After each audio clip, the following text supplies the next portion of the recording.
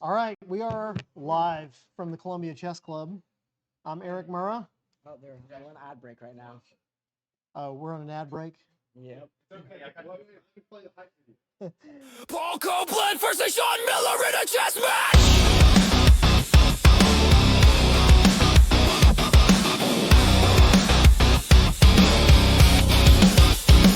Chess match!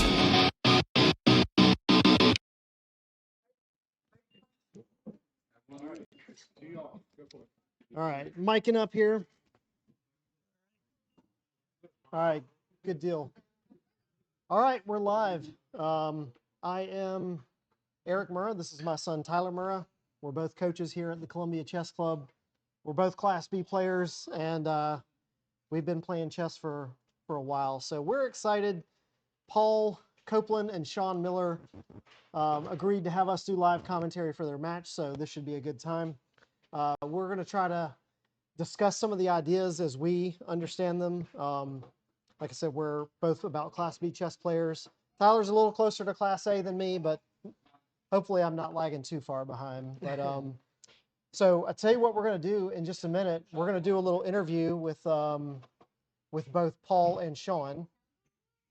But first, I want to get your opinion on how you think the match is going to go tonight. What are you looking for tonight? Well, I have known Paul and Sean for forever since I've joined the club here, several years now. There could not be two players, in my opinion, that are closer in skill level than these two guys. So I really do not know how this is going to go today. I think I have about an equal record between both of them. Both phenomenal chess players, and I'm so excited to see how they clash tonight. Yeah, they're both very good chess players. I went back and looked at my history. I only have one classical game against each of them. I have a loss against Paul, and I have a win against Sean that should have been a loss. So I got a little bit lucky there, but it's all good. Well, I'll tell you what. Why don't we meet our first competitor? I'm gonna let you pick who we're interviewing first. Let's get Sean up here. Yeah, we'll save the club champion for last. So, Sean, why don't you pull up a chair and everybody, please welcome Sean Miller to the program. What's up, everyone? Okay. Yeah. Yeah. So just hold the lav mic up. All right. Yep. No, that's good. All right, Sean. Hey. So, why don't you tell us first of all what did you do to prep for the match? Well, so Paul's a tricky one to prepare for. There's sort of like running gag in the club that Paul knows all opening theory. He is capable of playing e4, d4, as well as a few other sidelines in like the Radiant English. So it's hard to know exactly what he's going to go for in the match. But my general philosophy is that, I want to come into this in as best form as I possibly can. So I've mostly been trying to work on my tactical vision. I've been playing some like rapid online to kind of like improve my decision making. I've had some time to actually research what I think he may be playing. I guess I'll save the sort of like opening preparation stuff for after the match because I don't want to spoil too much because he's right over there. But that's just generally my my plan is just to come in as strong a chess player as I possibly can. All right, good deal. So, you're sitting on your peak rating right now, right? Yes, I'm currently rated 1788 in classical USCF. I'm also in my peak rapid rating on chess.com at I think it's 2018, Instant. something like that. Very good. Oh, that's awesome. So I feel like I'm kind of in good shape for the match. All right. So there's a very good chance that whoever wins this match is going to cross over 1800. So yeah, it's a lot of pressure. So unless you guys like split the match, I'd be super excited for you to cross over to Class A. I think Paul slipped over 1800 at least once in his career. So he's been there, but I know that's a nice milestone to get. So I wish you luck. Anything else you want to say before we get your arch nemesis up here and interview him? I mean, look, like Paul, like you said, Paul's already been 1800. You know, he's already tried it. He seemed to not like it. He immediately went as far away from it as possible. I might as well see, how I do with it instead. Okay, fair enough. Well, good luck tonight. We're rooting for a good match, certainly. So, but I know you did some prep work. I'm sure Paul did as well. But good luck to both of you guys. All right, thank you. All right, thanks, guys. And next up, we've got our current club champion, Mr. Paul Copeland, who I'm not sure if we can call a favorite for the match. I think Paul's been at a higher level for longer, but Sean's certainly been in great playing form. Here, hold this. The way you point that is what they're going to pick up. So, Paul, how are you doing? How are you feeling? I'm feeling good. Hoping for a good match, some good chess. All right. So, if you don't mind me asking, what did you do to prepare for this match? Well, like Sean said, I am known to play a lot of different things, so I just thought through what do I want to play. I'm not going to worry too much about what he's preparing. I Right. feel confident in what I'm doing, so I want to play what I feel comfortable and confident playing. Okay, good deal. So, and as I know Sean was talking a little trash about you slipping off your 1800 rating. Yep, I did drop 4 points, so I'm 1797, So- way off of 1800. Okay. I wasn't actually sure what your live rating was at the moment. So you're right there at the door of 1800. So I have never actually been in a match like this before. Have you? No. No? Okay. Yeah, I was wondering how it. Maybe unofficial Skittles match. Oh, sure. Yeah, that doesn't count. So No. anyway, well, what are you expecting from tonight? How's the chess going to be for both of you? I'm expecting both of us to be sharp. I know he just said that he's at his live rating, even on his peak rating live and his peak rating on chess.com. I'm also close to my peak on chess.com. I'm close to my peak live, so I'm expecting us both to be You're both in pretty good form. Yeah, that's awesome. Great. Well, man, good luck to you. I know you guys are starting soon, so Thank you. all right. All right. Yeah, if you don't mind. Thank you.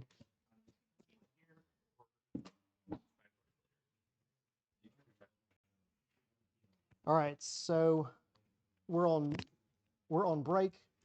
Oh, good. We've got chat room. Chat's up. Dylan, hey man, thanks for dropping in. Glad you joined us.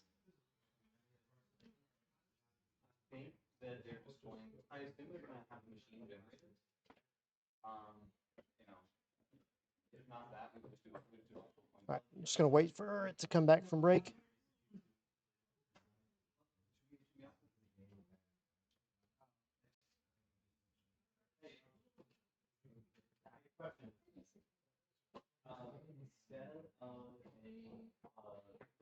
We're back.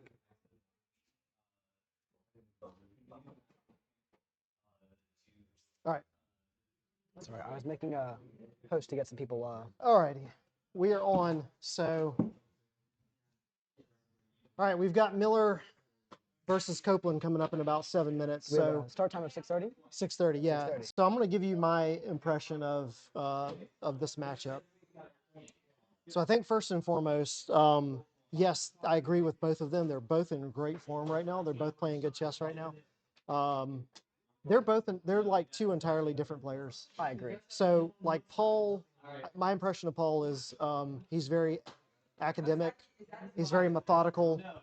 He doesn't take a lot of risk in the opening, and nor should he because he studies a lot. I don't think there's anybody in the club that knows openings better than Paul. As far as Sean goes, my impression of Sean is a very aggressive player. I agree. He likes to throw everything at the king. I'm not sure if he's decided to alter his play style for tonight's match. I doubt that he would. Typically, you want to go with what you know, and Sean's a competitor. So We're gonna do a physical coin flip. okay. As the live high rated player, I'll Looks like we're doing a coin flip this side. All right, so the gentlemen have decided that they're doing a coin flip to see who starts with white. Is that correct? Or the color of your choice? All right. Who has the privilege of decision? Yes. Go ahead. Come in frame. Does anybody who wants to flip it? All right. Gentlemen, I want a good, clean match. No punching below the belt. All right. Paul, call it in the air. Heads. It is tails. Sean, you have won the toss. You get to choose your color. I choose the starting color. Yep.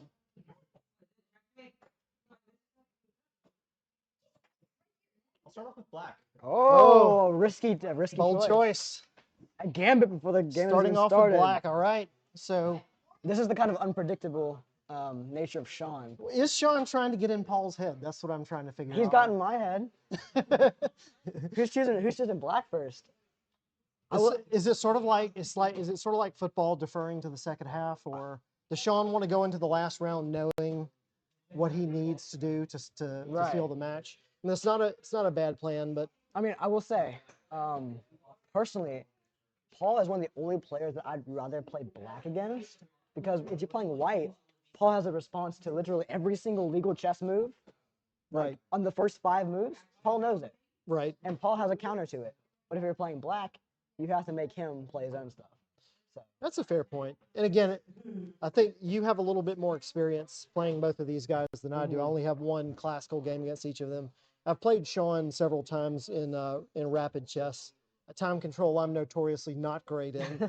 So I think he's on the better end of us from that perspective. But taking seats. All right, and then looks like So- we'll shake hands at 6:30. yeah, shaking hands at 6:30. The match will start. We are going to have access to an analysis board, so that'll be nice. Looks like they're messing around with the DGT board now. Or what am I looking at?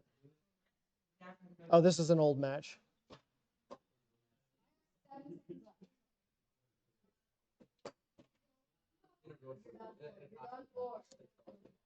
All right, so we'll need some technical advisement here in a moment because our match is going crazy. All right. We're waiting for the time control to go up. Yes. I believe this is it. All right. This looks right. So I guess what our viewers may or may not know is that there's another match going on tonight. Yeah. Which is we call quads. Well, yeah. So people get paired up against the 3 closest in rating to them, and they play. But everybody was agreeable enough to like just broadcast Sean and Paul's games. Yeah. So I'll say quads is one of our one of the most interesting tournaments here at the Columbia Chess Club. We have some of our strongest players come out and compete for that lucrative cash prize. that's right. A whole $40. $45. I mean, hey, come in, like beat some noobs up and take home some cash. Always a good night. Yeah, I mean $45. That'll buy you like one McDonald's meal these days. So Cup water. Yeah. yeah. Well, we're hoping when the match starts, we'll be able to provide a little bit of commentary for beginners or maybe people who don't know as much about tournament chess, but also so this will be geared a little bit towards beginners. Yeah. And people of intermediate chess ability. So even if you don't really know what's going on and you're just tuned in to watch Sean or Paul, we're going to try to provide some commentary on what's actually happening. So, It's a little loud. yeah. So, All right. So you're going to carry this for a moment. I will be right back.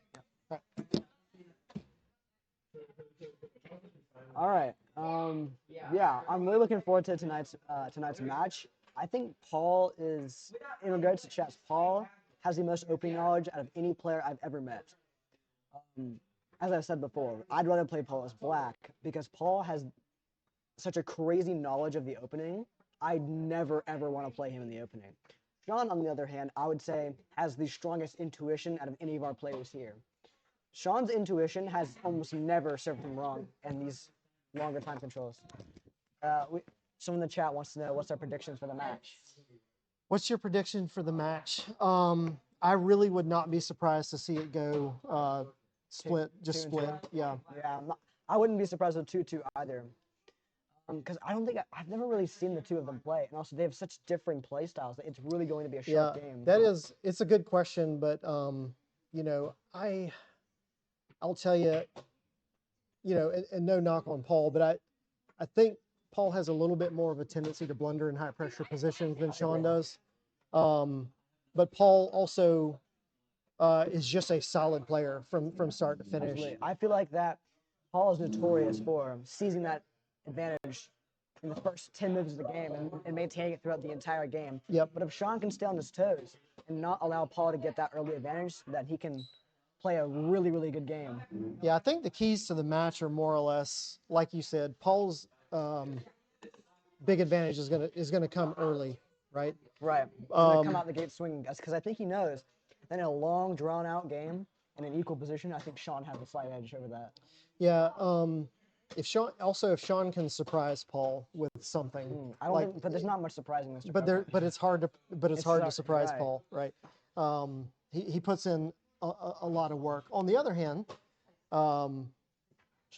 Paul probably spends more time studying than any adult I've ever met. But Sean does chess full time, right? So Sean is a full-time chess coach. Yeah. He's in and around chess every day, all day. So he lives and breathes it. If you look at Paul's chess bowl, it would also say he does chess full time. Do you know that Paul is I think I wouldn't say top 60 in the world, in the entire world, for chessable courses?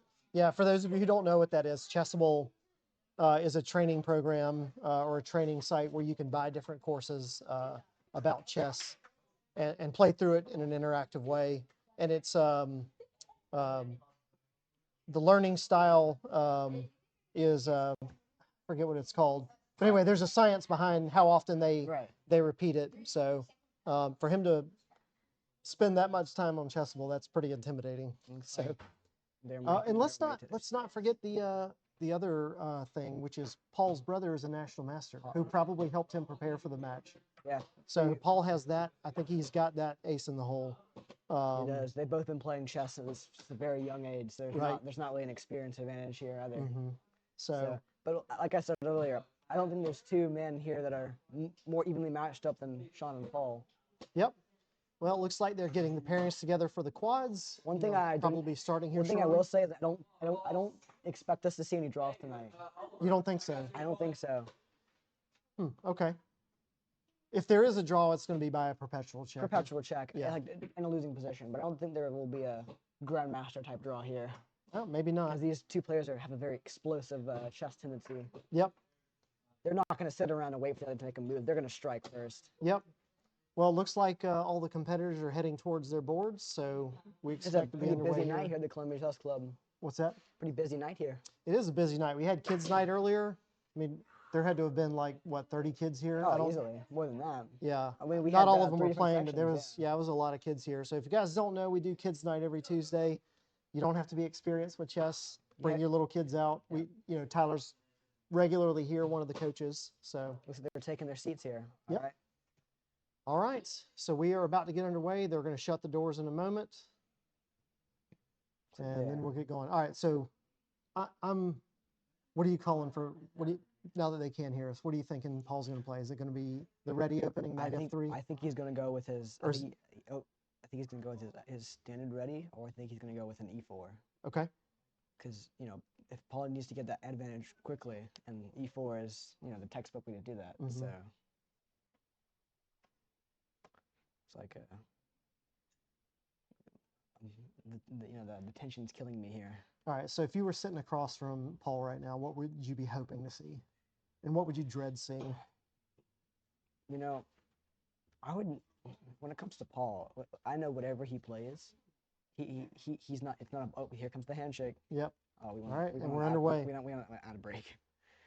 The ready. I called it. All right, the ready opening. One knight F3, very flexible opening. And White. Sean definitely has much preparation against this because I think this is Paul's most played opening. I think. Yes. So Sean definitely has a lot of preparation for this. So I'm really interested to see what he has in store for him.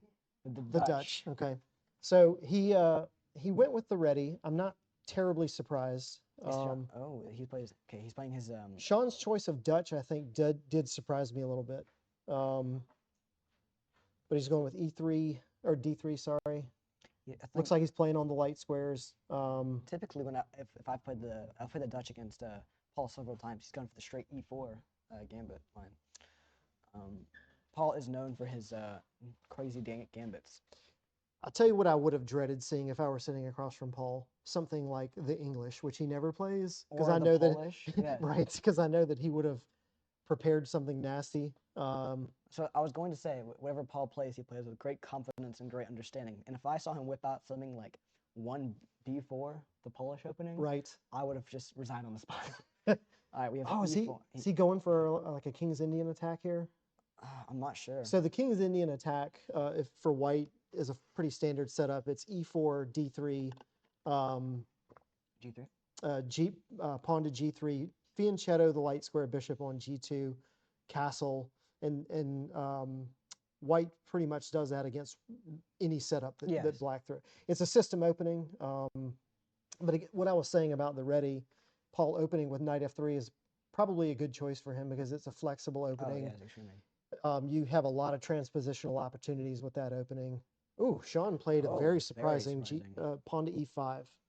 I will say Paul is known for his. I'm sorry, Sean played Yeah. E5. Sean played E5. Paul is known for his tendency to attack the center. Paul, in all of his openings, he creates a crazy imbalance in the center and usually capitalizes on that to get his early advantage that we discussed earlier. Mhm.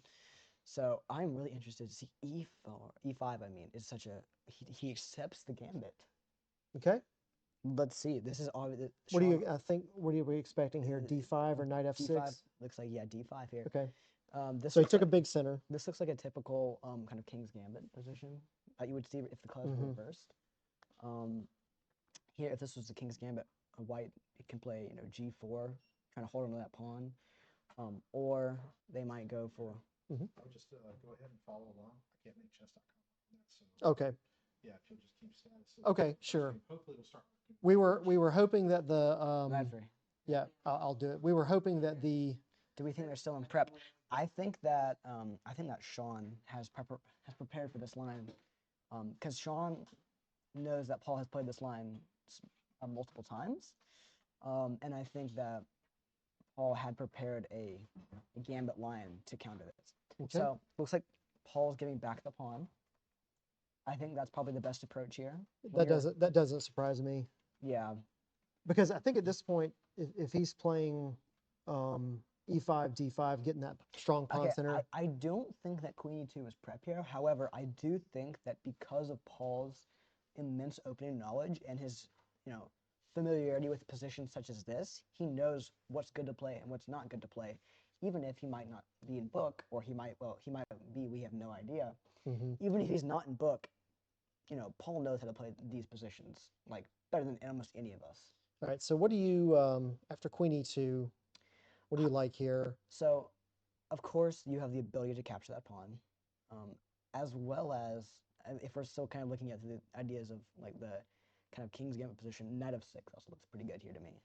Yeah. So white is poised to grab the E pawn here. Do we protect it like with Queen F6 or something like that?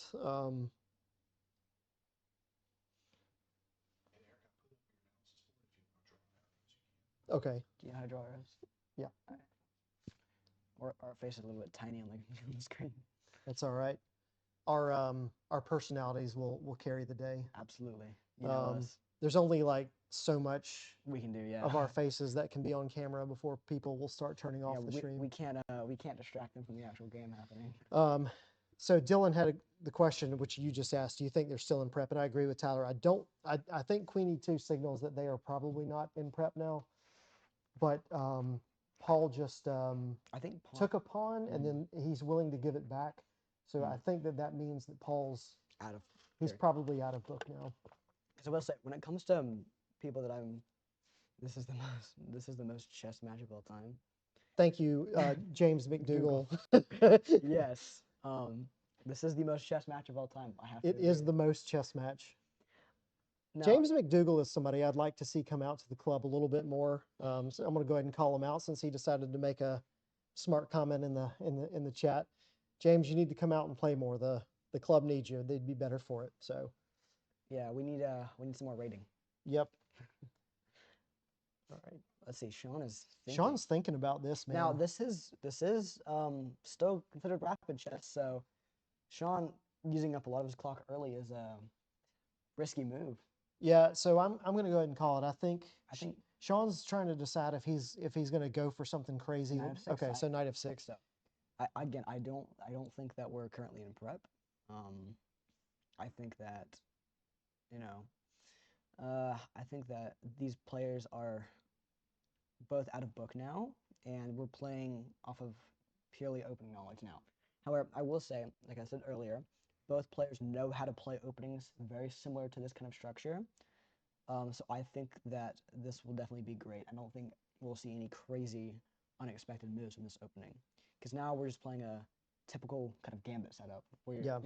where you return the pawn. Yep. Oh, and Paul decides to take it. All right. Now he's got to figure out what he wants to do here So because there's black a has now discovered gambit- check coming. Yeah, black has now gambited 2 pawns. Well, He'll get one of those pawns back. oh, absolutely. But, There's no chance you can hold that.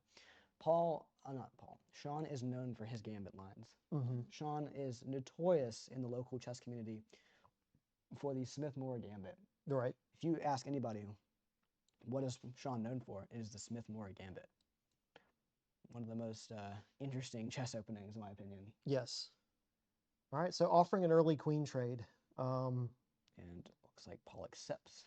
I'm not surprised Paul accepts because, again, given Paul's academic approach to chess, he's probably So- very solid in the end game. So let's see. Let's take a little bit look at this position. So black has gambited a pawn. He's going to get that the f pawn back. There's no way to hold on to it. Right.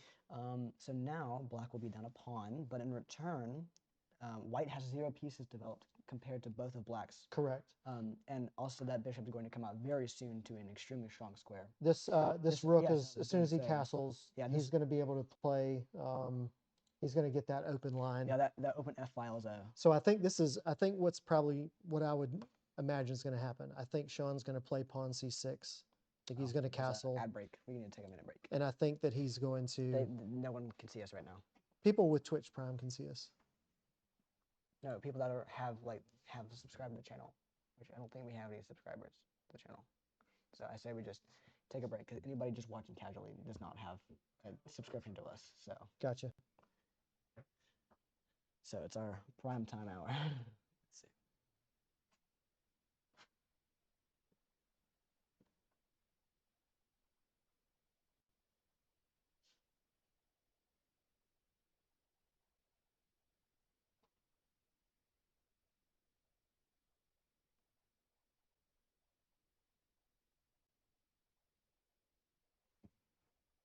And we're back. We're back in.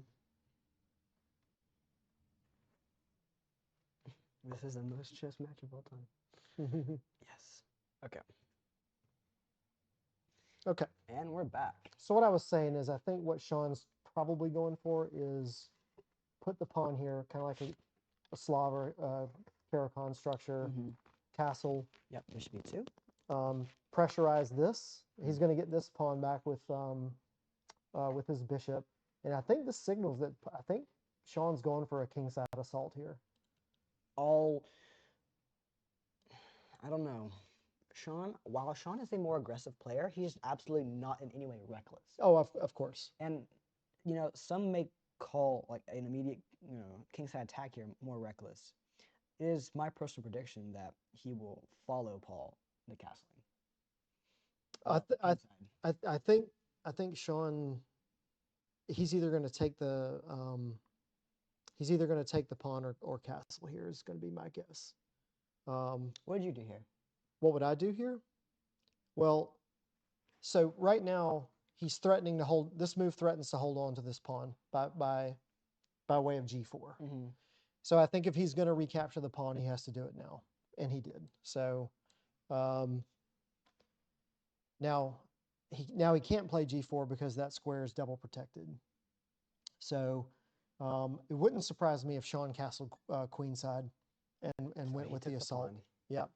This was his only chance to take the pawn. I think he had to take I it. think so too. I feel like if you waited any longer, then you're playing it too cute, and Yeah. you might not get it back. And if you're down 2 pawns, we all All right. know. Let's see which way Sean's going to go. If he castles queenside, The he's heat is preparing. on. He is preparing for a violent game. Okay, going kingside. As I predicted, he was. I think this was probably a safer call. Again, Agreed. pressurizing this file right But when here. you're playing black, do you want to play it safe? Do you want to play it aggressive? Well, I mean, what's the old saying? If you want to play for a you draw, wanna play for a win. Yep. So, and here's the thing: Sean's going to play aggressive no matter what. So even if he's kind of in a position where he's cramped, he's going to play as aggressive as possible. That's just his style. So,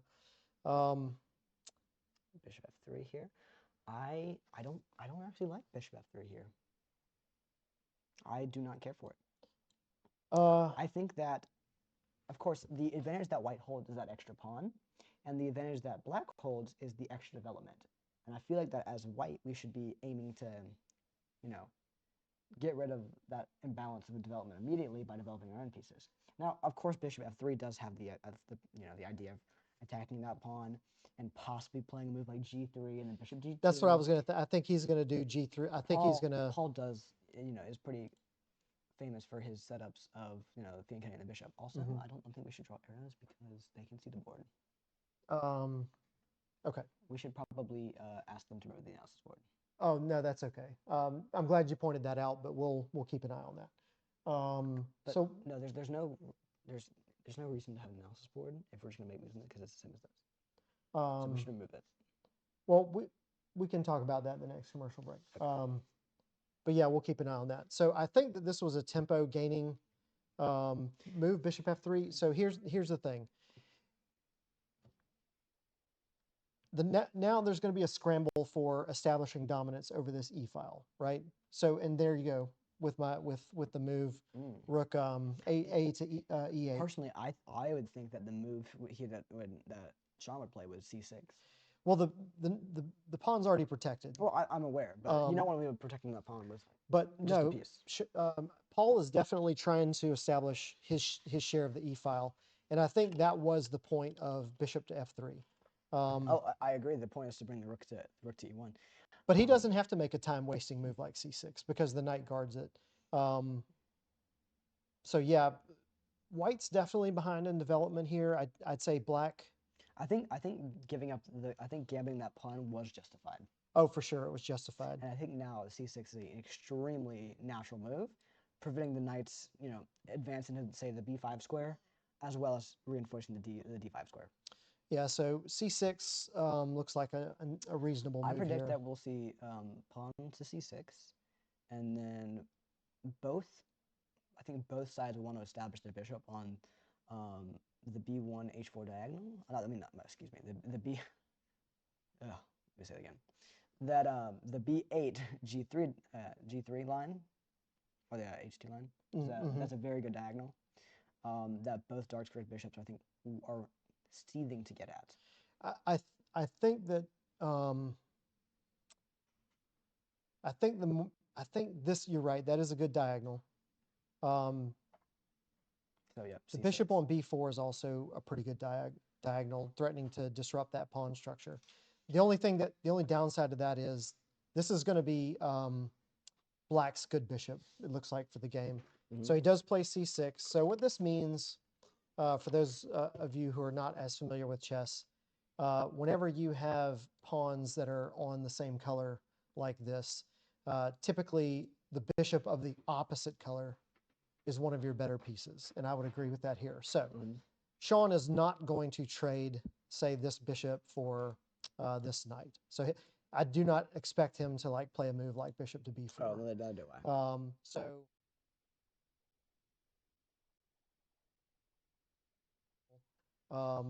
So white's up a pawn here, but honestly, I think I would rather play black's position. Interesting. b3. He's cutting the dark square bishop. I don't hate it. However, my only my only issue is the move, as I feel like that you're just giving black that such powerful diagonal with that dark square bishop, and yeah, bishop c5 is also for black if he can make time for it with hidden threats against f2. For instance, black follows up with bishop g4. Say that you're reading a comment. I Yeah, didn't. I'm reading a comment from James McDougall here. James McDougall said that bishop c5 is also a good move. So, Yep. You want to draw a line and explain why it's a decent move? Yeah. So one of our viewers said bishop c5 is also good, and that is a very strong diagonal. Hits this f2 square. The only thing I don't love about that is this knight can immediately hit that bishop, Mm-hmm. and the only way to I mean, you can't really keep it on the diagonal. The knight can take it, right, if it moves back. So And again, I'm not sure you I just go would, back to d6. and I'm not sure I would, so I'm not sure I'd want to do that. But then again, if the knight's just hanging out on Right. If you a4, go d6, then that's- you're just provoking the knight backwards. Right. Into a less active square. So I definitely could see the idea behind a move like that. yeah. Now this is shaping up to be an interesting game because like both of them have their pawns established, like the majority of their pawns established on light squares, which means the dark square bishop for each of them is going to be kind of the main player for this middle game position. I'll tell you what Sean probably doesn't want to do, and that is he probably doesn't want to take the bishop off of this somewhere on this diagonal. Oh, I completely agree. Because whenever somebody plays bishop to a3 and tears through your dark squares in your camp, it's not a lot of fun. That's never a fun chess game to play. I know, because I played one like that on Thursday. Yeah. For those of you who don't know, my son and I played on Thursday, and he played bishop a6, and it took me a while to solve that move. So, oh, sorry, not bishop a6, bishop a3. Yeah, All right, that so dark square bishop Dylan can be a asks, or Dylan says, assuming that black needs to be more active to compensate for the lost pawn, what's black's plan of attack? Well, Man, sorry, go ahead. no, it's okay. I was going to say it really wouldn't surprise me if Sean started this this right here. I mean, that would definitely be a bold choice for Sean. However, I do think I agree with Dylan that black needs to be more aggressive. Oh, d5. There we go. So, I expected Sean to make a move here at some point. So this looks like Sean is pressing for that space advantage here. Yep. So black now has a pretty good space advantage. This pawn is going to be a challenge for the rest of the game until Paul can deal with it, probably by a c3.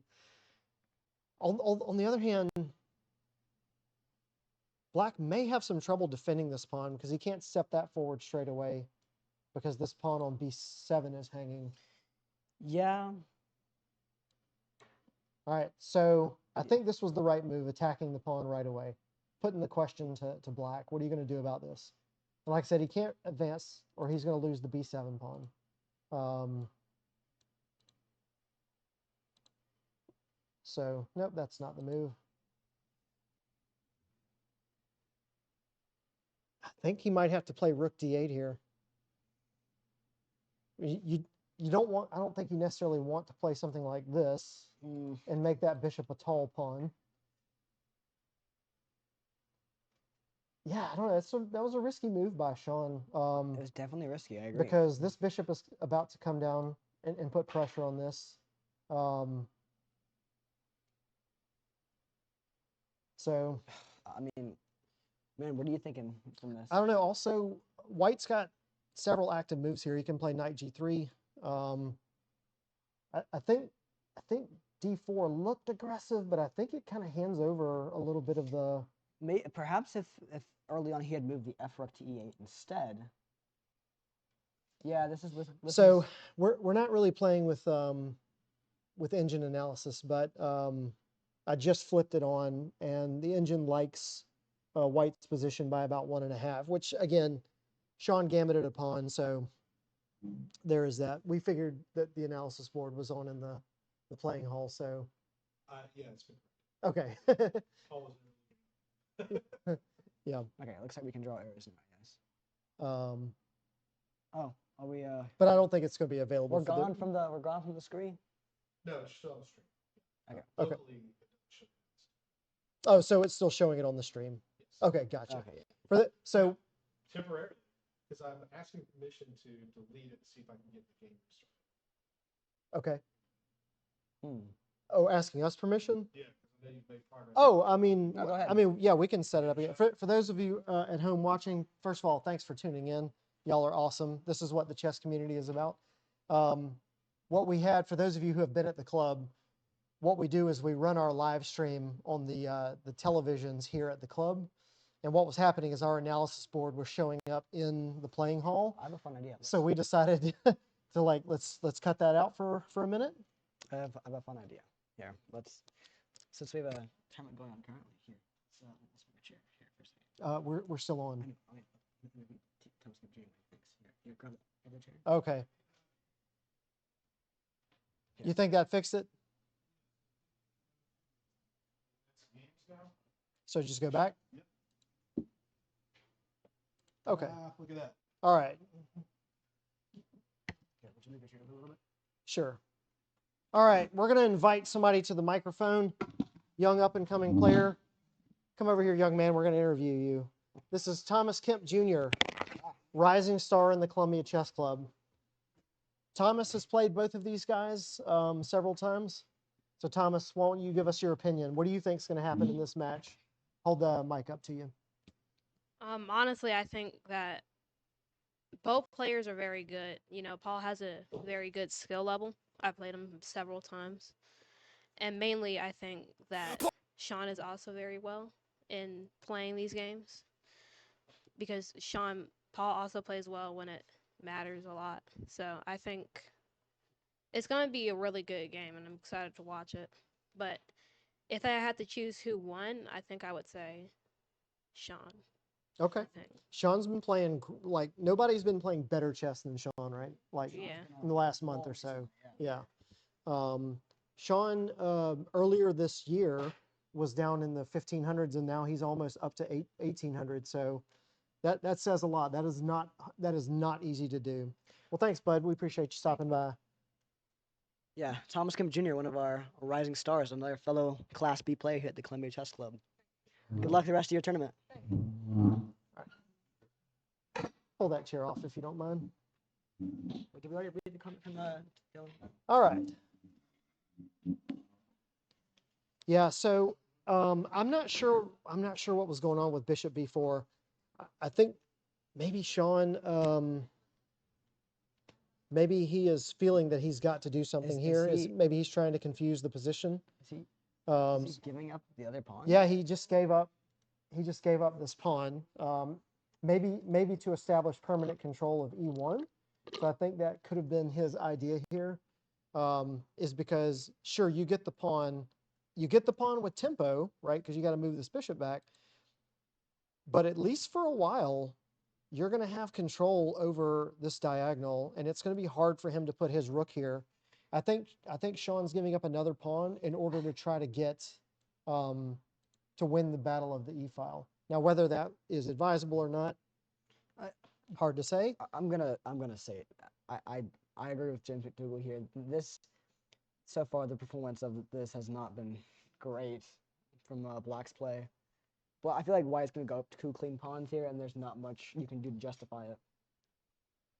Yeah. Now, White still has two undeveloped pieces. I don't think that that's worth two pawns. Absolutely not. Yeah, and White's keeping the bishop pair. This is gonna be tough. I'm just checking the audio. Hmm? It's a little quiet.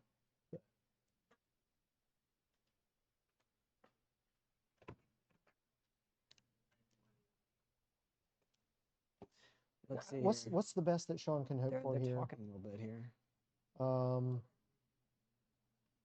Take bishop back. So let's take a look at this. Yep. Take bishop back, you think, or maybe d7. Well, James McDougall said bishop c3. Oh, bishop c3. Okay. Oh, just let him have the bishop. I mean, take the rook. Bishop c3. Yeah, I see. So let's see. So let's go back to the current position.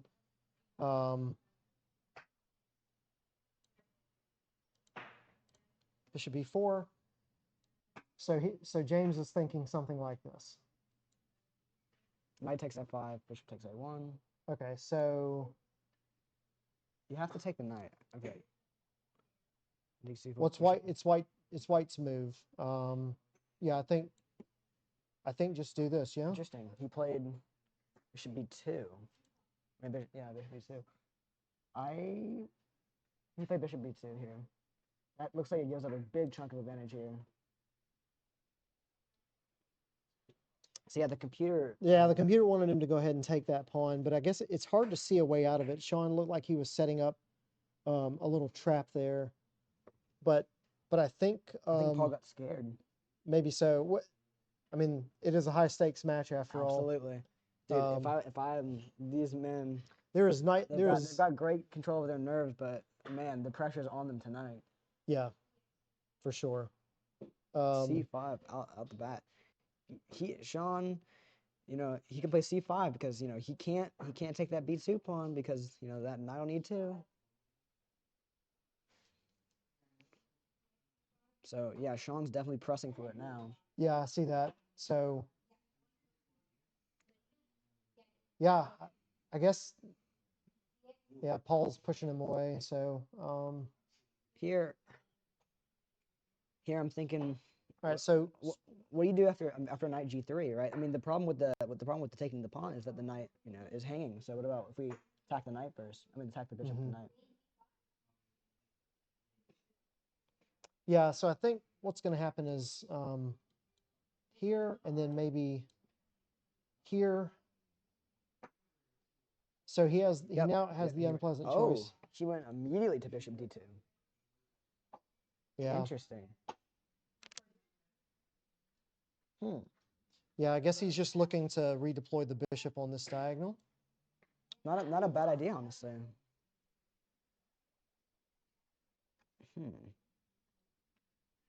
I mean, yeah, this is a wild position already. I expected a crazy position, but this is not, I think, what we had in store. I think this is kind of what I was thinking was going to happen. Sean, like I said, is an aggressive player. I think he's trying to make the position complicated. We're on a break. Yeah, we're on a break.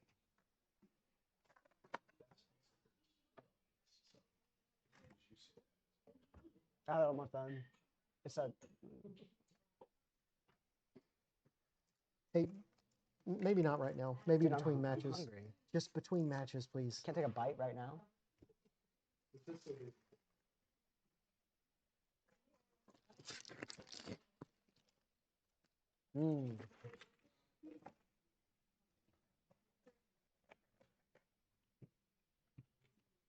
Is it showing 20 seconds left, just like the stream? Yep.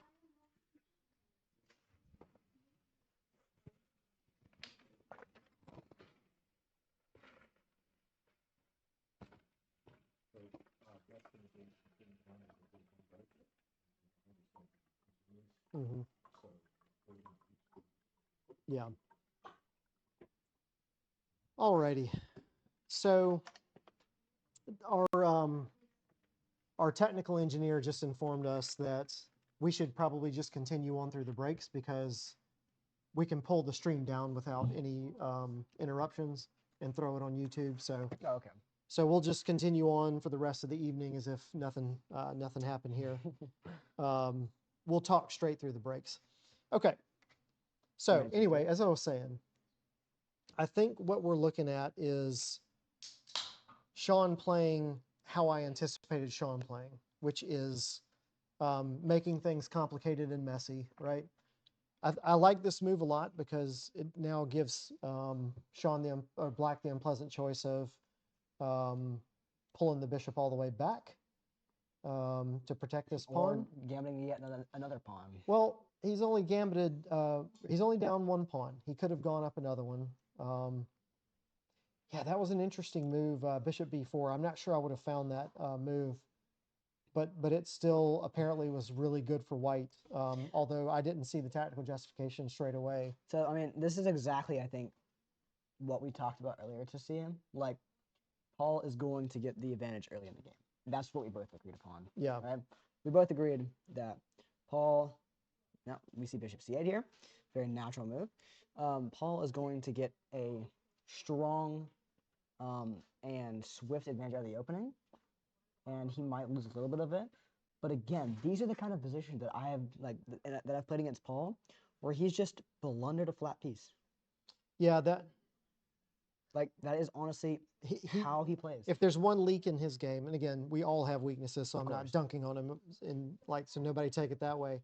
But Paul has been blunder prone in high pressure situations. But so have you. That's one of your bugaboos. Yeah, Right. of course. Um, Especially with these kind of more open positions with more bishops on the board. right. Right, and I will say, when it comes to Sean's weakness in the game, I feel like Sean sometimes he plays a little too passive, and he maybe sometimes like, Sean plays passive. I would say at some positions he plays a little bit passively, Hmm. and I'd also say that he can get ahead of himself sometimes when it comes to moves. Normally he has the right idea, but he might play it a move or two too soon, right? Oh, sure. I feel like he might have some, he might think about it too fast and not consider, because I mean, there's many tactics where you have a good position or a good move, but you have to make another move before that. I know you've seen a lot of that in your recent tactical training. Sure. So that's what I've seen about Sean when I've beaten him. Is that he has the right idea, but he's just a move or two too early. Yeah. So Well, I tell you what, white has a really nice knight on e4 now. So the question is black gonna? That's a hard piece to just let hang out so he does. on the fourth rank there. So okay, so he did take. I don't know. The more pieces that come off the board, the bigger that pawn advantage The gets. bigger that pawn's looking, yeah, definitely. And we're in a queenless middle game / early end game with both bishops and both rooks. That's really dangerous and Yeah, sharp. I mean, without all the minor pieces on the board, that open F file is not doing too much. Right. I don't know. I think we're starting to see the. Yeah, I think Paul to is see the starting advantage. to take over. So I anticipate that at some point, probably rook to d1's coming, As well, or maybe chasing this bishop away, and then he can probably challenge for this file. I wonder. I will say Sean is very good at in games. And I feel like I don't know too much about Paul's in game capabilities because I've never reached an equal in game with him. But I feel like if we go into a complex bishop in game, I think that Sean might be able to outplay him in that. Yeah, I can't say for sure what I like. I think I prefer rook e7 here if you're black. Yeah. Just because white's going to have to spend a couple of moves getting this bishop out, right? I mean, rook d7, b6. Yeah. Rook So I think X. this has been Sean's long-term plan. So we'll see how it plays out.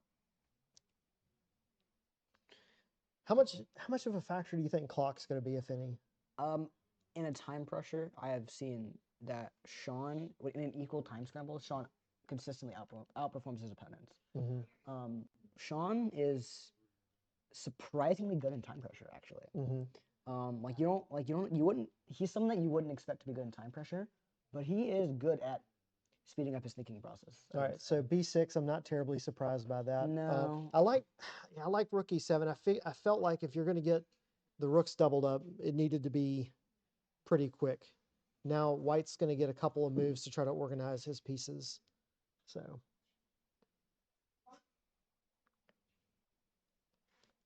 one thing to keep an eye out on is white does have this check in reserve.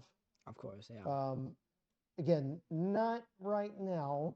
That's not the time right now, but it's something to keep an eye on. He can play that check a timely check, and that's something to look out for. That could definitely open up some tactics.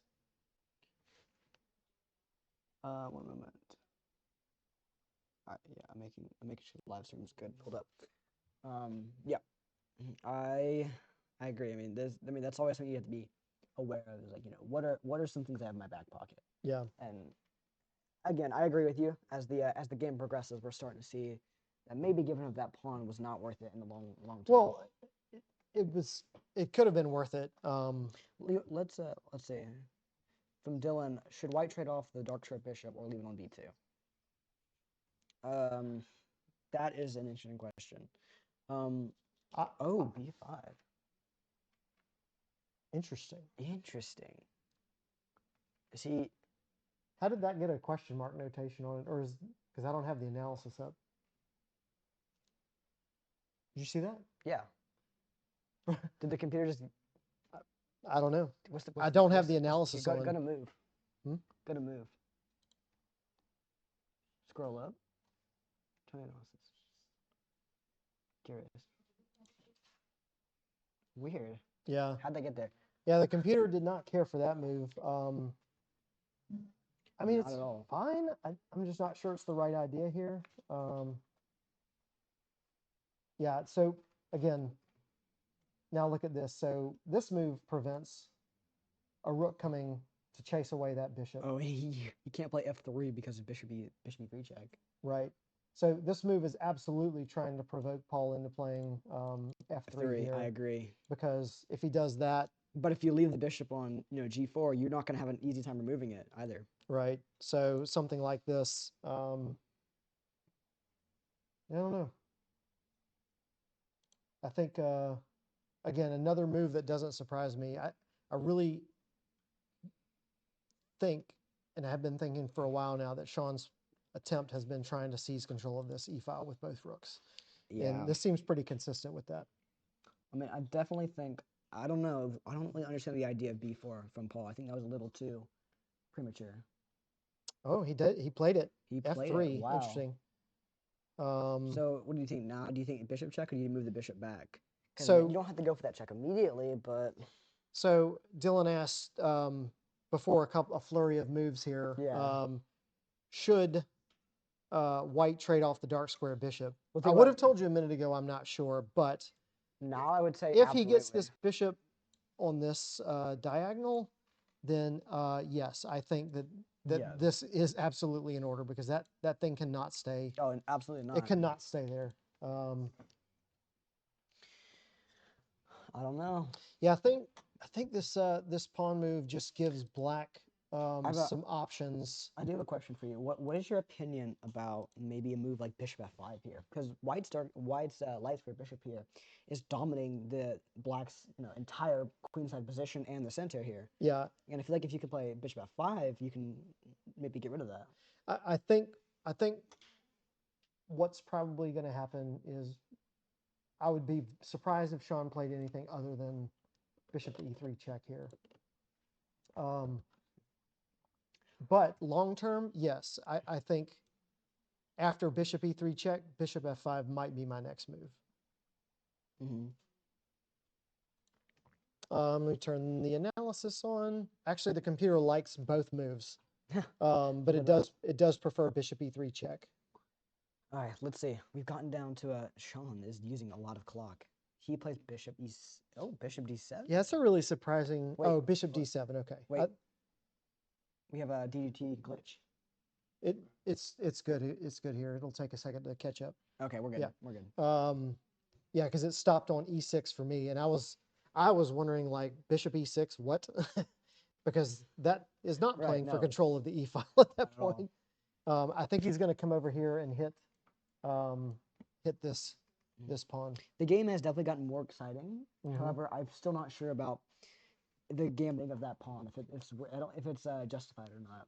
I think Sean's playing it right. I agree. I think he's playing it to the best of his ability currently. Yeah, so it's sort of like the old fake punt in football, right? It's genius if it works, and you're an idiot if it doesn't. So we can sing Sean's praises for if he wins, like, oh, that was a brilliant pawn sacrifice. But if he loses it, clearly it wasn't worth it. As commentators, we get to do that. That's right. We get here to sit here and second guess your moves. So that's Even our though prerogative. We probably don't know what's happening in their mind. Not a clue. But we can make it sound good. Yeah, we can. I Yeah. mean, that's our job, right? Right. So We sit here, look handsome, and give good commentary. absolutely. I'm glad I'm kind of carrying the team right now, but you'll get your feet Speak under for you. yourself. Oh man.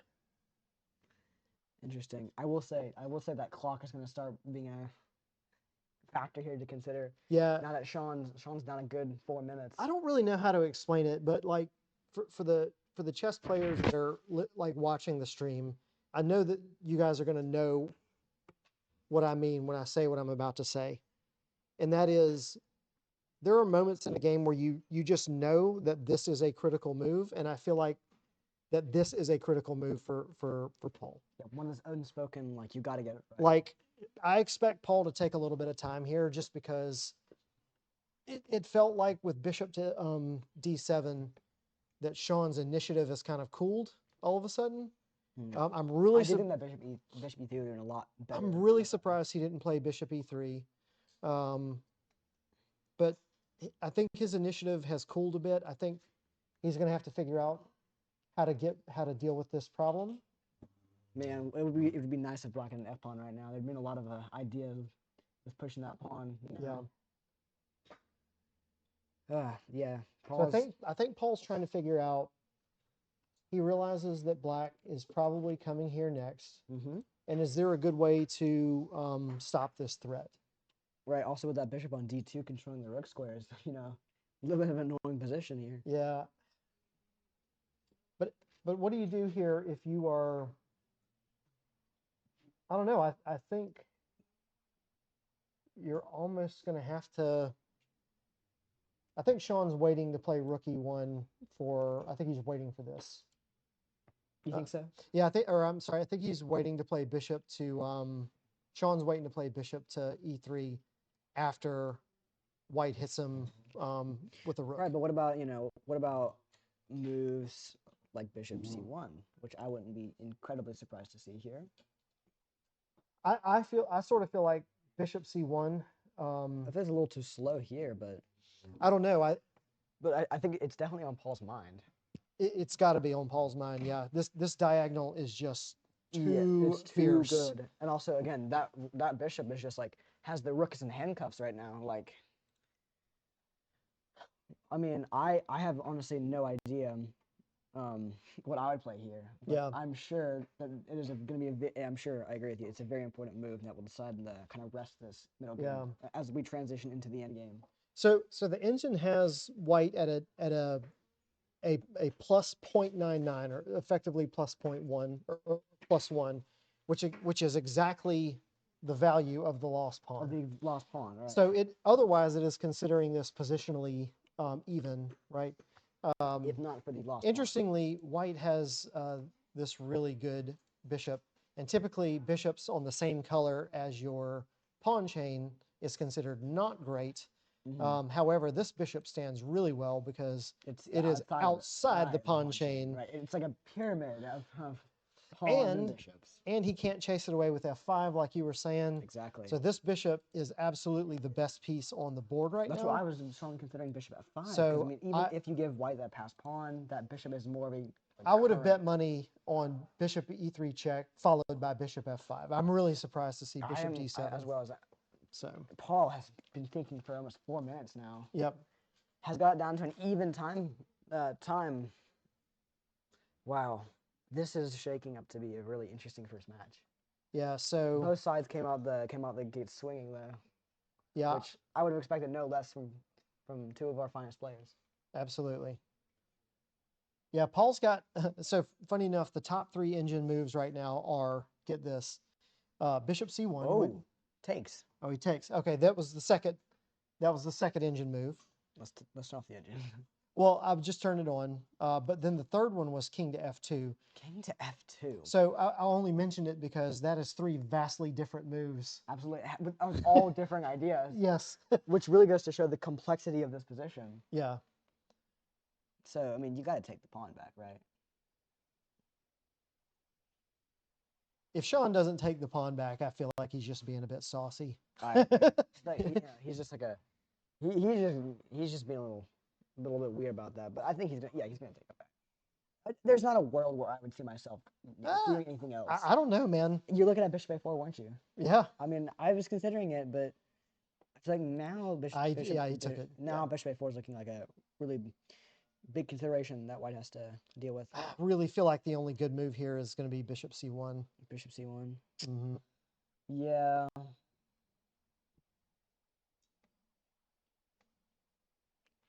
a4. He definitely does not want bishop a4. Again, Is it synced up that's a reasonable move to stop bishop to a4. But you play bishop c1, he pretty much can't play that because he's got to resolve that, right? And then you can protect the bishop or the c2 pawn with the rook. That being said, if for some reason white loses that c2 pawn, yeah, his position is going to quickly fall apart, implode. yeah. I don't know. A4 was a surprising move for me. Yes, of course, you don't want to allow bishop a4 and the infiltration along the white squares. However, that dark square bishop is more of an immediate threat for you, I feel like. And if you did allow bishop a4 to happen, you still have the bishop d5 check in your back pocket, which could deal with most of those problems. All right. So again, we're trying to do most of this without computer analysis. I'm flipping it on every now and again just to see. So most of the ideas that we're coming up, these are our own unique bad ideas. Yes. Right? Yeah, we can shake on that, yeah. Yes. So they don't belong to anyone else. We can copyright these really bad chess ideas. Yeah. But occasionally I'll flip the computer on just so I can sound smart. And then we can, so we've fallen below 5 minutes, so notation is no longer required. So we are officially in a time scramble. What's the increment? I was going to say, what's the increment? Is it plus Technical 5? engineer? Oh, 10 seconds. So we have a 10-second not increment. delay, right? Okay. So we have a 10-second increment, and for those of you who do not know, that means on each move, each player gets 10 seconds added back to their clock. So there's not a big chance of timeout here. However, time is still going to be It is a problem. factor. Yes. Yeah, a timeout is less the danger than not having an adequate time to think, right? To think in a very complex position. Which in these kind of positions, you absolutely need to think about every single move. You have to do that most of the time with chess Bishop anyway. a3. Interesting. Rook f6, bishop to a3. And we're on an ad break. All right, we need to just talk through it anyway. So bishop a3. Now I feel like this is putting a little bit of pressure on black. You almost have to come back now, right? This isn't bad. It's not. Because here, and then you could think about something like that immediately.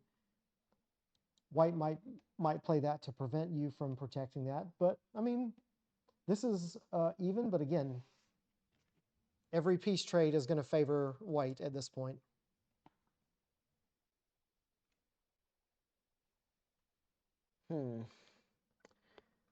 What do you think, Sean? It wouldn't surprise me if black played c4 here. Okay, he is bringing the e-rook down. I don't hate it. I do not hate it at all. Rook e5 on the board. What's next? I'm still surprised he's allowing that bishop to stay on d2. I'm surprised that the black bishop's allowed to stay on d2, and I'm surprised that the white bishop's allowed to stay on e4. So. Oh, such an interesting position. Mm-hmm. I mean, now we're starting to see what that one pawn's translating to, eh?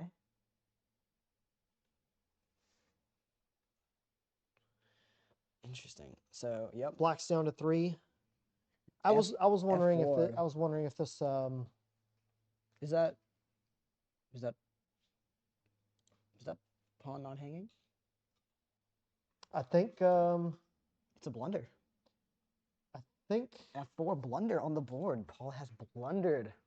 but it's now the positions is now even. Why is it annotating blunders and questionable moves for us? That's weird. Maybe a serve side. Yeah. It's kind of fun though. I like it. Wow. Well, just like we said, what happens? We were talking about such a complex. I think so. I think that this is an intentional choice by Paul here. He's not blundering a pawn. I think he's trying to get some activity. However, I don't think that it does a single thing. Like that does nothing.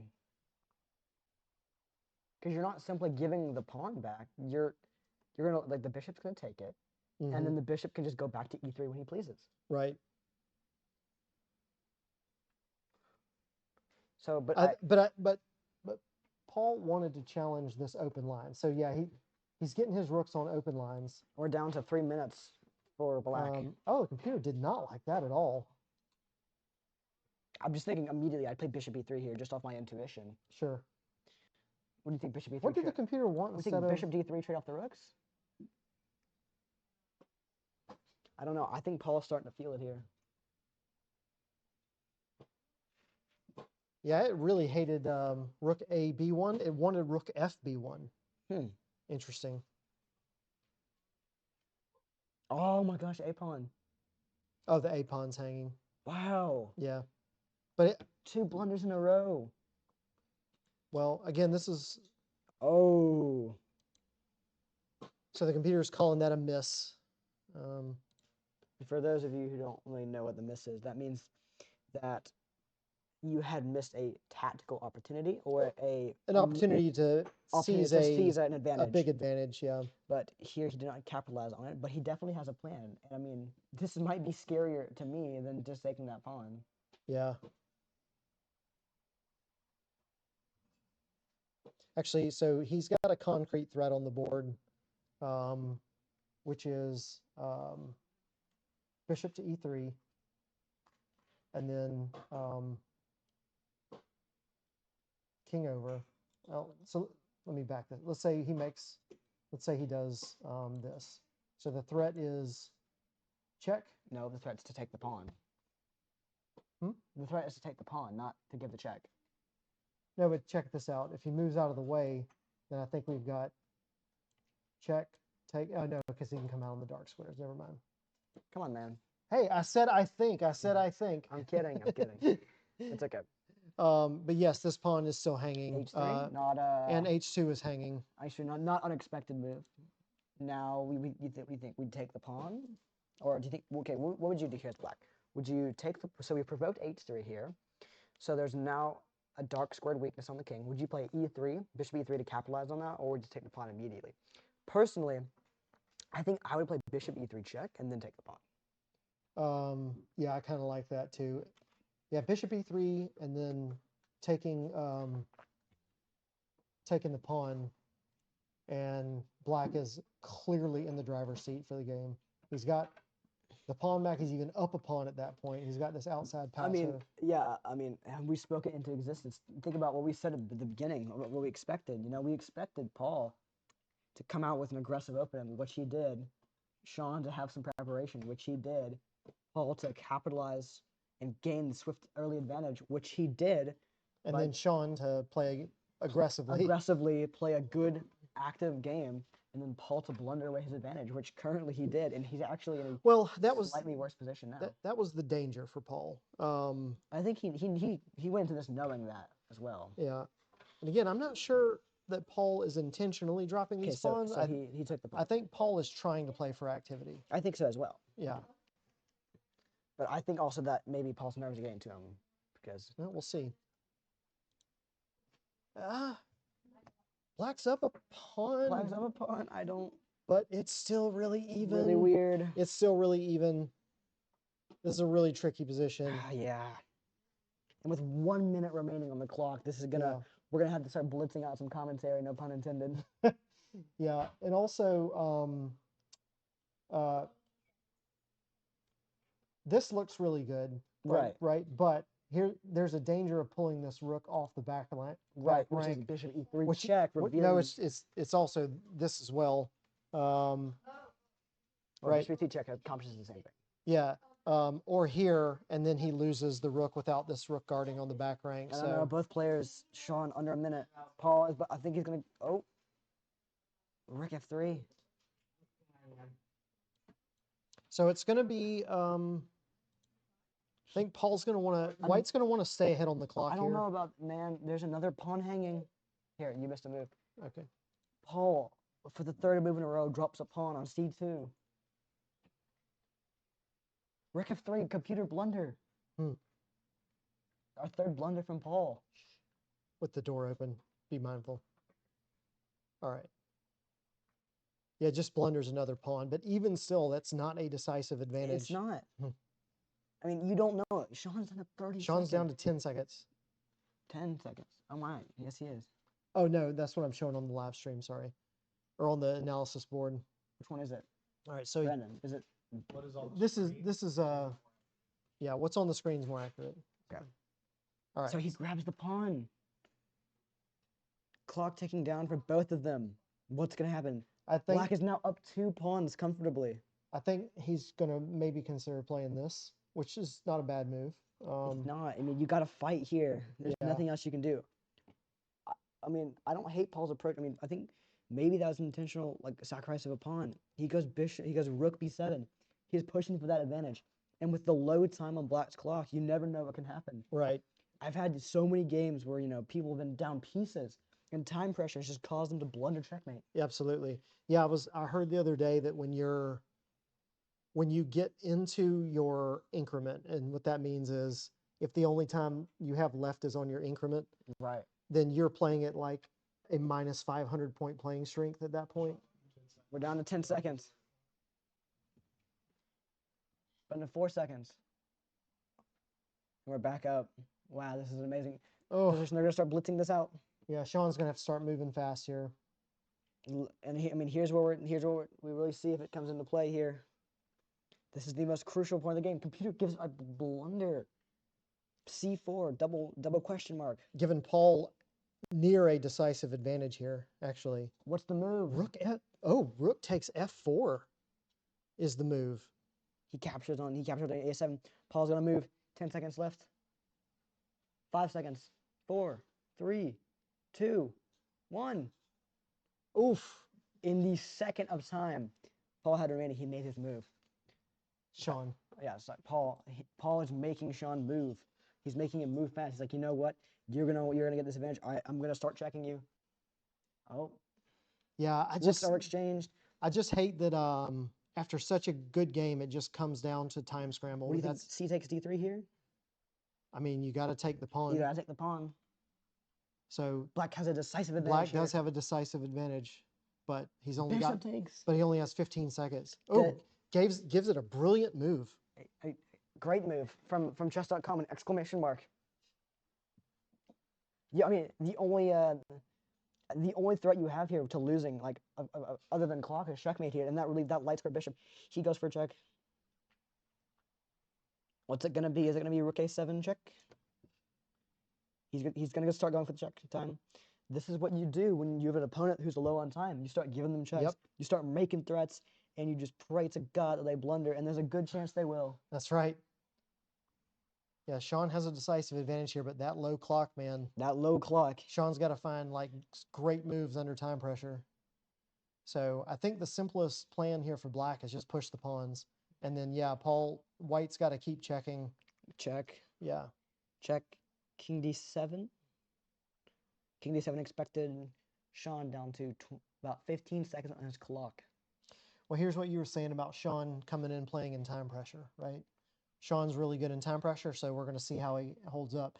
He's been under 30 seconds for like Down the to past 5 6 seconds. moves. 4, 3, 2, 1. Did he flag? Did he flag? I think he flagged. Oh my gosh. Oh, wow. Oh, That's going to be devastating for Sean. Oh my gosh. And we have a flag on the board. But hey, Paul did what he was Black supposed has to ran do. out of time in a winning position. Wow. What a heartbreaking finish to our game. Yeah. Black, with the 10-second increment, flags. All right. I think they're going to take a minute and then reset and then get into the next game. That Yeah. was a crazy game from both sides Yeah. with a remarkable finish. who would have expected, Sean, Mm. his biggest, I mean, his clock. You know what's hilarious? That's Though, the like worst way to lose a game. we were making a big joke all week about like building this up and this being a premier event for the chess club. But I got to say that first game delivered, man. And they were really delivered. That was a really that first exciting game game. was good. So kudos to both you guys. I mean, they're putting on a show. These guys, fantastic. I'm not sure how they're gonna top that. Both sides made 3 blunders in the game, I think. Mm. Let's revisit the position that gave White that early lead. Okay. Because obviously, with the starting position, Black had justification for that. But soon, that became a very imbalanced position. Let's see. So it was there. About here. Go back a little bit. Mm-hmm. To move 6. I'm in the middle of a 4-round match. Oh, it's 4 To move go back to move 6. I gotta play 3 more chess games. This we're on move 6 here. No, that's move 9. Go Oh, back to sorry. move 6. Knight takes e5. So it looks like this is where it came into. So gambiting that second pawn was Black's. The initial computer still mistake. has it like almost dead even here. So Instead of oh, we have the guys here. By the way, great. Like Great that. game, That you was a said. very entertaining. That was like such a good opening game for the match. I just completely missed the bishop comes back. So you actually had a consistent about 1.8 plus throughout the entire game. Was it wrong to take it from Um, 27? no, that was was fine. correct. Queen seven was actually a mistake on his part that gave him about gave you about a +1 advantage. I was wondering if I should have played bishop f4 to develop and let him. Let's trade. give them the mics to talk about it. Okay. Yeah, why don't you guys? You want to talk about the game or just get your next one started? I'm fine saying a few words. Okay. Here you go. We'll let you guys take the. Yeah. Okay. All right. All right. Well, good first round. Yeah. A little stressful there at the end. No, that was my favorite part. That was when I thought I actually like had something. Yeah, yeah. At the end there, I just missed the bishop coming back for some reason to capture that pawn when I pushed it forward. I was trying to push your rook off that file. Mm-hmm. But if I don't do that, I think my next move is what I did afterwards was rook to b1, giving up the a pawn, but your rooks have left the back. You mean you go to b7 and, or am I in a different part of the game? So Okay. Mouse. Oh, here. So we can. Here, so you're talking about. towards the end, All right. Let's find there it. was still a lot afterwards. But Okay. So. yeah, so I should have prevented that with h. Oh, this Three. like the fact that the bishop can reroute. I had thought about h3. Well, no, but coming here completely. I should have. I saw that earlier in the game, Mm-hmm. and I should have played h3 earlier. Maybe. I mean, f3 is always. I'm always afraid of doing it. It's hard to justify. f3 does seem fine, but then you found this, which is apparently not good. Okay, so I did that correctly. Yeah. I will say both of you had a decisive advantage during At- the game. At some point. Yeah. So So this. that's- Yeah. This looked bad. This is when I thought I was actually in control. Still not Because completely just the lost for the me. bishop just goes backwards and. Yeah, What's weird is like that critical b8 square gets covered by that bishop, so there's no capture. Apparently, it doesn't even like me But- going there. It wants me to go. What on earth does it even want me to do here? Does it want just- you to challenge my rook? It just wants me to give. It wants me to give a check first. Like it's just Okay. not even. It's not at all afraid of the I nonsense was in my wondering why you king. didn't give the check, but that's also one thing I can't immediately come down with my rook because then check. I move to the corner and then Okay. you just. I mate me. guess I just get all the pawns. Yeah, so I'm fine here. And it doesn't even particularly like this, but yeah. Yeah, this is fine. I'm actually way better here. I just have to Yeah, yeah. not I just have to not flag, which, you know. But it is a little tricky because you freed my dark square bishop Mhm. and it coordinates pretty well with my rook. Yeah. So that becomes a little bit of an issue for you, which is why you flag, because you have to think a little bit and you can't just make careless moves. Yeah, I just have to find a way to actually get out of here. Yeah, apparently I can When just you come here, if you come forward, I think that was then I But- just have nothing. Then you just don't actually have a way of attacking. Wow. Yeah. I mean, I still have a check, but then I guess your king can come to h4, Mm-hmm. and I don't have another check. Or Yeah. maybe I have one more check with the bishop. But then you can block with the pawn. Yeah. You Yeah. guys No, ready that to was get interesting. Yeah. Let's do it. Now let me try with the white pieces. Okay, let me use the restroom. Okay.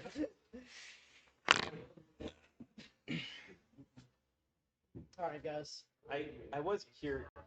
Okay, Pick up your mic. Go ahead. I am. I'm gonna play the hype video. Paul Copeland versus Sean Miller in a chess match!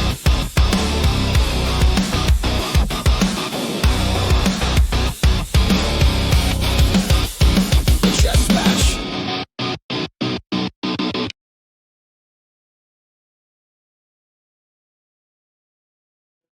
All right.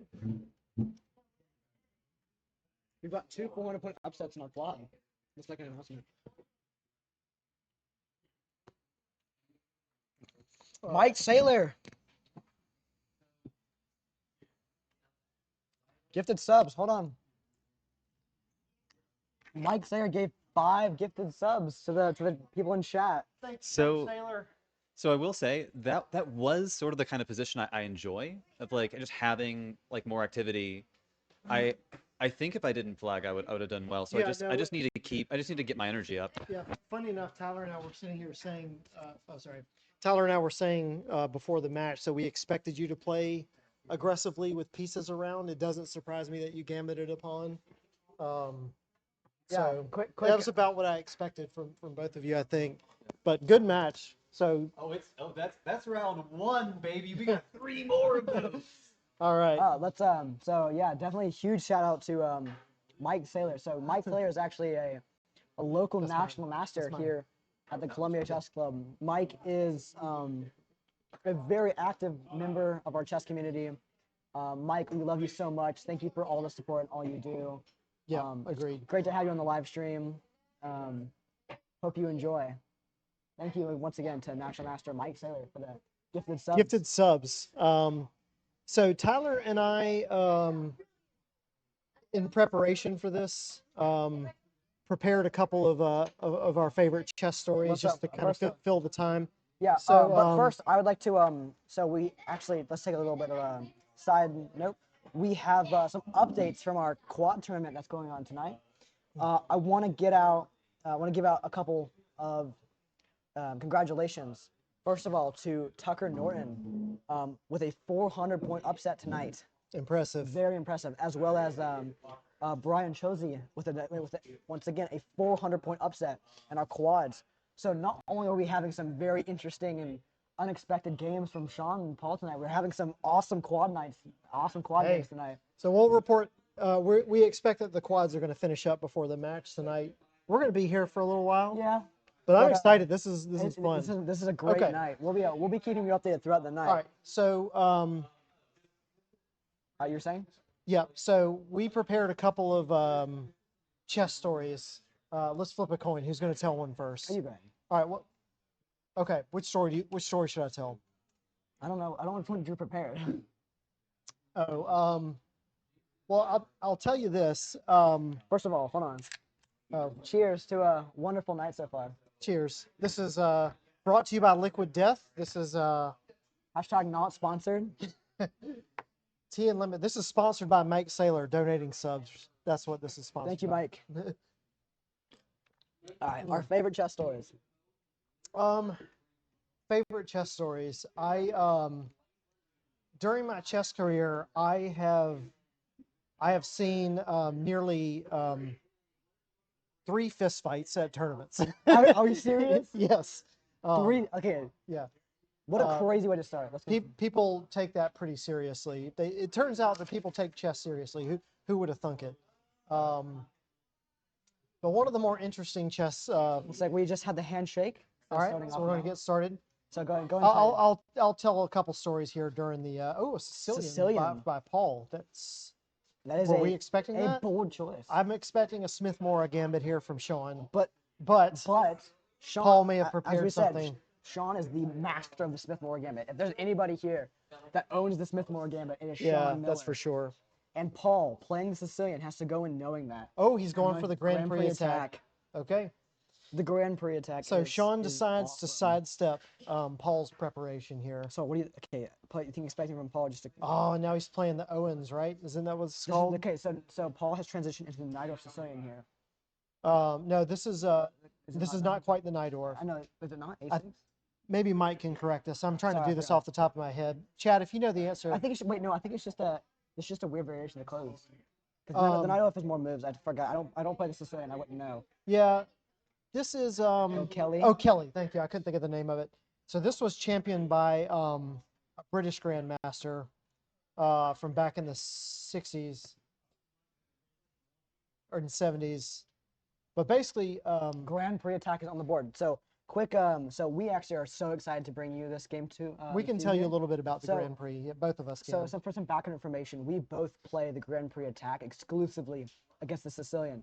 So this is one of our most well-known openings, in fact. Yep. So we are so excited to see this. The Grand Prix attack is well known in all of chess for how aggressive it is and the crazy positions that you get out of it. Yeah. So what ends up happening in a lot of cases in this particular opening family is White is going to go for just a nasty kingside attack, and oftentimes has to sacrifice a pawn or two or even a three piece, or yeah. a piece. It's not I've won many Grand Prix games online by having a knight jump from c6. Black jumps from c6 to b4, hits this pawn right here, and then takes the rook. And I've given up the rook to go for checkmate. So Now this is a weird variation of the Grand Prix. Yeah. now we're out of Grand Prix Prix theory land, yeah. because typically you do not thrust that pawn to d4. No, so I think that I think Paul knows that Sean is prepared with the Grand Prix attack. So Paul is desperately trying to, sidestep that theory that he knows that Sean is so well prepared. As well as, with Paul being the kind of guy who wants an opening immediately out of the opening, I feel like this Sicilian is a great opening for Paul because it creates imbalances immediately. Well, so I think what Sean's probably going for here is just getting Paul out of theory. Agreed. So like right now, this isn't anything. It's not, which makes it a little bit more fun. So though. for typically for a Grand Prix attack, that pawn would have had to stay on d3. Yeah, D3. It looks like that White is going for, and I think we should start trying to say White and Black instead of Paul and Sean, not to confuse our viewers. I think what White's going for here is getting Black off of their opening game and their opening theory. Well, So we've got obviously, yeah. now this is transitioned to an open Sicilian, which is notoriously sharp, which I think will favor Sean, but with an early f4 still indicating like a kingside assault. So I mean, obviously, Black's not casting queenside this game. Black is. I will be surprised if Black castles We queenside. just went on to an ad break, so.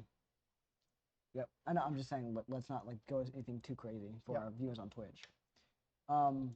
Yeah, this is already subverting our complete expectations here. One thing I will say is with Paul refusing to go into mainline Grand Prix theory, that is likely because that is because that Paul knows if he cannot secure that opening advantage off the bat, then he's probably going to lose. Sorry the about game. that.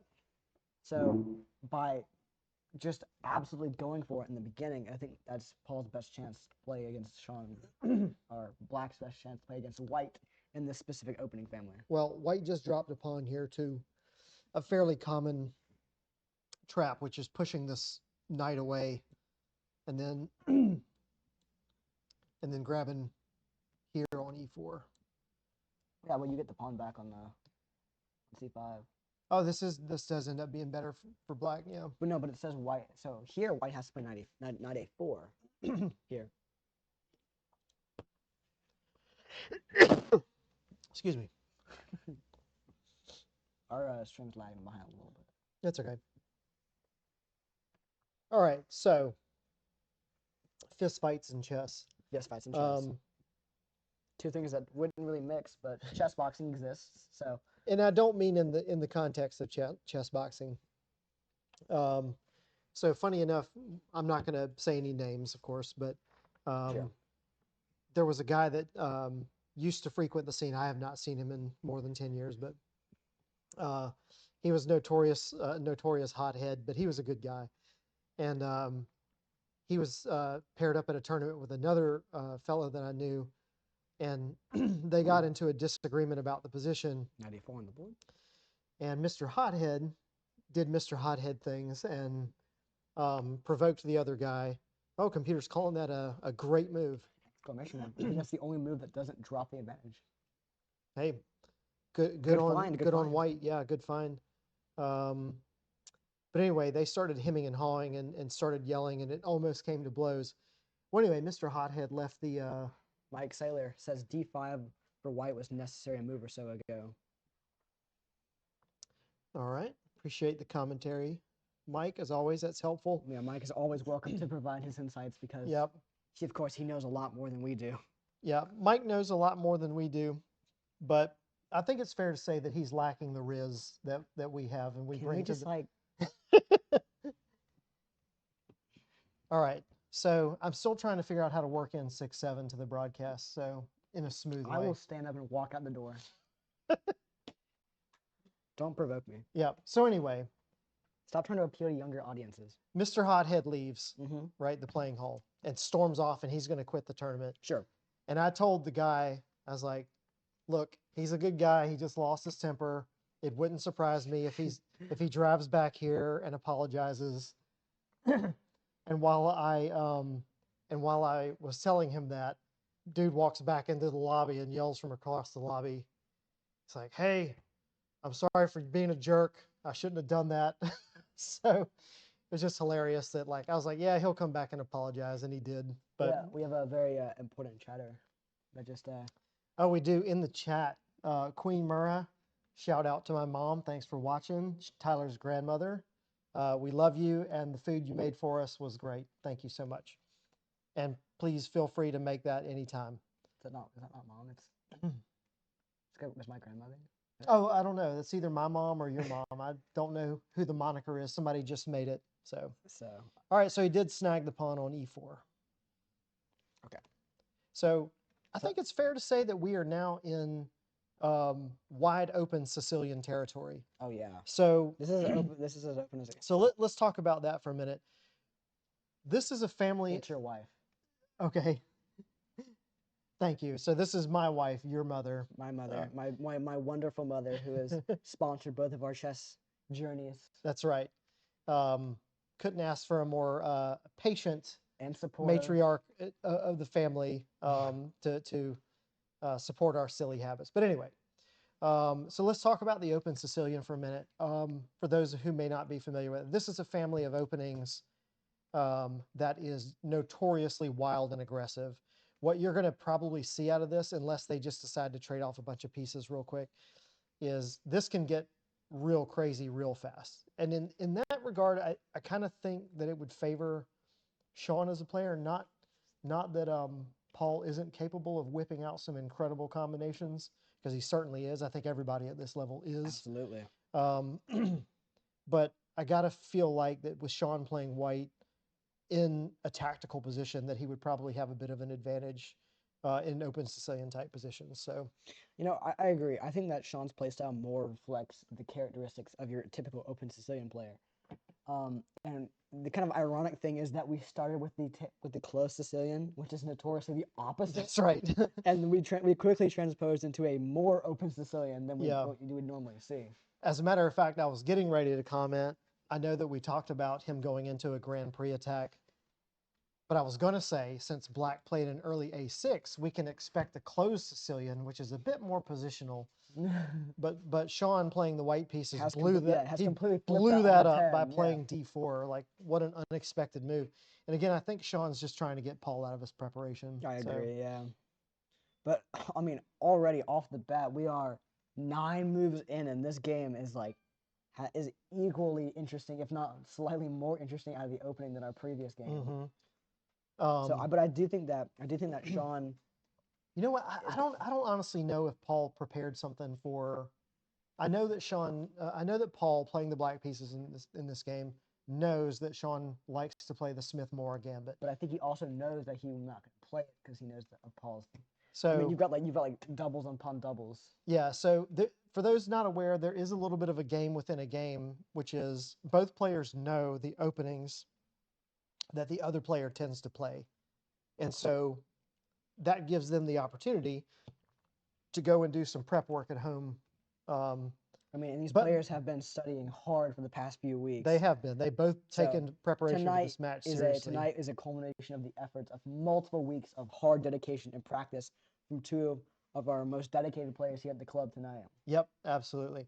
But I will say this: Sean deciding not to go into a Smith-Morra. It was pretty baller, yeah. Well, I think he knew that Paul had something prepared for him. Paul did have something, but So Sean played an early knight c3, which Well, really surprised me. yeah, one thing I would like to mention, another thing is like, yes, these two guys are amazing, phenomenal chess players, but they are equally amazing competitors. They Mhm. know the psychology of chess. They know what it takes to win a game in the mental aspect. They know how to get in the head of the other one. Right. They know what it's like to think like their opponent, and they know what to expect. And I don't think that Paul's too thrown off here because I think that he was expecting Sean to go into something different. Mhm. But it's just a matter of if you- figuring out but, what that But if you is. can get the psychological advantage over your opponent, I would say that making Sean play something other than the Smith-Morra means that Paul has a little bit of a psychological Oh, advantage. yeah, definitely. Yeah. So, all right. Now, who do you think would win in a pickup basketball game, Sean or Paul? Who you got? I mean, Sean's got the reach, right? Sean does have the Paul's got a little bit more body. Seems like he could go for a little power forward, knock yeah, around in the paint a little bit. I don't know. I feel like Paul's definitely more into sports. I feel like, and like There's that too. Paul, But you the know, reach counts for a lot. I mean, if you're on our Discord server, then you know that Paul's always picking up an argument with someone about who's the better football team and That's whatnot. true. He's always complaining about how bad his teams are doing. Yeah. So Bishop C4 on the board. I'm not sure. Well, he had to develop the bishop. Yeah, but I mean, I don't know. I think Bishop D3 would have been a little bit of a better move here. Why do you like D3 better? I think that you want to get rid of Black's dark square bishop as well as Black's light square bishop. Yeah, I know what sorry. you meant. You want to get rid of. You've already gotten rid of the dark square bishop. You want to get rid of Black's light square bishop here, and if it was to move away, say go back to B7, then you now have the control of that very powerful. All right, so let's take a look at what Tyler was talking about. So bishop to D3. I kind of like this too because if he takes, it gives you a chance to like undouble those pawns. Because I think this guy's going to be a little bit of a liability unless you can like get him protected. Oh yeah, I agree. Right. So bishop D3 looks pretty good to me, and yeah, that typically when there's a piece hanging out in on your side of the board, you want to try to get rid of that. And so I think bishop D3 develops a piece, puts it the question. Yeah, you can see that Sean's definitely staying on top of his clock this game because we don't want another heartbreaking finish like last game. Yes.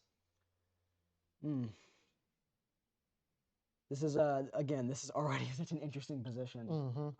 I think we all knew coming into tonight that this was going to be a battle. So open Sicilian, very nice. Yep. All right. So, okay. Oh, that's bold.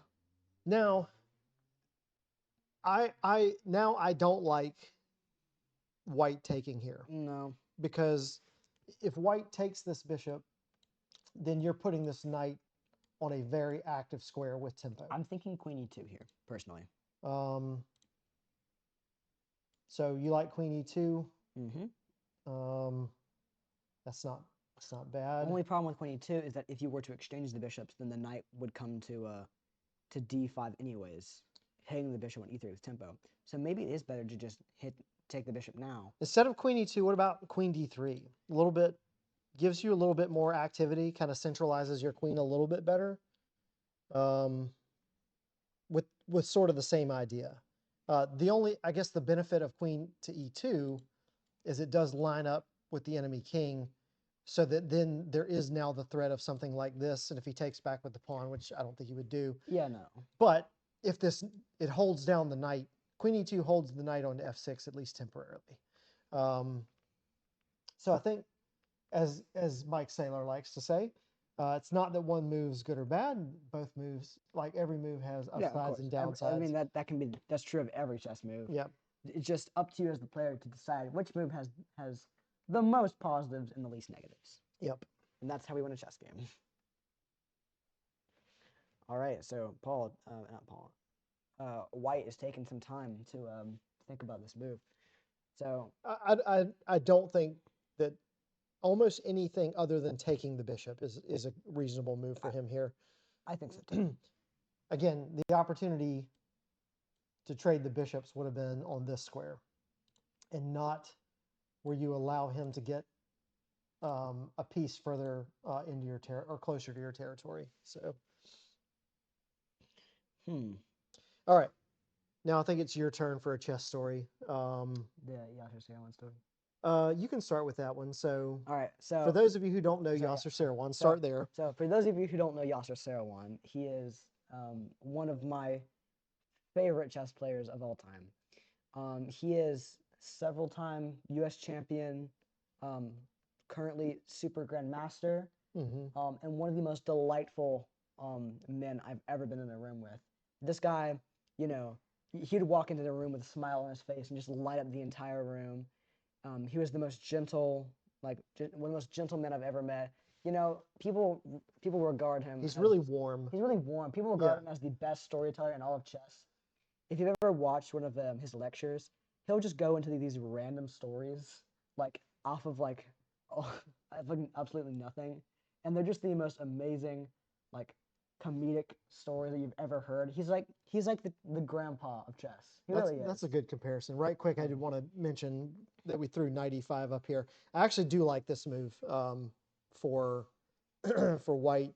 I don't know if the computer will like it, but again, anything to like get your pieces closer to your enemy, to your opponent's king, is a move that you absolutely have to look at. Yeah. And now if he takes the bishop, you've got a nice knight on a really strong square, right? So for example, let's say he takes, and now you're coming in here with check. So I don't think that Paul's going to take. No, I don't think you should take. I don't think Paul's going to take that bishop. Not with the knight sitting here. Right. All right. So to continue. But anyway. Yeah. To continue the story. So Yasser Seirawan, just an absolute delight of a man, of a chess player, of a human being. So about 2 years ago, we went up to play in the annual Charlotte Open, held up in, of course, Charlotte, North Carolina. Fantastic tournament. Had a wonderful time there. And so he was actually a special VIP guest at the tournament. Usually Charlotte likes to host famous players from around the world to come and commentate the tournament, be around, people to meet. You know, like Judith Polgar has been up there a couple times. Have had the delight of meeting many legends of chess. Yep, Danya, of course. Yes. Topalov was there a couple years ago. RB Ramesh. Yeah, these fantastic legendary players. Kadentroph, of course. Right. Yeah. Kadentrov's come down here pretty recently. Yep. Actually. But anyway, so Seirawan was commenting. So yeah, and typically what they do, the Grandmasters, is they'll have a session where you can come and play blitz games against, play the master, right? Come play maybe a 3-minute game of chess against these legendary chess players. So I decided, you know what, I'm gonna play this guy in a game of chess, right? So I get in line, and I wait about 30 minutes to play a game of chess with this guy, and I sit down at the board, and he's glowing like the sun, big smile on his face, like just think of like your grandpa, right? Literally, that is the exact vibes that you get from this guy. So, anyways, it was a pretty boring game, honestly, but him talking just makes it so much better during the game. And we got into a rook and pawn in game, which, if you know anything about rook and pawn in games, they're the most drawable thing ever. They're really boring. And he turns to me and he says, in this position, it is considered a draw in almost every way. However, I will not accept a draw from you because I am a super grandmaster and you are not. And you know what? That's fair. I went on to lose miserably that game. Yep.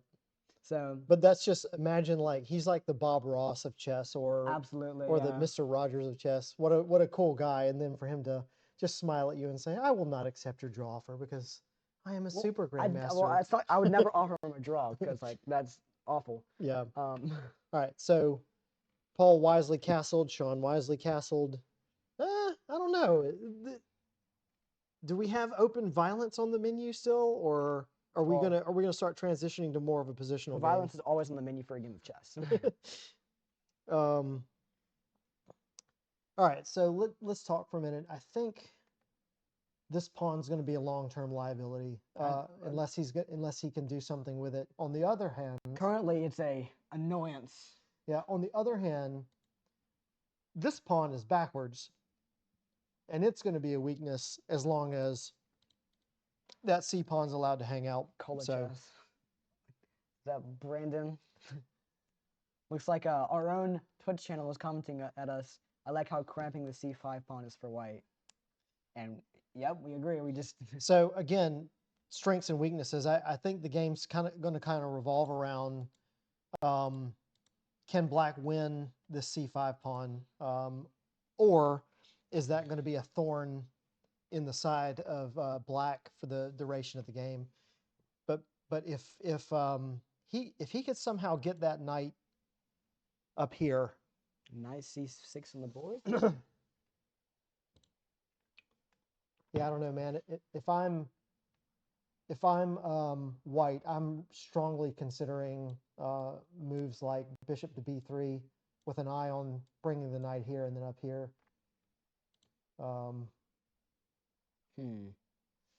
But I feel like he's got to do something to secure that pawn other than the bishop on e3. I mean, this is already just so interesting. This is so complicated. This kind of position is generally good for like an hour time control. Right, but Having it on a 25-minute time control, yeah. it's going to be a little messy.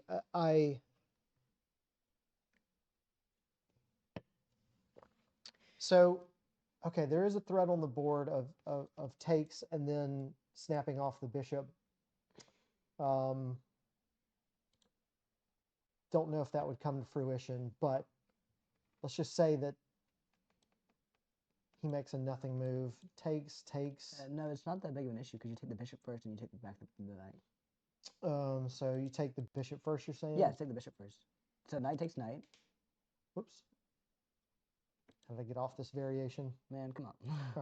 All right. So a nothing move, we'll call it, right? Knight? Would it be not knight takes knight and then bishop takes knight? I mean, bishop takes bishop, I mean. Oh, knight takes so knight. There's no major threat here. And then bishop takes bishop. No, that does not work. Oh, yeah, because the bishop is hanging, yes. Yeah, so that's why it doesn't work. Yeah, so we can't make a nothing move, obviously. But yeah, so I was. It's not like Sean to make a nothing move, so it's not anything we have to worry about. No, the point is that he does have a threat on the board that he needs to deal with, and I think Sean knows that. What do you think that Sean's going to do about that? Well, Sean doesn't. You don't typically want to trade if you don't have to, right? Right. Sean's going to try to do everything that he can to avoid initiating the trade. Now, he's happy if black trades with him, right? Right. So typically speaking, what you want in chess is you want your opponent to take. Okay, so he did bring his bishop away. Decided he wants to keep that. Interesting. Yeah, that C5 pawn is annoying for both sides at this point. It is. Because like as white, you have you have an outstanding advantage here. I mean disadvantage here with the C5 pawn. Possibly being a weakness in the future. Man, it's really stopping black from making any crazy moves right now. Yeah, but look at this. So obviously this is one of the first moves we should evaluate, right? Take. You get a really strong outpost on D6, which honestly could be a difference maker in the game, right? I- If you could somehow get your bishop up here. Yeah, but there is no chance that black Yeah, is going so to take that. the knights are off. Yeah, this would look really good for white here, but I mean, again, I don't see any world where Paul decides to take on the that. other hand, this knight hanging out in your position is just not great. Yeah, it's not. Okay, Queen C7 is played. I think that is probably the best move for black. Yep. So So now you have to decide what are you gonna do with that knight. I think I would want to keep this knight on the board again to try to think about something like knight c4, knight d6. So what would you play in here? Knight f3, knight g4, I would consider knight c4. I would consider knight c4 here because you don't like black does not want the knight to jump into d6. Absolutely right? not. And if you play knight g4 here, this is exactly what I'm talking about. Typically, you want to force your opponent to trade pieces, right? Right. So if you play knight c4 here, black is almost compelled to take, and now you have two bishops versus two knights. Right. So I think knight c4 here looks really strong. I think knight c4 looks strong. I think that knight f3 looks strong. I think knight g4 looks good. To me, there's a lot of good moves here for white. I feel like there's not a lot of bad moves. I agree. It doesn't. This seems like, but also I tell you what, black has to be real careful here because look at how these bishops are pointing over to this king side, and this knight is hanging out over here. You've got your queen that can jump in. You could push this f pawn. You could make a rook lift at some point when this bishop's not threatening. Like this could turn into a really nasty attack in Really quickly. very, very short order. Looks like we're just gonna have to wait and see how it plays out. But again, just like last game, this is exactly the kind of position that we expect from these two players. Cola chess, knight g4 might be justified here to argue that black's running of kingside defenders. Bishop lined up nicely. Absolutely. Let's see what is it? Knight g4 on the board. Yeah. Yeah. So I think this How's is a good try. So when you have pieces pointing at The king. the Yeah. king like this, one of the things that you want to try to do is get rid of defenders of the king side. And even though this knight is like a really beautiful piece, two things. One, he can trade it whenever he wants, right? Also, I don't think that knight is doing as much as you would think it is. It looks good. It's Yeah, it one of looks the, good, right. it's kind of like me. I look good, but I don't do a whole lot. Right. But I my agree. wife married me for the eye candy, not for the substance. So it's all good. All right, but I like this move because it's threatening to get rid of the defender on f6. Right, and double, and then those nasty double pawns on the f6 square. Yeah. So, So what do you predict that Paul will do here? so Paul playing the black pieces. I think he's got a little bit of a tough choice to make here. I mean, because you really can't leave it there, but you really also can't take it. Right. So, I mean, here you're stuck with some interesting options here. I mean, he could consider a move like knight e4. I mean, what do you think? What does the engine say? I'm All curious. right, we're going to turn the engine on. Again, we are trying to do this without. Okay, so the top two engine moves: knight takes g4 and knight e4. Yeah, so, right. so these are the top two engine moves, and then it kind of falls off pretty quickly after that. So those two are evaluated about the same per the computer. So, okay, so we will establish our two best moves. So, based on Paul's playstyle, what would you think? Also, I would like to point out that both of our players, in my experience playing them, they are both very expressive with their body language. Yeah. Like especially Sean with his eyes. Every single time I play a move, that he's not. You know what's expecting. funny? There are a couple of chess players that do not have good poker faces. And Sean and Paul are both, or some of them. And again, I'm not going to say any names, but I will tell you, there is somebody that plays pretty regularly at Tunnel Vision. They're not from Columbia, but a couple of times now, they've blundered against me, and I knew that they blundered because as soon as they put the piece down, they went, oh, And I was just like, okay, they just blundered. Now let me figure out how. Right. And I was right both times. Like, absolutely no poker face. Yeah, you had to stare into the soul of your opponent and make them think that your blunder is a sacrifice, like Mihal Tal. That's right. I was wondering if he would play this. Even that, I don't think is a. It's not objectively, it's not a bad move. I just think I'm kind of disappointed with Paul. I think that's a bit of a passive move. I think you're undeveloping your queen, you're disconnecting your rooks. Yeah, I would have. I think if I were playing black, I think I would have played 94 I'm looking at 94. because I feel like I can't take that knight on g4. I think that's and the feel scariest comfortable. move psychologically. Psychologically, like if you have a queen, 2 bishops, and open a potential for an open rook file, both bishops line up at your king. Your pieces are like discoordinated. There's no way I'm going to allow your queen into my position and then remove another defender of the king side. That's such an engine move. It really is. Like this is not the kind of moves we play as humans. Ooh, f5. on the Yeah. board. So remember, I said about 3 or 4 moves ago, like at some point F5's coming. At some point, f5 is. I mean, this is the kind of point of playing f4 in the beginning of the opening. So what Sean's signaling here, Sean playing the white pieces, what he is signaling here is he's going for checkmate. And I like it. Again, Sean's an aggressive player, but he's also now a point behind in the match. I feel like now he's playing the white pieces. He's got to make a statement. On the other hand, I do think that Sean's a resilient guy. If he goes down 2-0, I think that it's perfectly reasonable that he could bounce back and win the next 2 games. Oh, without a doubt. So, but I like F5 here. I think this signals whether it's a good move or not. I mean, objectively, it might not be a great move, but when you're sitting across from that and your opponent plays F5, that ain't a great feeling. I mean, just moving into your opponent's position, that is a psychological chess move. Yeah, for sure. Like there's like that feeling in your heart as a chess player when your opponent makes a move into your territory that you didn't see is like, oh. And again, Paul is sidestepping the. Oh, a mistake is given from the computer. Yeah. Oh, Sean with a decisive advantage according to Sockfish. Wild.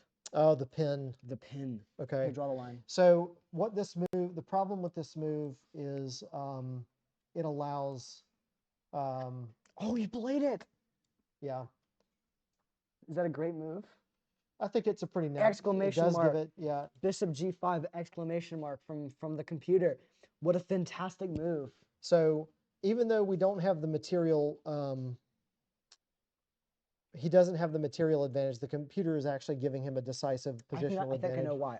Because you're going to force take that knight, and then you have bishop takes a6, revealing the attack on the bishop on the rook. You mean? Um, What now? All right, so let's do it on the okay, analysis so board. So I'm thinking that you like just a random move, right? Whatever. You're going to take. let's say that he's going to do this. Right. Maybe. You're going to take the knight with either the the bishop. Yeah. Let's. Okay. No, that doesn't work because bishop takes knight. I mean, knight takes. Oh, knight. that's right. And So then just he'll take the another pawn. move. All right, So just so make like a. we'll take that. Just move the back. king. Remove the king over. So if we Alright. just have a random move, then I think that maybe we take the bishop. I mean, we take the knight and then take on a6, and then that bishop, and then the bishop's hanging. All right, so we take with what? Just like the bishop. We okay? take with the bishop. Yeah. Okay. And then he's And forced to take. back with the right? g pawn, and then can we take the a6 pawn or? Here? Wait, I don't think so because we have the intermezzo of a bishop takes g2.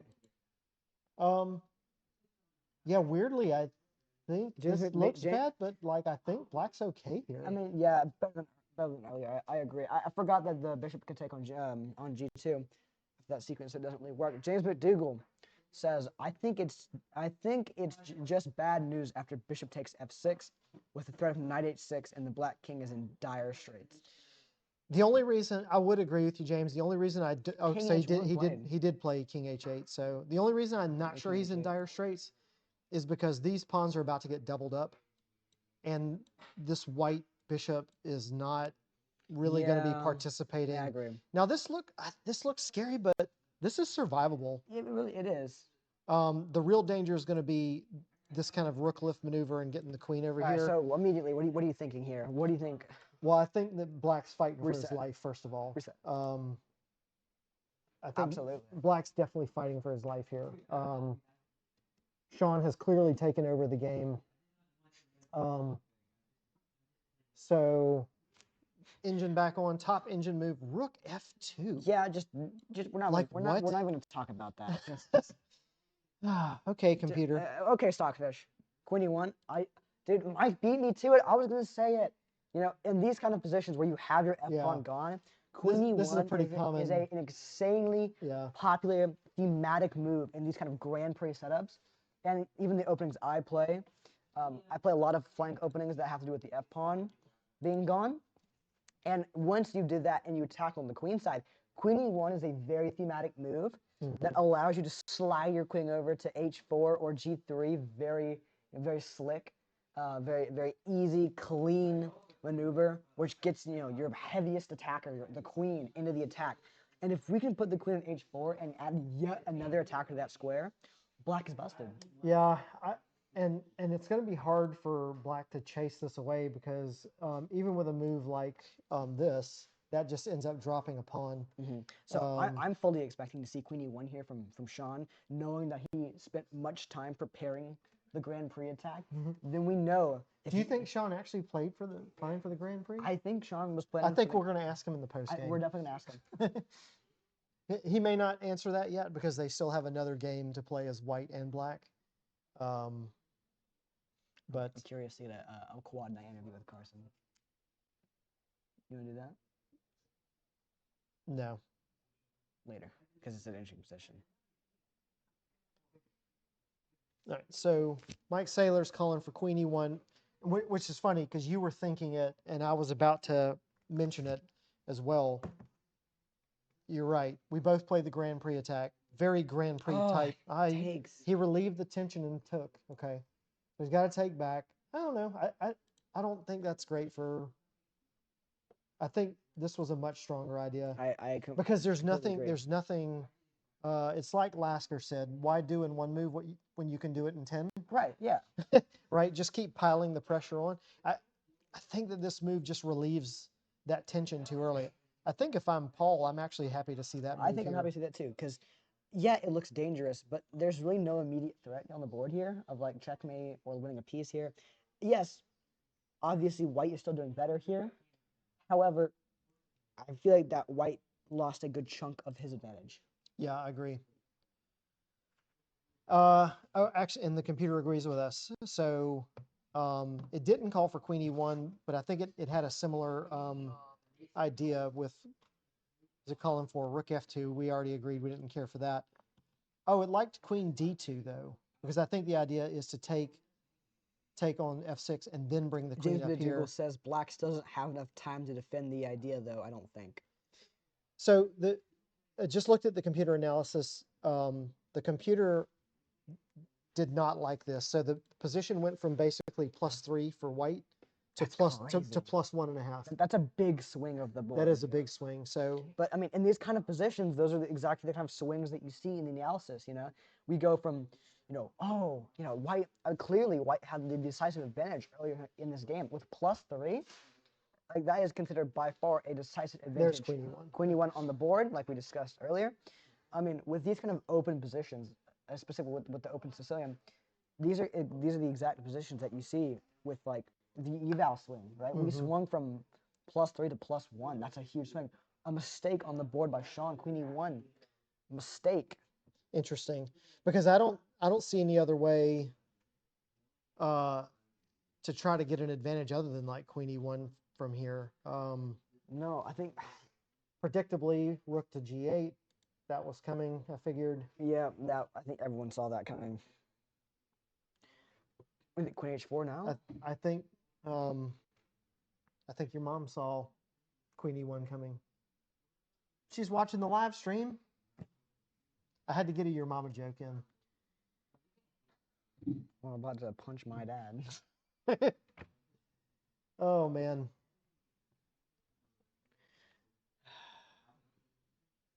I think you're getting talked about over there.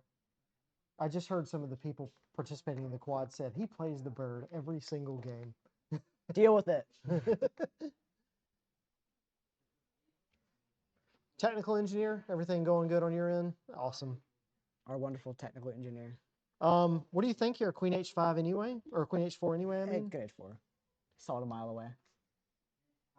Yeah, see? She confirmed it. Saw it a mile away. Yeah. She's like giving you the Chris Rock brush off. All right. What's your favorite Grand Prix game you've ever played? You want to talk about Oh that a little man, bit? Because yeah. we both have some great stories out of Yeah, Grand Prix. actually, I've got I have a really nice game against a guy at Tunnel Vision. I have Mhm. never seen him before or since. He was from Europe. It was his first time playing in the U.S., but he was rated 1850 FIDE. Oh, Didn't have a USCF rating. Mm. And I was playing the white side of the Grand Prix. Ended up going into a closed Sicilian, actually, which is funny because I was really prepared to talk about that. Remember, I said earlier on after A6, I said wouldn't be surprised to see a closed Sicilian here. Yep. And then he threw us right into an open Sicilian. But an open Sicilian is a tactical opening. Sean's a tactical player. Naturally. I would have been surprised for him to go into a closed. And if he had, I would have thought he absolutely had some preparation ready. But anyway, whenever they play an early A6, like I want to play the Grand Prix attack, but when they play an early A6, I go into a closed I Sicilian. mean, yeah. At that point, because the main idea of the Grand Prix is like putting your bishop on, B5, trading it off for that central defender, Queen H4 on the board. Yeah. That central defender, the knight on C6, right? As we talked about earlier. But with A6 on the board, you can't play bishop B5 anymore. Correct. So you end up putting fianchettoing and then putting your bishop here in a closed Sicilian type setup. I mean, typical Queen E7 blunder. I'm not sure that there was much else. I mean, that pawn's going to fall, right? The only way that he could have saved that pawn is playing this, right? But even that looks a little frightening. Wait, Do you see something? I do. Queen takes F6. Queen takes F6, knight takes F6, fork of the rook and bishop. Yeah, so this bishop is hanging out here. Draw the lines. So there's actually Yeah. there's So a we do have a tactic- tactic on the board. tactic Queen on the takes board. F6. Queen takes F6. Queen knight takes F6 played. He played it. Yep. That's a winning advantage So for white. So this is going to end This is up. going to end up in a. This is probably going to be the game right here. Yeah. So black has blundered in exchange, an exchange here with the fork of the bishop and the rook. So this is what's going to end up. So I mean, there's a very decent chance that black might resign here, if they want to. But Paul's not great at fighting back from losing positions. Honestly, he gets very discouraged very quickly, and he usually lets one blunder turn into more.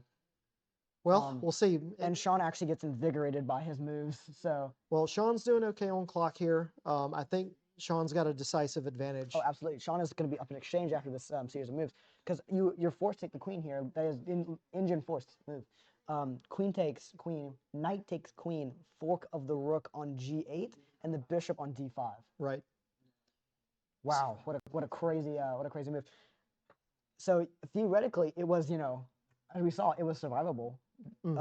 However, just the psychological impact of having all those pieces in your territory, in your face, in your king's face, waving their hands around, saying, "Hey, guess what?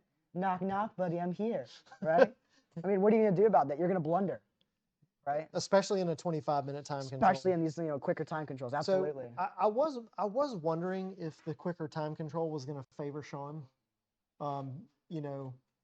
being the aggressive player, because it's really hard. Like at this level, at being a Class B player, it is so much easier for people of our level to attack than Yeah. defend.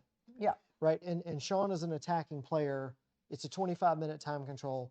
I did think that the time control favored Sean for that reason, because he's such an aggressive player. Right. And who knows? But if Sean can stick around and convert this winning advantage as white, what a way to bounce back from that first game. Yeah. I mean, so yeah. I mean, obviously, as we've discussed many times, Sean is not one to fail. He is not someone to be discouraged. Oh man, I lost the first game. He's like, oh, I lost the first game. Cool. Now you're gonna see how it feels. Yeah, Sean doesn't get rattled too easily. No, Sean is a very stoic chess player. Yeah. So he's gonna. So here we need to save the bishop, right? Or can you? No, you have to give the bishop. Yeah, because Yeah. he was he didn't want to win the bishop clean, so So yeah, um, sacrifice of the um, and now he just needs to move the rook away, and he'll be fine. Mm-hmm. Because So rook he did, F2 here. yeah, something like rook F2, because yeah, you get a discovered check, but But the knight covers the rook. the so knight's covering the discovery. there's no double check so, here, so there's no issue here. Yeah. This is more of just like a last ditch effort. Like, oh, you're giving your opponent a chance to blunder, and that's a very important thing. He's also making Sean think. Right? Yep. I mean, he just snagged a pawn, so there's nothing wrong with Yeah, that. of course. There's nothing wrong with that typical desperado position. Yeah. Right. And here, of course, the exchange is better to be on the exchange than be on the piece. However, here there was no great way to save the bishop, so you had to go for a desperado here. Get something for it, Also, with the open lines, it more kind of favors these rooks and these bishops, anyways. So I mean, this is Black's only chance to, do anything in this position, even though Black is completely lost here. So Sean finds rook F2. Sean finds yeah. rook F2. This is a totally resignable position. But at the there's no level we're need to at. resign. But there's no need to resign. Just play on. Just play on. 'Cause I mean, as we saw, anything can happen. So Sean's been up in both games. Yeah, he has. I don't think at any point Black had an advantage in this game. If so, it was negligible. Yeah, very, very minor advantage, Yeah. right? I mean, again, this has been what a crazy game this has been, right? Mm-hmm. I mean, Bishop G4, what an amazing move we saw earlier from Sean, taking, like we always hear that some of the most deadly tactics are pins, right? And Sean absolutely reminded us that pins are Bishop G5, but yeah. Yeah, Bishop G5. My mistake. No, I was thinking because he did play Bishop G4 in the last game. Yeah, he did. So, yeah, but, Bishop G5. What a great move.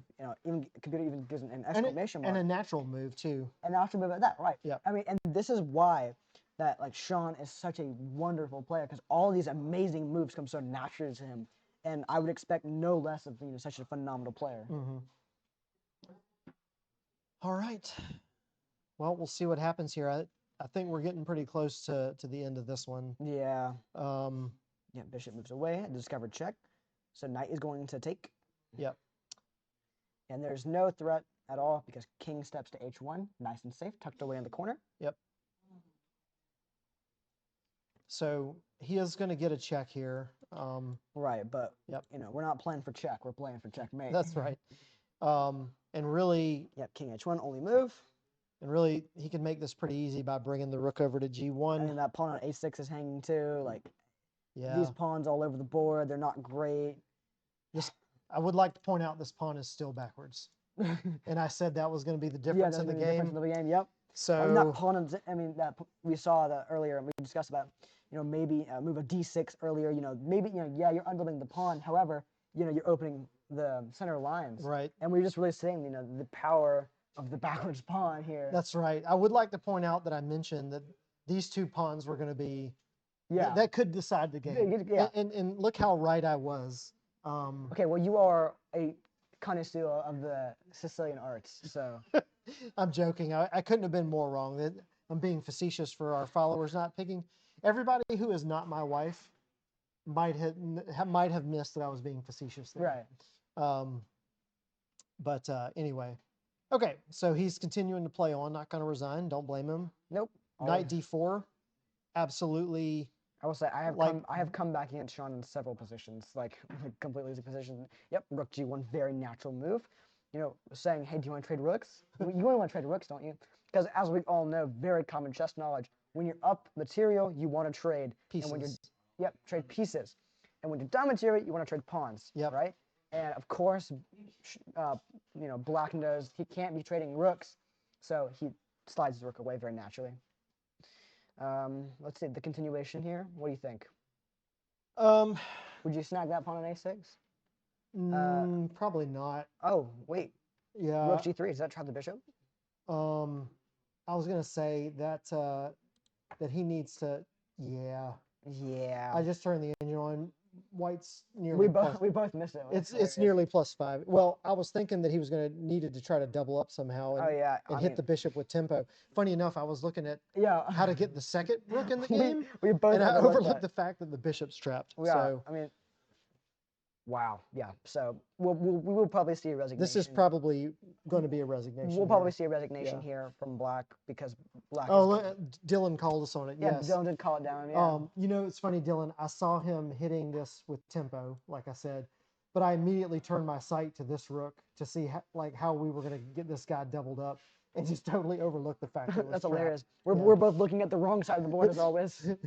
You know, Well, it's like we said, we're hired for our good looks, not our good Well, commentary. I'm keeping my focus on the key strategic squares over here of these two pawns. Right, naturally.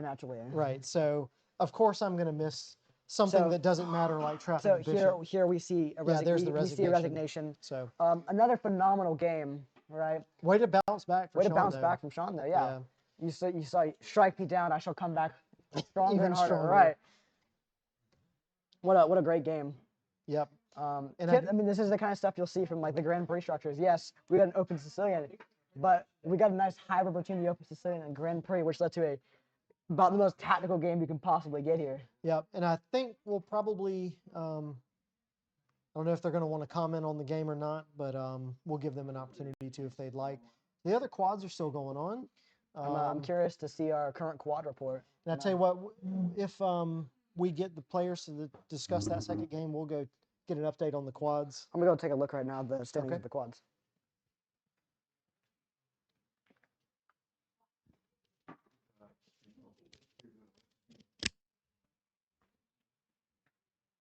Congratulations, Sean's entering the commentary hall now. Yeah, I'm coming in. Yeah, that was Sean's coming in hot. All right. Well, we've already gotten something that I really wanted to happen, which I didn't want either of us to just get like 4-0'd.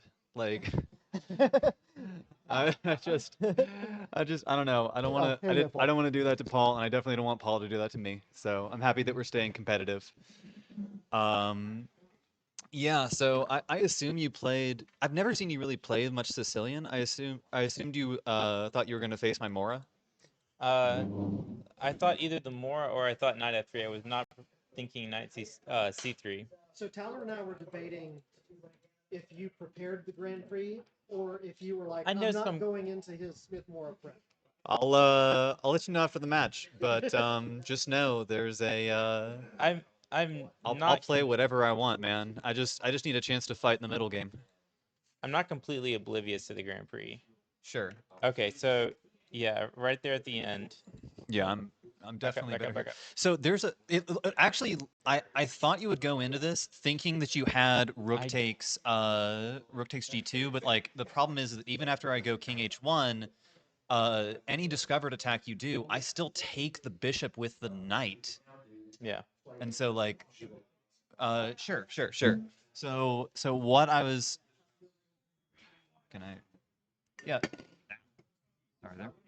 So Here, so what Rick takes g4 is second best, so it's a fighting chance. Yeah. So wait, where did you go here? You went queen here, right? Yeah.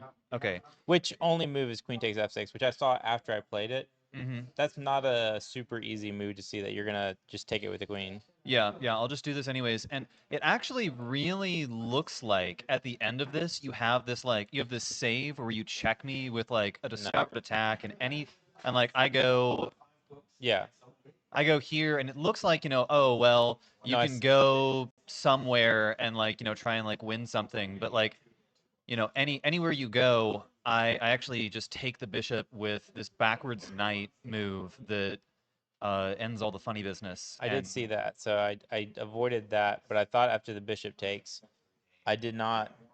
I knew that I was a little bit tight there, but I thought I was putting pressure on that other pawn, so I thought I was going to be okay, and just lost sight of it getting trapped. So I don't know if I can even trade rooks if I'm still going to be. It doesn't even like this. I knew this wasn't the best way to press the attack, but man, I was already like +1 out of that opening, huh? Out of the opening? I thought that was the middle game. You were, I think you grabbed it like a +1 around move 13 or 14, and then That's the opening. yeah, the advantage just steadily grew after that. So. Yeah. I mean, I felt like I should have taken the knight off and then just pushed f5 when you brought it out. Yeah, so I really don't know a lot about like. So I think if I just take it and then push F5. Yeah, take it, push F5. So, Paul, were you expecting Smith Morra Gambit? Oh, he said. Yeah, I was prepared for Smith Morra Gambit. I was also anticipating that he might play knight F3. yeah. Yeah, no, I'm not I'll do oblivious whatever. to a closed or Grand Prix, so I wasn't completely thrown off. It's fine, but Well, I just feel like any line where I can kind of make it annoying for you to move that D pawn, just kind of makes me happy. Just like you don't really get easy control of the center. It takes a while to unravel that. I don't know. I thought I had some times where I could have pushed and traded it for this, but I wasn't sure I wanted to trade it for that. Exactly. Yeah, who knows? Well, you get the white pieces, get the chance for be a little bit of get your lead back. I don't know. How you feeling so far? Feeling good. Feeling good? You guys are definitely bringing. It's definitely a quicker time, so I think. Why am I going backwards? I meant to go. I feel like if I have a little bit more time, because I thought after this I'm actually not terrible. I said the exact same thing on the because I get this attack and this bishop is so nice where it's at, and I thought if I have more time, maybe this is actually I don't rush this. Half the reason I was comfortable going for it was that I thought at some point I could play like Rook D1 and I would have like these discovered attacks on that bishop, which by the way has no squares to go to. So, like, Yeah, that is a little bit of a problem. I have some ways to defend it, but yeah, but it's I would have to move my knight back, and I'm blocking that now. But instead of that, it's not the best move. There's one move that's better, but the one move that's better is to come here instead and to prevent that. But takes, then I can come here, and it does like that move. That is the best move. Oh, and now after it's seen it, it actually is like, oh, this is actually 0.3, sure 3.6. Yeah, I mean this is this is what I live for, these kind of openings where yeah, maybe with perfect play you'll figure out something that's like fine, but like I like to make you think a little bit. I don't know. We'll see. Well, good luck in your next game. You're gonna need it. I'm gonna need it. Okay, thank you. All right, gentlemen, good luck.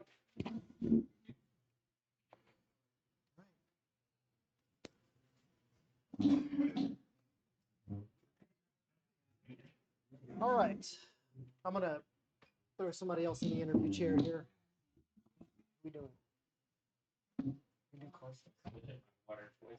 A quad night interview. All right. Quick time quad interview. Hmm? Quick time quad interview. Quick time quad. Do me a favor, scoot your chair over this way some.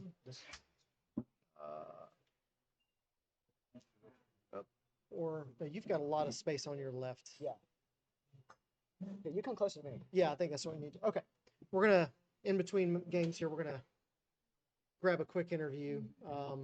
Thomas Kemp Sr., you want to come say a few words? All right. So we interviewed Thomas Kemp Jr. earlier. We're seeing if we can get his dad on camera. You want to come give your thoughts on the match so far?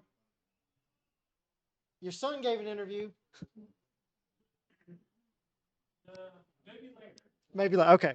We got somebody that's a little camera shy. We're trying to spread some love here at the club. Let's get my shit up here.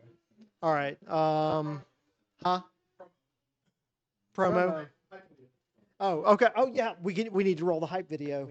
It's been 5 minutes. It's been 5 minutes. Roll it. Roll the hype Shove it in video. your face. Paul versus Sean match.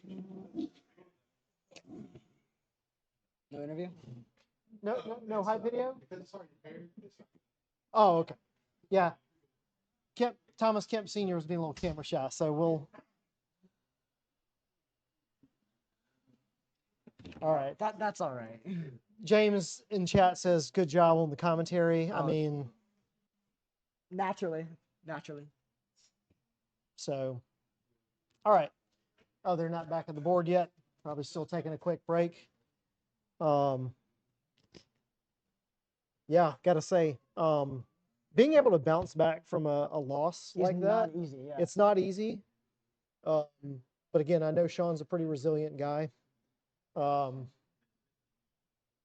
So good on him Yeah. I mean, for coming back from a tough loss. Gotta say, Sean's looked a little sharper so far because Oh, he yeah. even had a decisive advantage in the first game. now Sean is a current rising star of the Columbia Chess sure. Club. He has gone up in rating. He has not gone down in rating in a tournament in the past several months. I'm actually Yeah. pretty sure. And I again, I thought that the short time control might favor Sean a bit. I mean, I yeah, think so too. Sean. If this was say a 90-minute time control, I think I would that give the advantage to I would Paul. give the Yeah. advantage to Paul as well. I think Paul has that kind of, again, that's that slower kind of play style that because I feel like Sean, his play style is not going to be that much different between say 90 minutes and 30 minutes, but Paul is going to be so much different between 90 and 30 minutes. I could get down with that. All right, so next chess story. Next story. I'll tell a chess story right quick. I used to know this guy, and I will name his name, Paul Lowry. Paul Lowry was a really, really interesting dude. He was a bit loud. He was a bit socially awkward. A real character though. He's one of these guys that like laughed real loud.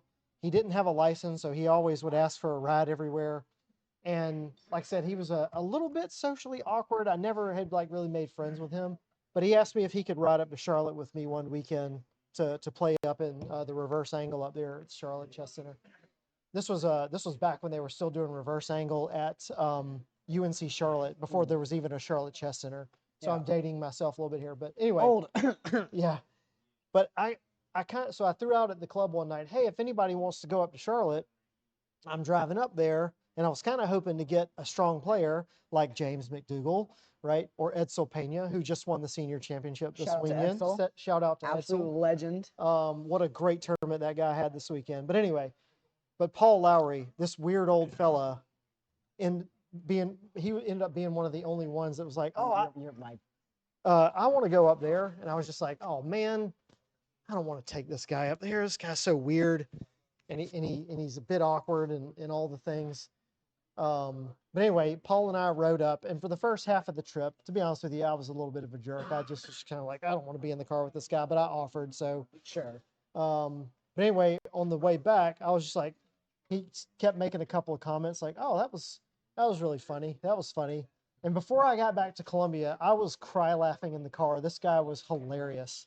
Older guy. He was probably in his late 60s, maybe early 70s. Really interesting guy. He was a firefighter in Charleston. Right. He also used to be a strong arm for the mob. He was like a mafia guy. Yeah, he used to tell these stories openly. It's not posted. It's Okay. an ad break. These dang ad breaks. Okay. Are they showing on your phone? If not, we can keep They're talking. not. Yeah, we can keep talking. Okay, so we have an ad break on our end, but we'll keep going. But anyway, really interesting guy. So I actually ended up going. Yeah, I kind of don't know how to handle this ad break because I'm seeing one on my end too. We'll just wait a second. Okay. So, what are you expecting from that next one? All right. So, I don't know, but I think Well, Paul. I think we're getting ads on this one because this one it's not logged in, so we get ads more often on this one. But we're Okay. logged on these accounts, which means we don't get ads. Okay. So we'll just wait for this because there are some people that are watching that Yeah. are not logged in. So. All right, we have a D4 opening. Bum bum bum, and we are back with a D4 from Paul. Yeah. Oh, here was one prediction I was going to have. We are going to see 4 different openings in 4. Oh no, yeah, that's that was unspoken. D4, knight f6. All right.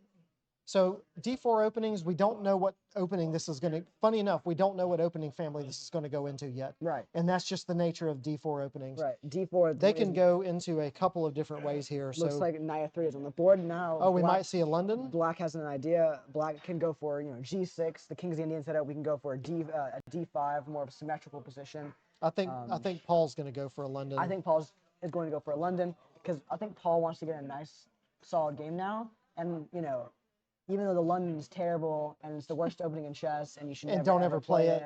we're He's still going to go for We're it. talking about you, Nick.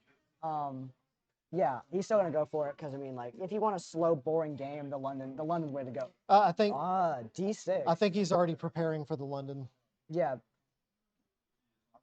Oh, I think he's going to go into a perk. I think Sean's going to go. for I think he's going to go C6. I don't know if he'll. the past couple of games, I've actually blown Sean off the board with the perk. And he's like, let's take a look at this. Okay. So that'd be pretty interesting if he does it. Oh, we have London player 99. Can we ban them from the chat? All right, kicked and banned from chat. Don't want no London players. Don't in know here. London players here. Okay, so Oh, yeah, he's going for Catalan. So yeah, we have a Catalan structure. Yeah. Okay, so we were wrong. He is not going for the London. Yep. I got to admit, I did not expect to see a Catalan system. So, Is this the Catalan? yeah, denoted with D4 and then fianchettoing the light square bishop. So, Well, I don't know anything about D4 openings. all right. So Sean, it looks like he is going to be The going double into. fianchetto. Ooh. Interesting. What is I will happening? say one thing about Paul is Paul loves his fianchettos. I can imagine both of them are smirking at each other right now. So it looks like that Sean's going into a perk modern. A big chat from Jim Dougal. By the way, Eric, I definitely did go with you and Paul, and I think Keith up to UNCC at least once. Back then, Giannatos was still in middle school, I think, and I remember Keith playing a few games around the Trash Talk late Blitz games against Peter and Dominique. Yeah. So anyway, to finish my story about Paul Lowry, I ended up laughing really hard on the way back. This guy was really funny, and he was an interesting guy. And I ended up actually becoming friends with this guy to the point where, over the years, I started inviting him to go with me up to Charlotte, just because he told such funny stories and he was so interesting, and he was never anybody I would have chose to hang out with. And I think that's a really cool thing about chess, is how it can bring vastly different people together. Because I think that you would consider yourself friends with Sean Miller. Oh yeah, absolutely.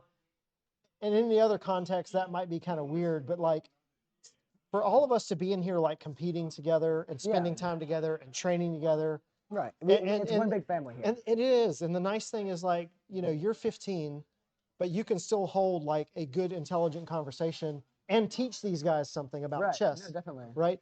And the fact that they know and respect that, I don't know. I think that that's just really That's something wholesome. that you really don't get to see. You don't in many other see fields, that right. in many other disciplines, right?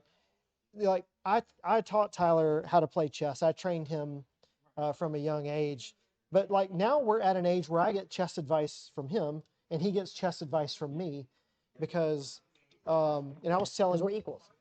it's not just that. I was telling you the other day that if Magnus Carlsen, I guarantee you know something about chess that Magnus Carlsen does not. Probably right? not, but No, hear me out. It's not because of your depth of knowledge is that good. It's that chess is that complex, right? It's that it's such a there's so much depth of knowledge to the game. a strike in center, E5. Yeah, not surprising. This is fairly common for this type of King's Indian setup. So this is also, by the way, a theme in the perk. Yeah. And by the way, the perk and the King's Indian are kind of the hypermine systems are all kind of one opening. right. They're kind of I'd say kissing cousins, sort of they're from Pelion. Please stop. But no, they have a lot of similarities. So I'm not surprised to see. I'm surprised that he didn't play C6 before he made this thrust to E5. I don't know. E5 is a very very quick, very fast paced move. All right. So offering that second pawn up, but he can't take it It cannot. because this bishop is hanging. So Yes, but if c6 was played earlier, then we would have had queen takes d6.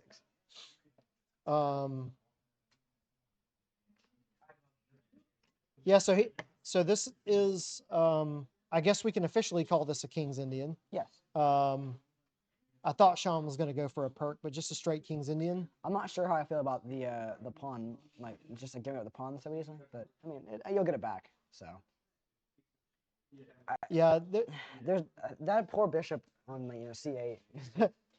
So on move 9 of last game, we were both sitting here like, wow, oh my God, this is going to be a crazy game. There were mate threats on the board in move 9 last game. Yeah. And now we just have like Well, we have a quiet. we have a quiet, completely opposite position. Yep. Like again, these guys. I did not expect anything different. I from did, them. again, Yeah. yes. From these two guys, we expected nothing different. These are we. If you know, if Paul is known for one thing, it's being unpredictable, and if Sean's known for one thing, it's matching his opponent.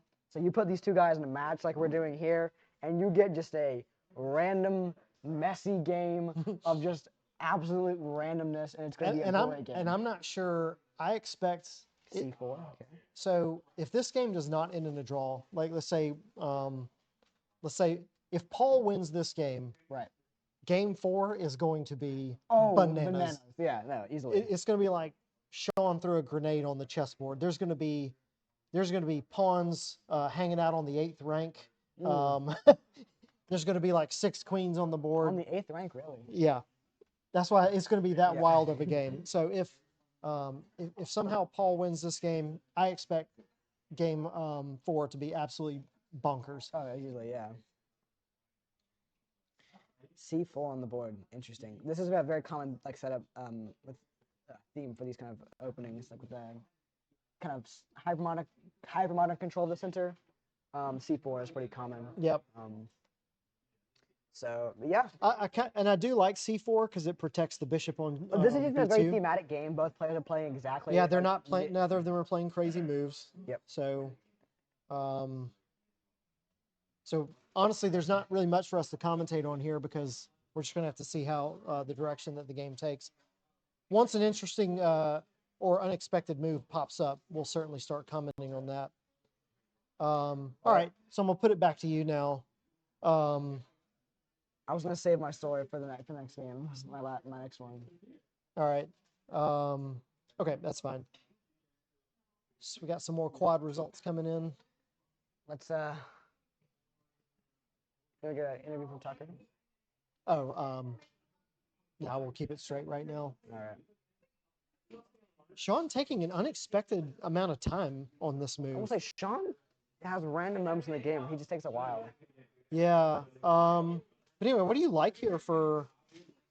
Because so F5 is a bit thematic in this opening family, but I'm not sure. I'm not sure it's really position called calls for here. F5 here. Yeah, I'm not really sure. I It's want called to. for. I mean, maybe I want to say maybe looking towards the center or Queen maybe F6. Queen F6. I'm not sure Computer doesn't like it. I'm not sure how I feel about lining my queen up with that bishop though. Like, man, I That's true. I would not feel comfortable doing that. So of course the immediate threat for our viewers is Knight takes takes F3. F3 check, Mm-hmm. and then taking the bishop on B2. Obviously, Yep. Paul will. So this is the we'll see threat. that. Paul's going to see it. And then, yeah, so the immediate threat is, again, I'm just going to make a move that Paul would never make. But the immediate threat is giving the king check here, takes, and then black winning a piece on B2. And so what would you do here as white? Because I mean the computer gave it a mistake, but we need to understand this mistake. So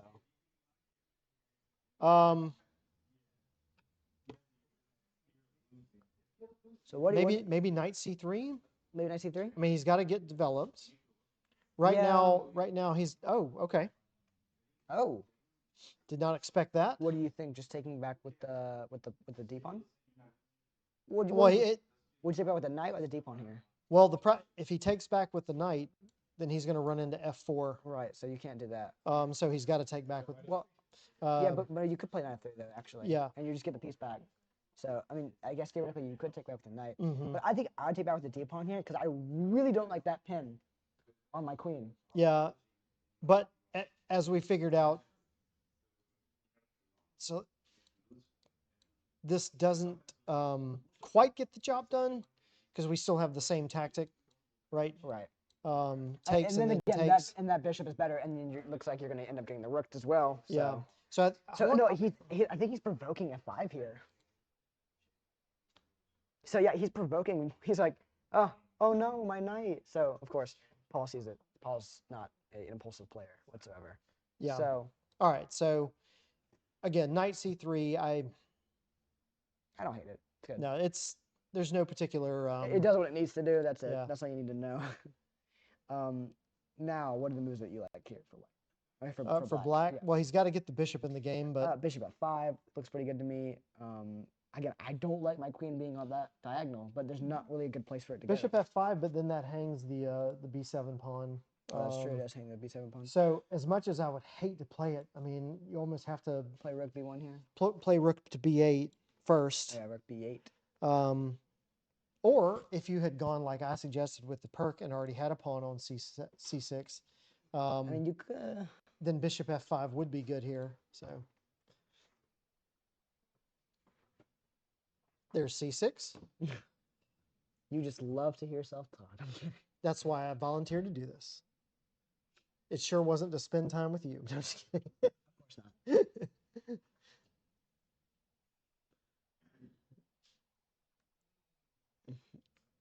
Wow, this is already.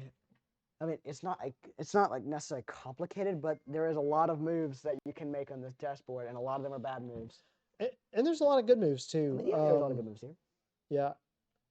I think I would have liked the bishop up better, or the rook better on the d file here.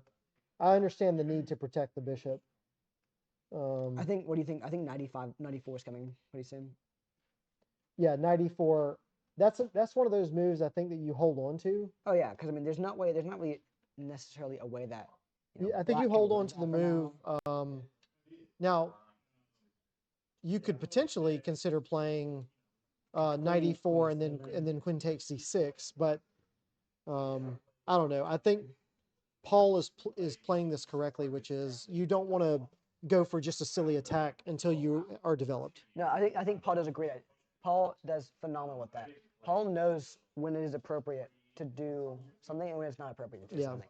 And here he knows that he can maintain an advantage by just playing it simple, keeping it calm, and waiting for the right moment to strike. And I guarantee you, when that moment arises, he will pounce on it. Mm-hmm. So Paul's being patient here, not passive, but patient. I think. Yeah, I agree. He's being positional but not passive. That's my favorite. That's my favorite term. Yep.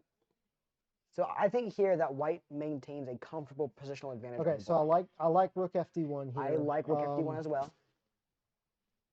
That puts some pressure.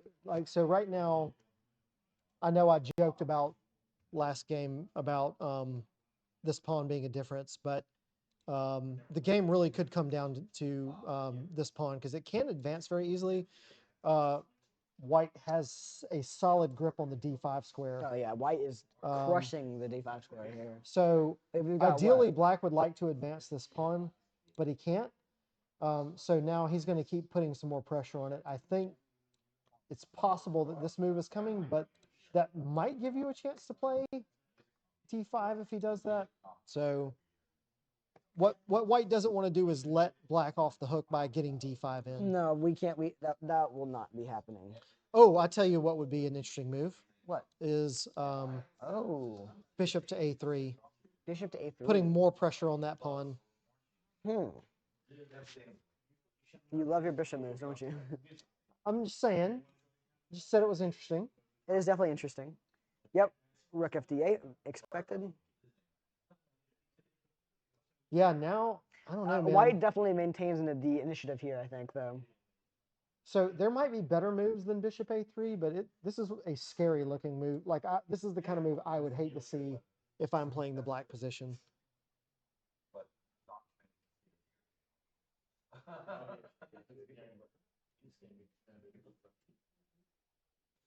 Now, at some point, I actually do expect, especially if he keeps piling on the pressure, it would not surprise me to see f5 and then Yeah, knight no, f7. to provide a nice escape square for the knight. Very, very possible.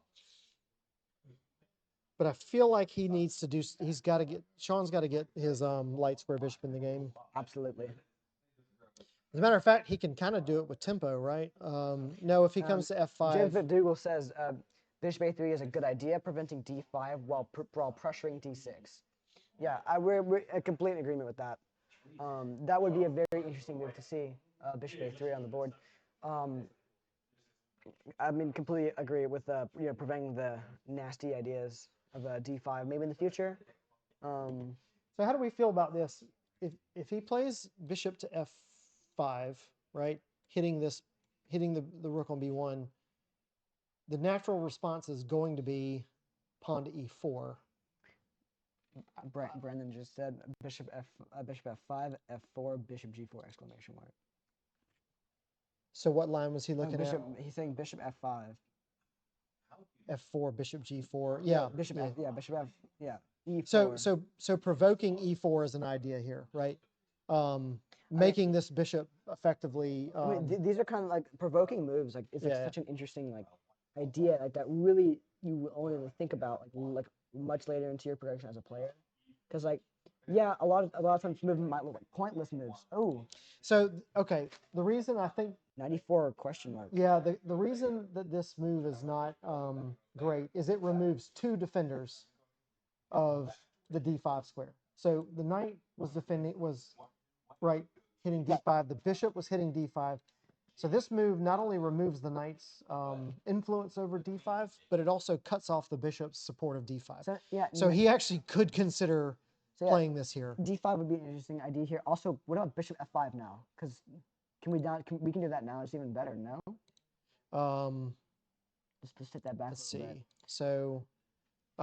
So bishop f5, yeah, and the knight's kind of pinned Yeah, here. I would say bishop f5. Pin the knight to the rook's pretty nasty. Yeah. I feel like bishop f5 or d5 here is definitely going to be the best try.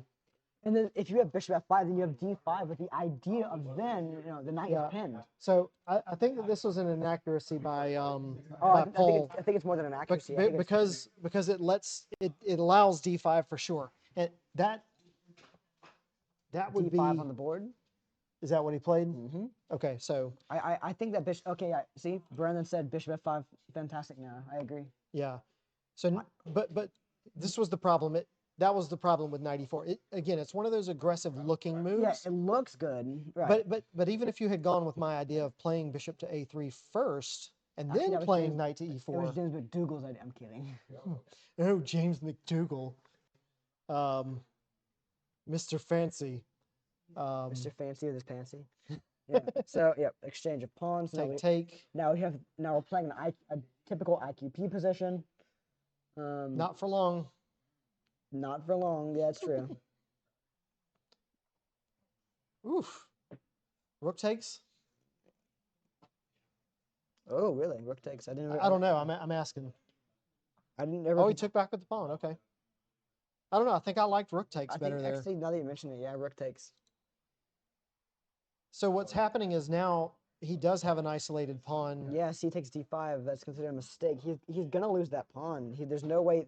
I don't see any way that black can hold on to this isolated queen's pawn, and this is the problem with isolated pawns, So. Well, so typically speaking, and I can attribute some of this to Mike Saylor's class on isolated queen pawn.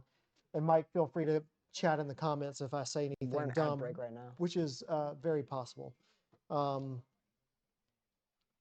say wait to talk directly to him until we get off ad break. Okay, so I think this was a pretty mature move, actually. I think so as well.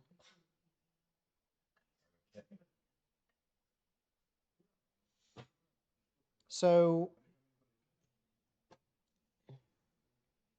oof. Well, these quad night games do last a lot longer than you think when you're not playing them. That's for sure. James has been going out for like an hour, more than an hour. I'm curious to see the outcome of that game. Yeah. Alrighty. So knight c3. I think Sean is got to be mulling over d4 here. Yeah. So anyway, what I was saying about the IQP, the reason this might not be great for black is because all of white's pieces are developed, and they're developed on really, really good squares.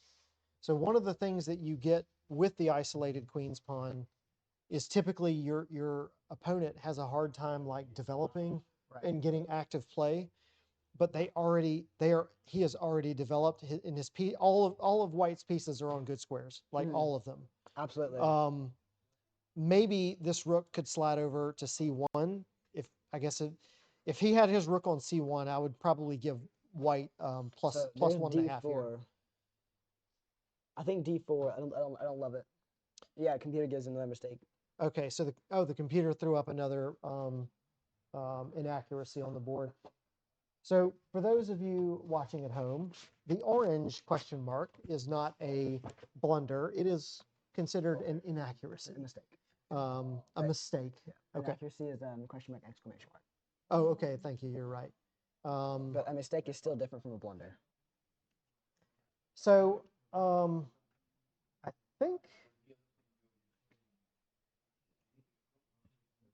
think he's got a couple of interesting moves to pick from here.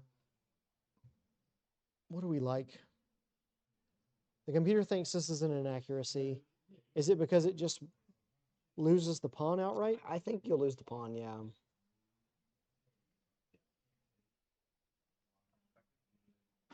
What would you play if you were in a game here? Oh, man. I don't see how black can hold onto that pawn, honestly. Oh, here's the problem. Here's the problem. Can you play knight b5? You play knight d5. A knight d5? Yeah, and it hits the queen. Ah. And then you win the pawn. Yeah.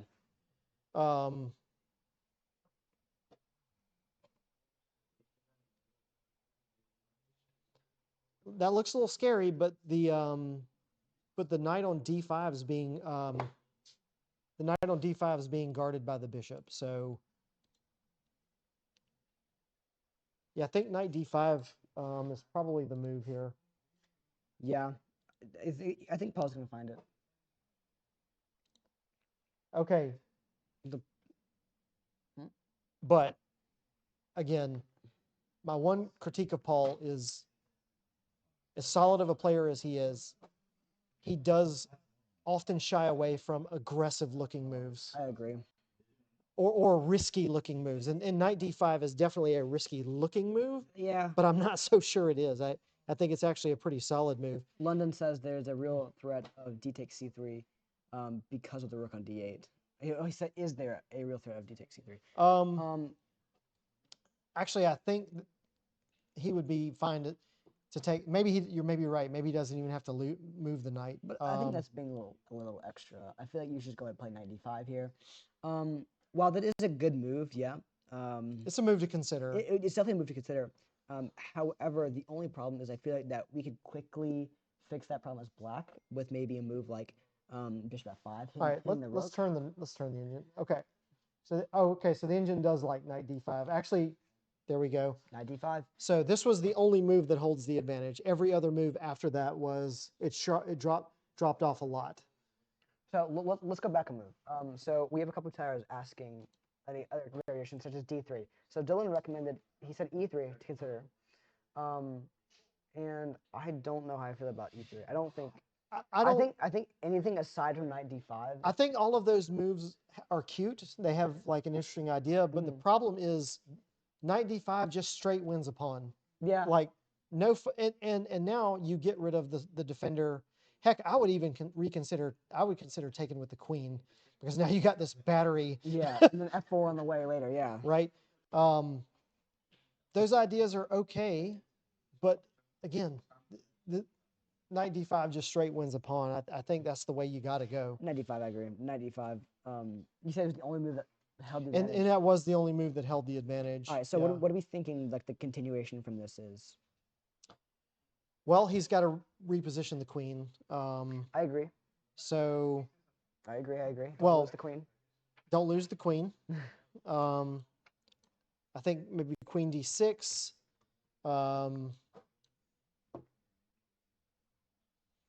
Not a bad move to consider. Yep. So, yeah, because now in this position, there's a threat on the board of f4. Actually, the computer liked this move at first, queen takes e, but then after it thought for a few minutes, it did not like it, Interesting. which means somewhere down the line there's So a problem. queen d6 is played. So he did play queen d6. He did play Okay. queen d6. All right, so queen d6, and again, if I'm in a game, I am strongly looking at queen takes d4 here. I'm thinking bishop takes. Is there not a problem with lining up the queen with that bishop? So the problem with bishop takes is, does black get? Oh no, he can't. He can't take the knight. He can't. No. Yeah, I was thinking that he could win. Yeah, I think because if you Yeah, I was thinking he could get 2 pieces for a rook. if you take with the queen here, But he's attacking with the doesn't queen, black so have knight f3? Check. They're discovering attack on the queen. yeah, that's true. So there's that too. So I think bishop takes is the only move. Which is here. why they're playing in a rated match and we're not. Well, I saw that you didn't. So speak for yourself. Okay, so yes, it does run into that problem. Yeah, I keep forgetting about bishop or knight to f3 check. I had that eyeballed up earlier when there was a piece on f3. Bishop e6 is thrown very quickly out by Sean. Yeah, I mean he's got to throw some pressure here. Oh yeah, I mean he's got to do everything he can. Paul is super close to a decisive advantage in this game. White's in really good shape Is here. Paul up a pawn here currently? Yeah, Paul is currently up a pawn. Yep. So White's up a pawn. His pieces are super active. Oh yeah.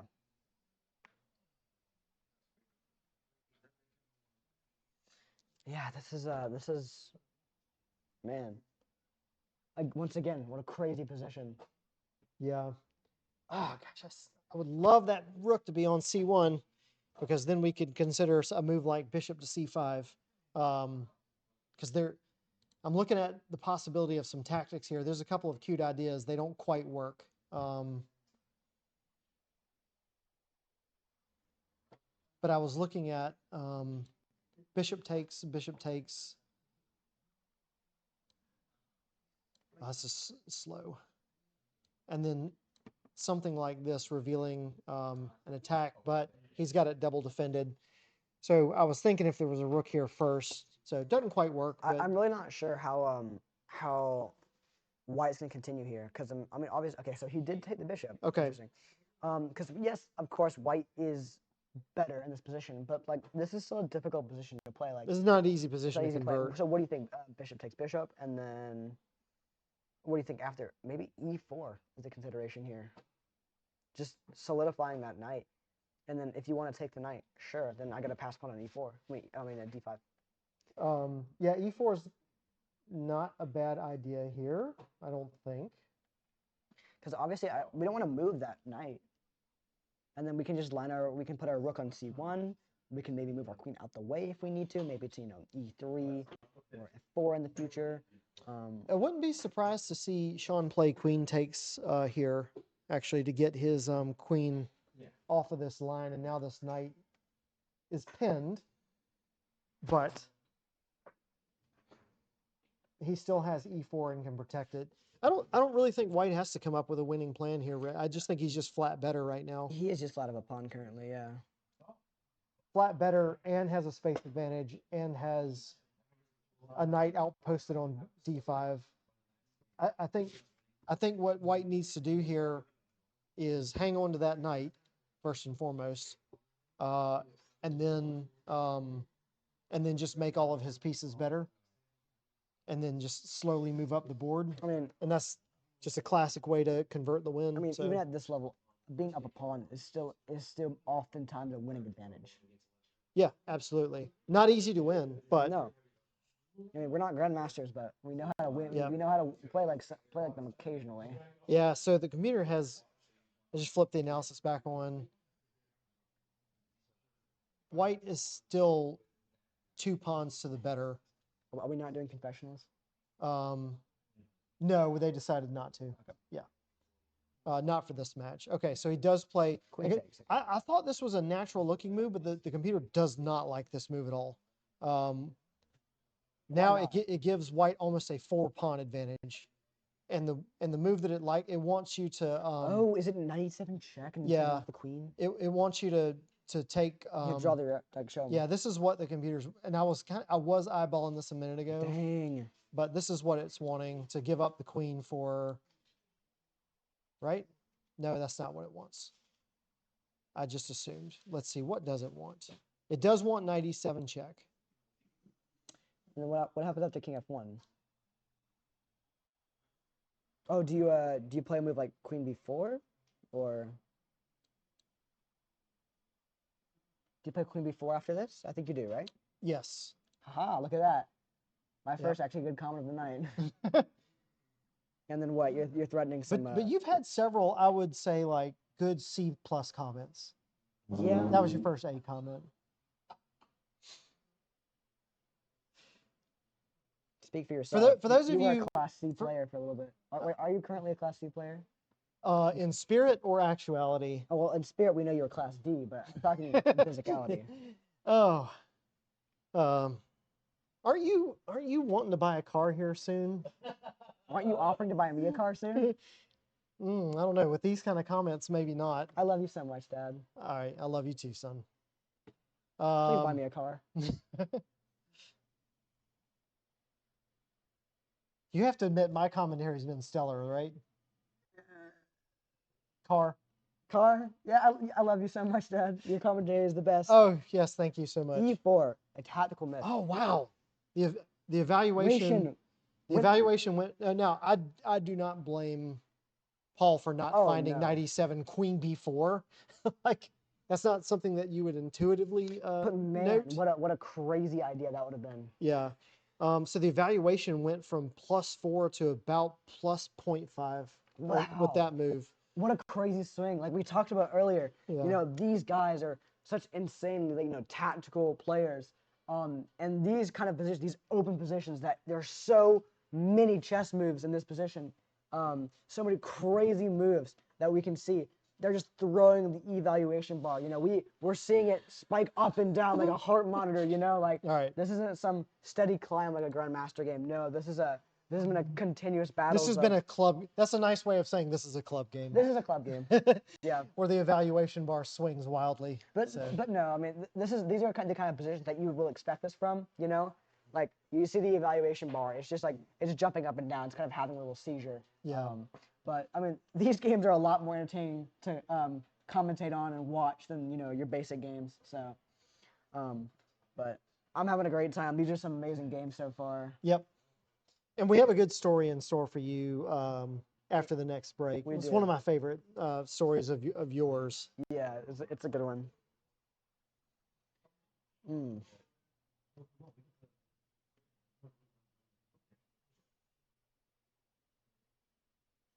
Man, yeah, I think again Sean's down a little bit of time here. I think Sean's in fine shape now. I think rook AC8. I'm gonna take a little bathroom break. All right. So I think rook AC8.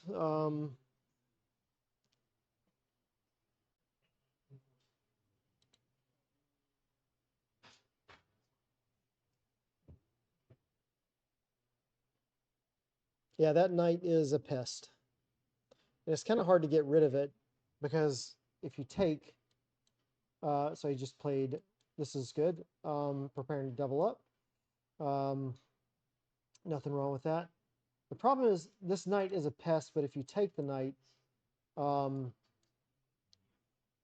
white gets a really super strong passed pawn, and that's in-game gold.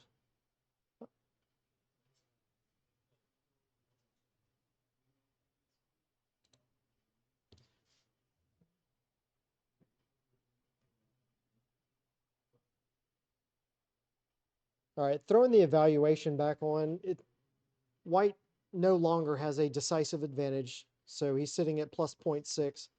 And really all the moves that the computer are suggesting for white, I really don't think are human moves. So again, for those not aware, computers play chess very differently than humans play chess. Obviously, computers are great, but computers always recommend they always recommend lines that favor giving more space to the computer. So all of the moves that the computer is suggesting for white here are space gaining moves like pawn to h4, which looks really scary to play in this position. Oh, I would never play knight h4 here. Not knight I h4, mean, pawn pawn h4. A minute ago, it's also suggested pawn to a4. Again, space gaining moves. But for humans, we like moves that maneuver the pieces around, like queen b4, right? Getting your queen out of this pin. Again, I'm not sure if that's necessarily a good move. But okay, I'm not surprised to see that actually. So white offering a queen trade. I mean, yeah, this is a pretty good move. I don't think from a strategic standpoint. Well, I would have probably felt stronger about this a move ago. Yeah. But typically, you don't want to trade queens if you're the one with Yeah. that's pressing the attack. I would not But hate trading queens here, honestly. yeah, So, I mean, black is down the pawn. However, he has the bishop pair in an open position, which I think, as Bobby Fischer said, the bishop pair is worth the pawn. And that is even more true in an open In position. an open such as position, this, yeah. yes.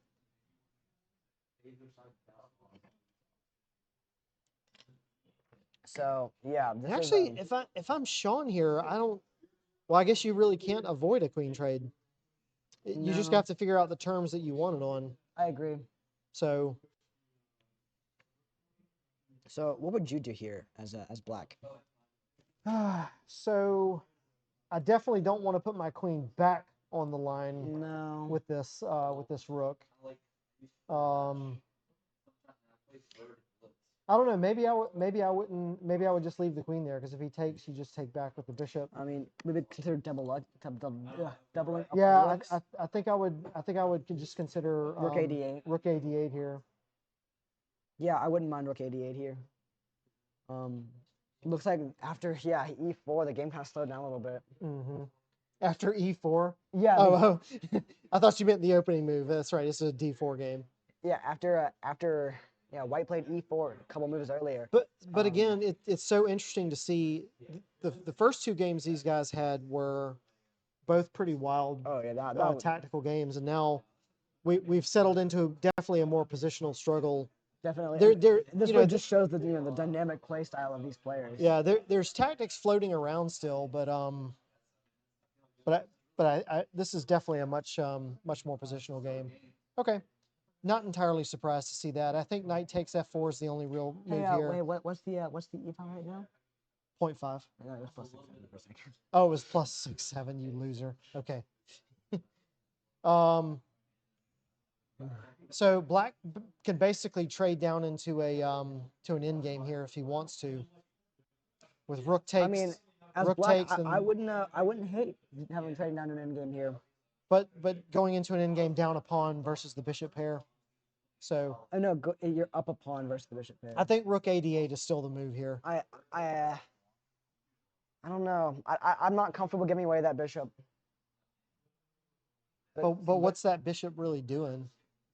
But do you have a choice? That's the question. Yeah, rook a8. You may not have a choice. Yeah, because even if you put the bishop here on f5, Oh well, to be fair, he could just take the rook, and then you have to recapture with the bishop. So yeah, that's fair. I just couldn't forget about that. All right, we're on an ad break.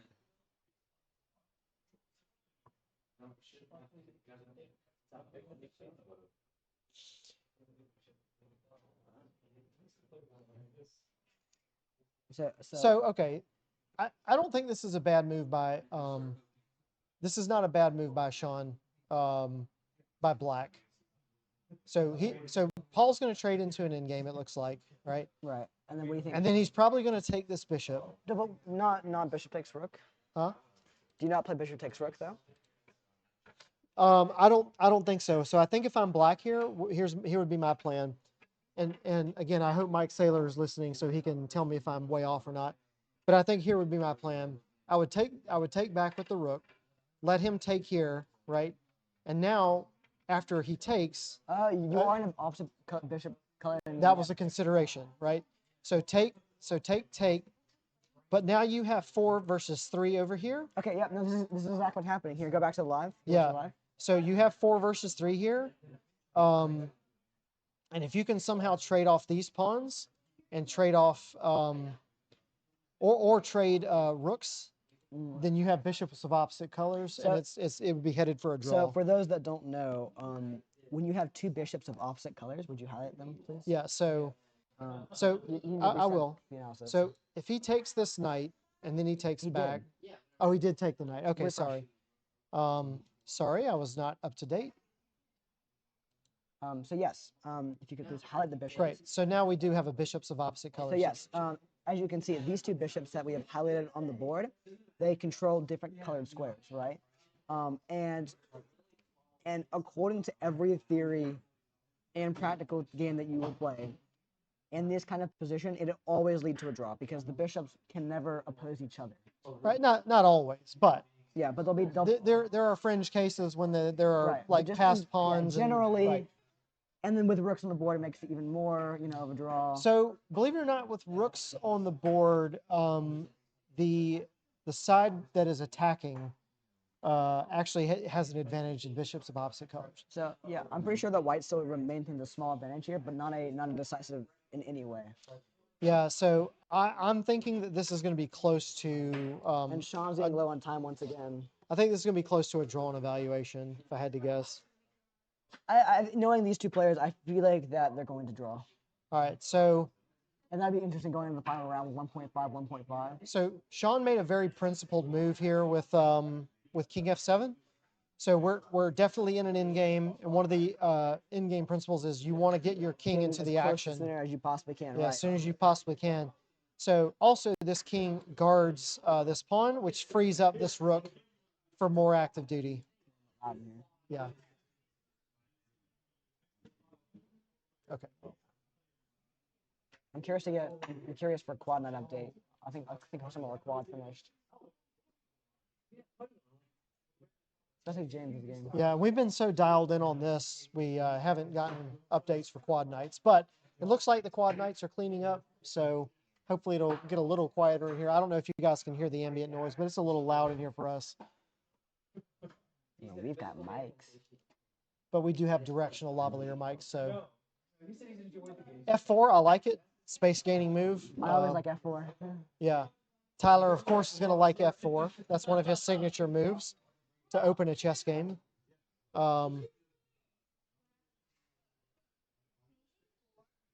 So I think black has a chance to get his bishop, Yes. his darks for bishop active, D4 check. and, bishop like, D4 check, Naturally.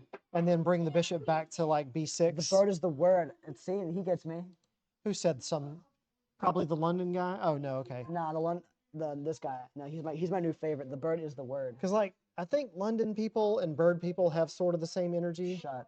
Don't ever compare me to a London ever again. Who is this person? IRN 000. I recognize everybody else's. Handle. Yeah, it's London P. Is that Nick? Feel like it might be. Who is London P? And who is IRN? Identify yourselves.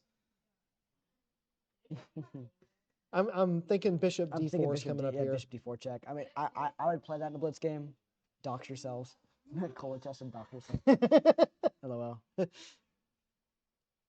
I mean, there's a chance. You gotta play Bishop F4 before he gets I this. mean, move we're in. we're live to entirety of Twitch, so anyone can join. So. Yeah.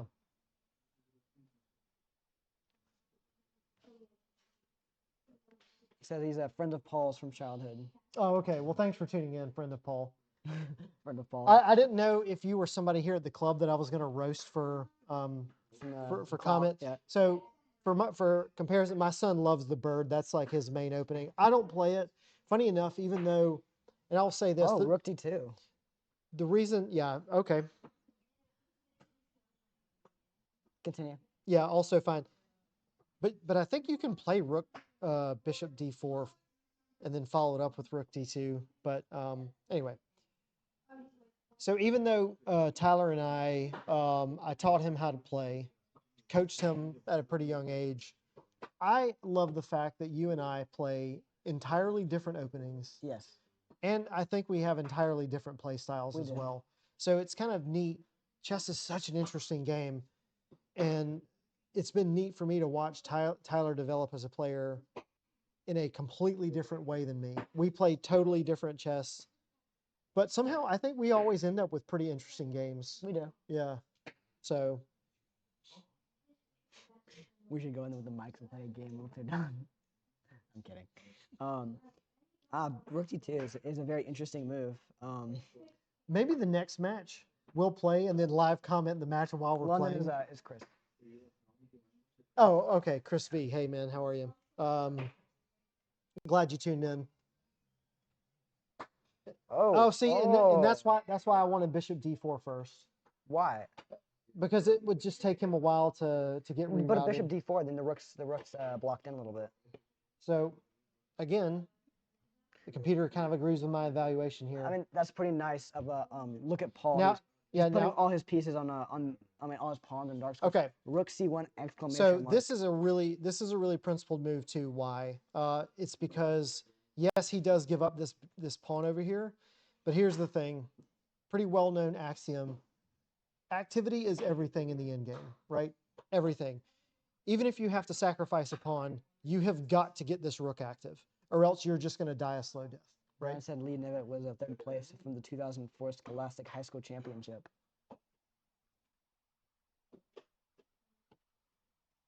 Wow, Cola Chess sure knows their history. Yeah, Cola Chess is pretty cool. Maybe you should follow them. Yeah. Paul did say that he was going to have some friends tuning in, but he said some of his friends tuning in didn't know much about chess. So, Lee, I don't know if you're the famous third from the 2004 championships fame, or if you're an obscure Lee Nevitt. Evaluations, huge swing in evaluation here. Yeah, so White's got a big advantage now.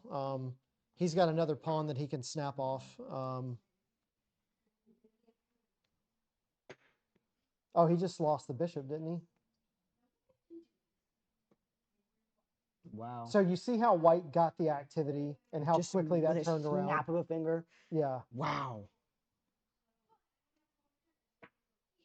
Yeah, I think this went from a pretty drawish endgame to now suddenly decisive for I mean, Paul. that E6 pawn just getting nicked off really changed the course of the game. And this is why, like, even in these drawn positions, club players, man, Yep. we're not grandmasters. Nope. There's the bishop check. There's the check.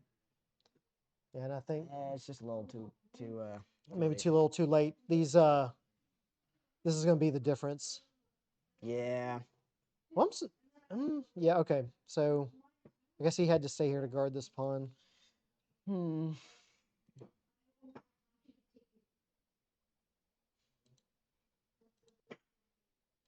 Sean, down to 3 minutes on the clock. Looks like history might be repeating itself. If Paul holds on here, then that means that White has won all 3 games. No? Oh, wait, yeah, I remember. Yeah.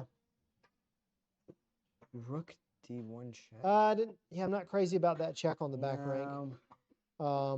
Maybe he's trying to hem him in, hoping he'll go up to H3, or winning a pawn with tempo. Oh, but he can't snag that pawn. King H3 played. That loses. Right? He takes the pawn, he took the pawn, he took the pawn. I think that loses.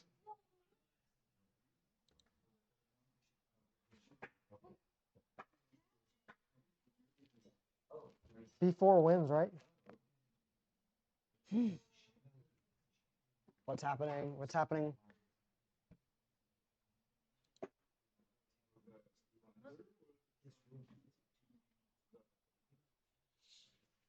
This is a quite... Mm-hmm. We're live on Twitch. Step out of the stream.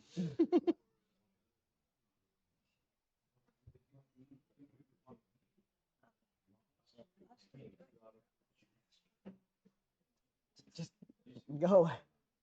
You're distracting us. Go away. All right, so again, Black is playing principally. Remember, activity is everything. Rook B2 played. Yep. Activity is everything. Now back to Rook B1. Can't really advance or defend that. But here's the thing. It looks like that he's cleaning up some pawns, but the closer Yeah, the closer that you king get, gets into this position, the worse it gets. Yes. right? The very famous game between Capablanca and Oh, yeah, Tartakover, yeah. 1924, featured a very similar like theme to this, where You just march your king up the board. Don't worry about Yeah. how many pawns you lose, and then you yeah, just like. the rook is going to gobble up a couple of pawns, but this I mean, king. the threat of checkmate is so great. I mean, Yeah. nothing compares. And again, we do have bishops of opposite colors, We but do. but But that's no going to longer really that's going to conflict. no, it's going to favor the attacking player. So if there's a good chance that black's going to get mated here, and if so, it's probably going to be on a light square. I think we all kind of had that in mind. Like, Yeah. yeah. I mean, this is still a very exciting game. Gosh, I want to go back though. I think they banged the moves out pretty quick, but I swore I thought after rook takes a2 that b4 just won the game on the spot. Oh, looks like okay, it caught up finally. Yeah, b4 wins. I was right. So I think white overlooked b4 So and what's the evaluation here? +6 or +7 because it forks these two pieces. I don't know if you look at the evaluation there.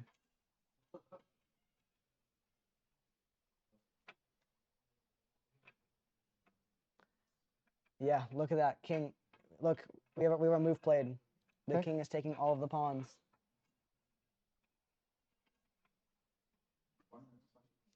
Black has lost all but one of the pawns.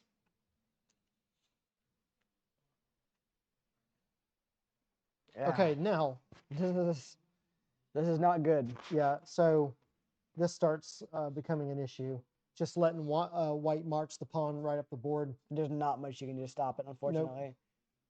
I mean, maybe you can try going for a rook check and then sliding the rook back over to e5, but Yeah, there we go. So e6 was. Did he play it? he played. Yeah. He played. Yeah. That's hard to. That's gonna be GG. Yeah, You don't have much in response to that. Oh. Here, it's very possible you might see a resignation here, because it is not easy to stop promotion here. Bishop c5 is the only move that I Bishop think. c5 only move, but it's not a permanent solution to this problem. No. Yeah, because he can get bishop c5 in and stop this idea, but he can't stop this idea. No, we cannot. All right, so bishop c5 on the played. board. Yeah. And I think okay, and he almost immediately played f5. So, yeah. And then probably king's gonna come up probably. Yep. Yep, king comes up. We're calling a lot of these moves. We are. Yeah. What do you think? King f6 here? No. King f6, no, not a good move. That doesn't seem like That's a great mate. idea. I forgot the bishop f5. Whoops. So what we both realized is if he had played king f6 in that position, That was mate. that was checkmate with bishop Whoops. Yeah, to d5. Guys, don't listen to me. I'm tired. I'm a terrible commentator. Yeah, so king is supposed to go in the back rank. That kind of sucks. Yeah. So So the now poor analysis board is lagging behind rook f3 here. again. What do you think? Just go back. So the only hope that black has here is keeping his king pinned to this file over here. All right, bishop moves back to g6. That is definitely a better move than playing king f6. Yeah.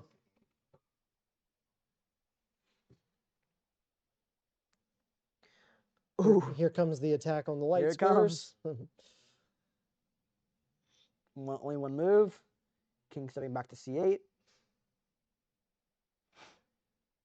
Now, what will we see?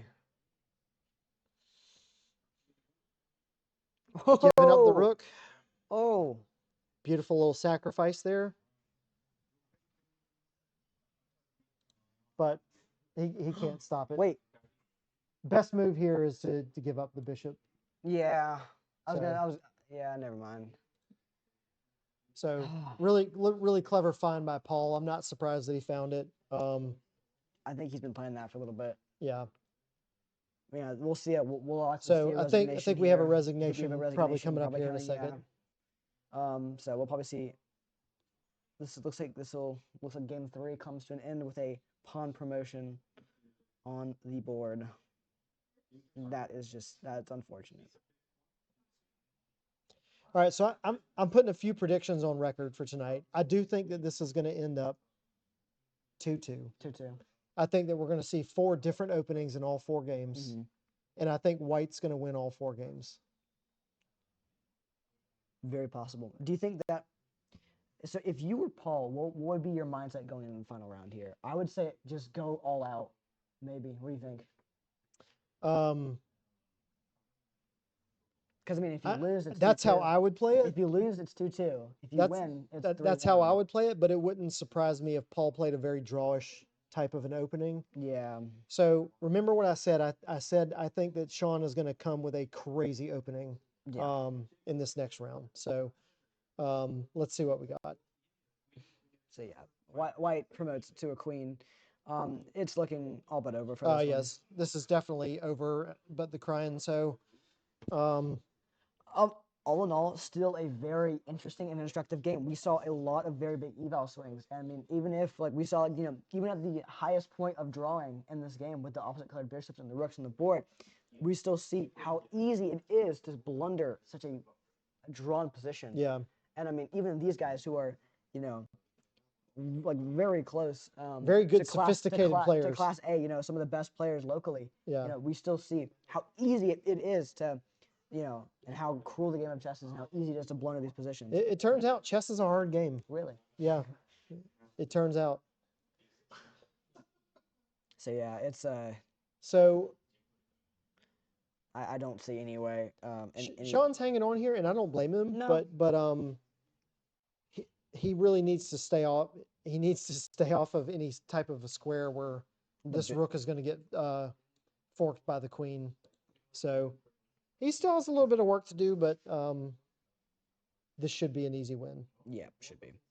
Especially considering the big time disadvantage. Yeah. Yeah. Now maybe if Paul. So had we've got. 20 I think seconds we've got left. mate in 3 here. I want to say. So check, king here. No, not quite. And I was thinking bishop here. I mean, you just take the bishop at that point, no? I would say you just take the bishop.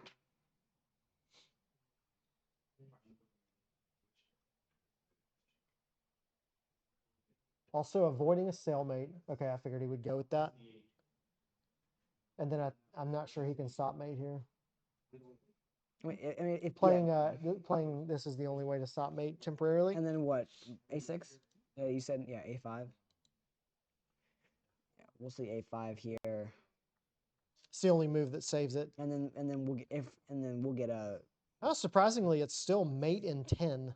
So yes. Like this is looking like a mate in 3 or 4 here, but I think that was taken. That was. Well, the fish is the fish does what he wants. The fish doesn't lie. The fish does not lie. It's crazy to think how good chess computers have gotten in the past few years, and already is better than any human will ever come close to being, and it still can get better. I think. I'm surprised he doesn't just take the rook here. Yeah. Bishop c8 would be so mean here. Oh, well, that's even ruder. Just pushing a pawn. Yeah. Hey, buddy, I know I've got mate 1,000 ways, and I can sack the queen, but I'm just going to push b4. Yeah, I think. Oh, we have an ad break.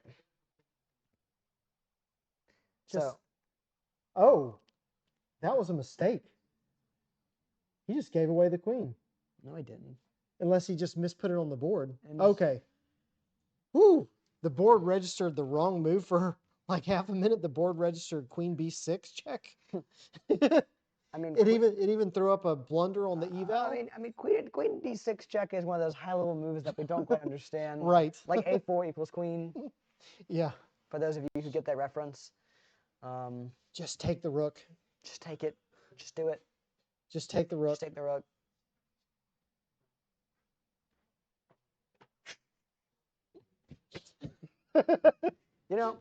Bobby Fischer used to say the best part of chess was breaking the man's ego, and if this isn't breaking the man's ego, I don't know what is. Yeah. He's taking a sledgehammer to his ego right now.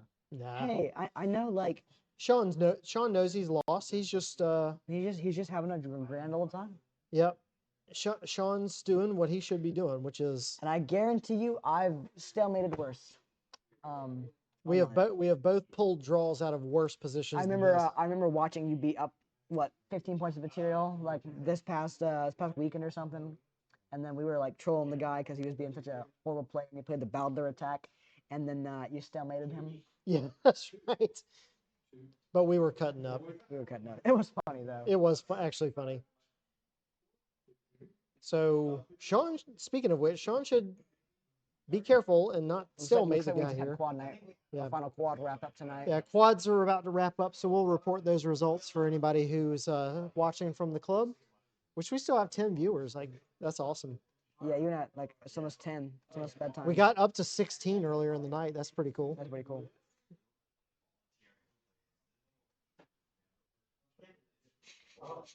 I think white is slightly better here. Really, I don't know. He just has to be careful not to stalemate him, is all. That's mate. Yeah. All right. So we see a checkmate on the board. Players have shaken hands, Game shake. so we'll hands are expect to hear shaken. from them shortly. So yeah. Once again a crazy Well, swing a of the crazy game. ending. Like Crazy ending, it yeah. was a pretty quiet game up until about move 28 Something like or that. so. But once again, they entered the end game, even though even though black down a pawn, we entered the end game in a very drawn position, and it quickly switched sides like rapid fast. Yeah. So And kudos to Paul for squeezing a win out of that very even position. oh yeah, That was not easy, and I don't think Sean made any like colossal mistake to allow that either. Not a So, colossal no, like tactical mistake. So we've seen a timeout, a resignation, and now a checkmate. Yep. So All right. Welcome back to the board. We'll wait for your opponent to get here. Get your guys' thoughts on the game. We did make a few observations. Number one, the games so far have ended by timeout, checkmate, and resignation. So forfeit will be the next. Forfeit, stalemate. Yeah. All right. So we're gonna give it to you guys. White has won all 3 games. We're gonna point out. So here you go, guys. I'm sure the audience. Would like to hear from you. Yeah, I'm not really sure why White's so favored in this format. But or why yeah, I don't know. I thought that you were gonna try that against my ready. Mm-hmm. Uh, I was gonna try what against you ready? That setup? the King's Indian A defense King's setup. Indian type setup? Okay. Uh, You just like really wanted a King's Indian game? well, Alright. I'm assuming you researched records against me and saw that may be the best chance. No, actually, there were some other lines I had prepared. If you gave me What were you always gonna play a Dutch if I played already? yes. Okay. So I was not sure in the first game what knight c6 is. I was like, what in the world is this? So I was like, I don't know if he corrected something, so let me just switch it up. Yeah. And so I move ordered it into something different. Okay. Fair enough. You kind of like almost turned into like a little like a bit of a hippo there in No, that's the game. What is that? We went straight into the book for the ready. Like Oh, okay. that is the King's Indian defense against the ready. Okay. All right. Fun. All right. Well, got one more. You think you got it in you? Yeah. Yeah, me too. I'm gonna take myself tomorrow. I just want to point out. He wasn't ready for it. I just want to point out these matches are incredibly fun. If you are part of the Columbia Chess Club, sign up for a match. It doesn't matter if you're winning or losing. I just like the extremely competitive games. It's been a fun experience. Yeah. Play more matches, man. Yeah. So we'll definitely be doing some more of these in the future. So Yeah. I'm not, no pressure, but I did say we got our official predictions. I predicted 2-2. You predicted 2-2. Yeah. Okay. I predicted an even score, and but he predicted an even score with no draws. But no draws. Okay. So 4 decisives. All right. I'll do my best. All right. Well, White's you got the pressure on you, so All right. I'm gonna use the restroom again. all right. All right. With that, I think that we are also going to take a small break. We'll be back in 1 or 2 minutes. Yep. Paul Hype video. Copeland versus Sean Miller in a chess match!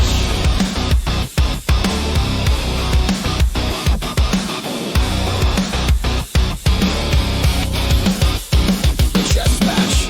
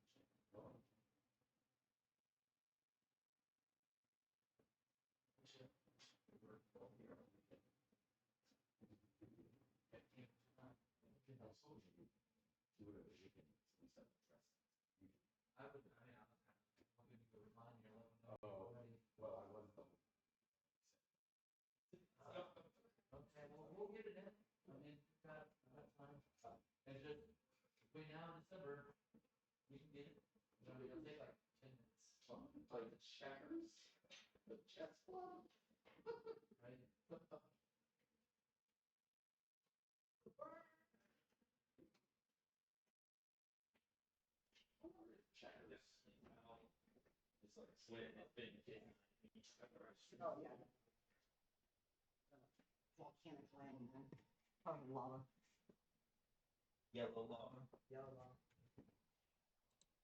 No, the coffee made you so hungry.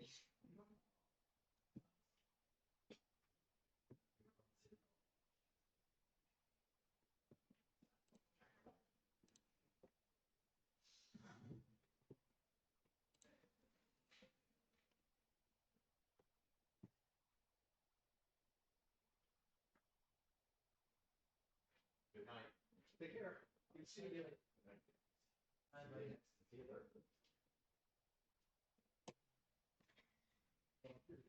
Well, I for one am very excited to see how this last match plays out. I have no idea what the result of this is going to be. Um, all I know is that both players are very confident and very prepared for this. So I think this is probably going to be our most interesting match yet, which that's really hard to say because we've had such insane games leading up to this one, and this one will be the decider of how the match goes. We go into the match with Paul leading 2 points to Sean's 1. Can Sean win it and take home the victory 3-1, or will Sean eke out a win and end up with 2-2 score? I'm definitely excited to see. On another interesting note, as you guys know, our quad tournament, which we had going at the same time, actually ended in a 4-way split tie. So each players, I believe, got 1.5 points. So that's pretty funny. So I think that means each player won a game, lost a game, and drew a game. So that's always pretty rare, but pretty funny result. So yeah, looks like I think the players are currently taking a bathroom break. So I'm curious to see anybody who's in the chat. I'm interested to see your prediction for the final game. Seeing that all that's happened leading up to this. James, what do you think? What do you think is going to happen?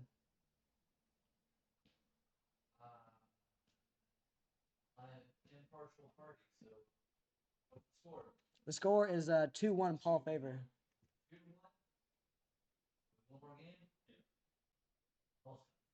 Ah. Looks like we are about to begin the final game of the evening. I don't want to mess this up. right, I will fade you back to this in a minute. Dylan's prediction is that Paul takes it home tonight. Oh wait, no. Paul takes it with Paul takes it with a draw. He said. Okay. So I'm going to Alright, go ahead and call players- it. I'm going to go ahead and call it. Dylan, I think you're wrong. I don't think that there's going to be a draw. I think that Sean is going to go all out here, and I think that we are about to see a very wild, messy game. That's what I said too. Yeah. I think that Sean's going to try to put as much chaos on the board as he can. I think Sean's better in these positions, and I did not ask We him. began with E4, C5, Sicilian. Okay, so one of my predictions was wrong. I thought we would get. Well, what if we get a Smith Moore this time? I think he's gonna. No, he's going for the. He's going for this close. Yep. Are we going to see A6 this time, or are we going to see something else? I'm really. So he did play He A6. said, "What are you doing to put 50 subs on that, Eric?" I don't like sub sandwiches that much, Dylan. So I'm gonna say no. A6 Sicilian. Yeah. A6 F4. This is continuing what we saw earlier. He goes for E6. What, did he play E6 last time, or did he play B4? He played played B4 Play B5. or B5. Yeah. Now you have 3. So will Paul continue with B5? He does continue with B5. So we have the same position as we did in game. What was it? Game 2. Yep. Game 2. But here Sean thrust D4. So yeah, Sean thrust a D4 here last time, and that worked out really well. So we'll see. Will he play D4 again? Will he do it? No, he is going for a more closed He's structure. going for a more closed, more classical approach. Yep. So we see D3 on the board, more in line with a typical closed Sicilian. Bishop B7 is played. Yep, this is continuing normal stuff. So D4 he did not do. It's really interesting. G3 continued classical closed Sicilian. Yep. Prep. So white will fee and care the bishop on the G2 square and castle king side. Yep. Black continues with knight F6, very typical closed Sicilian that you'll see so many times if you play the closed Sicilian. Yeah, these next moves sort of play themselves, which is going to be bishop G2, castles. If he hits this knight, knight's going to go back here. Oftentimes these pawns get pushed. Knight comes up to G3. All right, so now that we're going to be playing a bunch of theory for the next couple moves, I think I'll go ahead and tell my next story. Okay. So for those of you who do not know, I speak fluent Mandarin Chinese. I have been taking Chinese classes for 11 years now, so I've become pretty well versed in the language, and I can speak it fluently, I would say. And read it and write it. And read it and write it. The full education. And as you guys probably know, there's a lot of Chinese speakers that play chess. Just setting up the story here. So we went to I think it was the Carolinas Classic. 2024 Carolina Classic tournament, which is my second ever large tournament. I was rated probably like, I don't know, 1,200 at the time, 1,1300, I would say. So very similar situation to the Charlotte Open that we discussed earlier. But I expect to see E5 here. D5 considered a mistake. So one of the just not to interrupt your story, we do need to comment on the game. So one of the things, so E5 is thematic here. If you're doing the closed Sicilian, you don't want to trade pawns in the center of the board. You kind of want to avoid that. So anytime that you're hit with an offer of a pawn trade, you typically are going to try to Crazy how decline different this is from the other game. it. All right, so to continue my story, we arrived a little bit early to the tournament, the Carolina Classic, and so I decided that I was going to go find someone to play some blitz with before the tournament started, and it's really annoying. I ended up finding this Chinese kid, and it'll be funny to note that I did not reveal to this kid that I spoke Chinese. So he had no idea. So we sat down and we played blitz for like an hour or so. We got along really, really well. And then about probably like an hour into us playing blitz together, this kid's dad shows up, looks at me, kind of gives me a little smile, and then turns to his son and says in Mandarin, really, you can't make any Chinese friends? So he says it in Mandarin Chinese, fully expecting that I don't speak it, obviously, because why would some random white kid speak Mandarin, right? However, I happen to speak Mandarin, and I happen to be that random white kid. So I turn to this man, and I say in fluent Chinese. Just go ahead and say it so you can show the crowd. No, I'm not gonna. I don't remember what I said exactly. It's gonna miss the comedic flair. Anyways, I turn to this man and I say in Mandarin Chinese, "Am I not good enough for your son?" And the look of horror and shock and surprise and guilt on this man's face was absolutely priceless. And the kid also was had the same reaction because the kid didn't know I spoke Chinese. So that remains to be one of my favorite stories to tell in and outside of chess. Because yeah, y'all mind if a white boy speaks some Chinese? Good So, stuff. Yeah, that was that's one of my favorite stories to tell. Yep, that's a good one. He was so scared. Yeah, it looks like we're continuing. Looks like white has a small edge here. Is that Yeah. true? So far, Sean's playing this correct. The only inaccuracy he's made is putting his queen on d2. That's typically not a good square for the queen in this setup. You want your queen on e1. The reason why is because you want to be able to march these pawns up here, and then you want your queen to be able to come over here when it's safe. Also, the bigger reason is that this square is typically reserved for this knight. Whenever this knight gets kicked by this inevitable push, a common theme, again, is to bring your knight over here to e2, and then after these pawns come up and start marching up the board, you then bring the knight up to g3. So the queen kind of stepped on a square that's typically reserved for the knight in this configuration. Again, just a little bit of a positional mistake, not that big of one. But let's see how it goes from here. So Sean, I don't think he knows anything about the closed. He kind of mentioned it to me in passing between games 3 and 4. So I think that he did a quick search on some thematic moves. Let's hope that he finds the correct plan again, which is to lock up the center, don't allow any pawn trades in the center, and then start marching these pawns up the board to destroy this king side. For Black's play is typically exactly what Paul is doing, which is to come down on the queen side. So yeah, the closest state in which we are currently in is a very well mapped out opening. It's been tested very heavily, and so the entire opening has really been explored. And so going into this preparation, both players really know what they're doing here, and so this is why both players are kind of playing in the correct themes here. So this is going to be a very sharp game to continue. So here's an interesting moment because with the queen on b6, right? It's now lined up with the white king.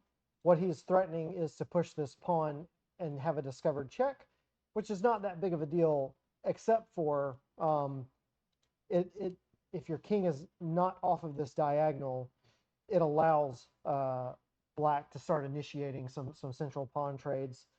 And if that happens before Sean gets his white pawns rolling, then Black can very easily take over this game. So shutting down queenside play is kind of a theme. As a matter of fact, a lot of times you'll get a3 in the position to stop ideas like knight b4, knight c2.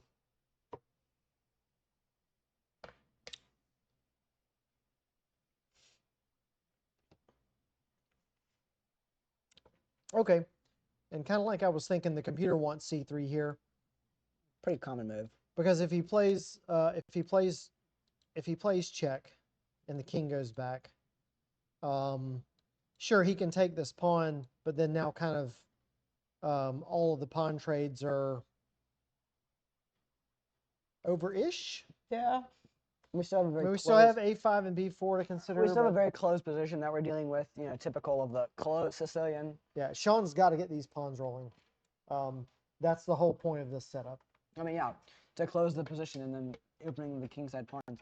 And you've heard a lot of times that typically you don't want to you don't want to push the pawns in front of your king because it leaves your king under attack. However, in these kind of positions, because the center is locked up, we are allowed to do that because there's not as big of a threat for checkmate as there would be if the position was more open.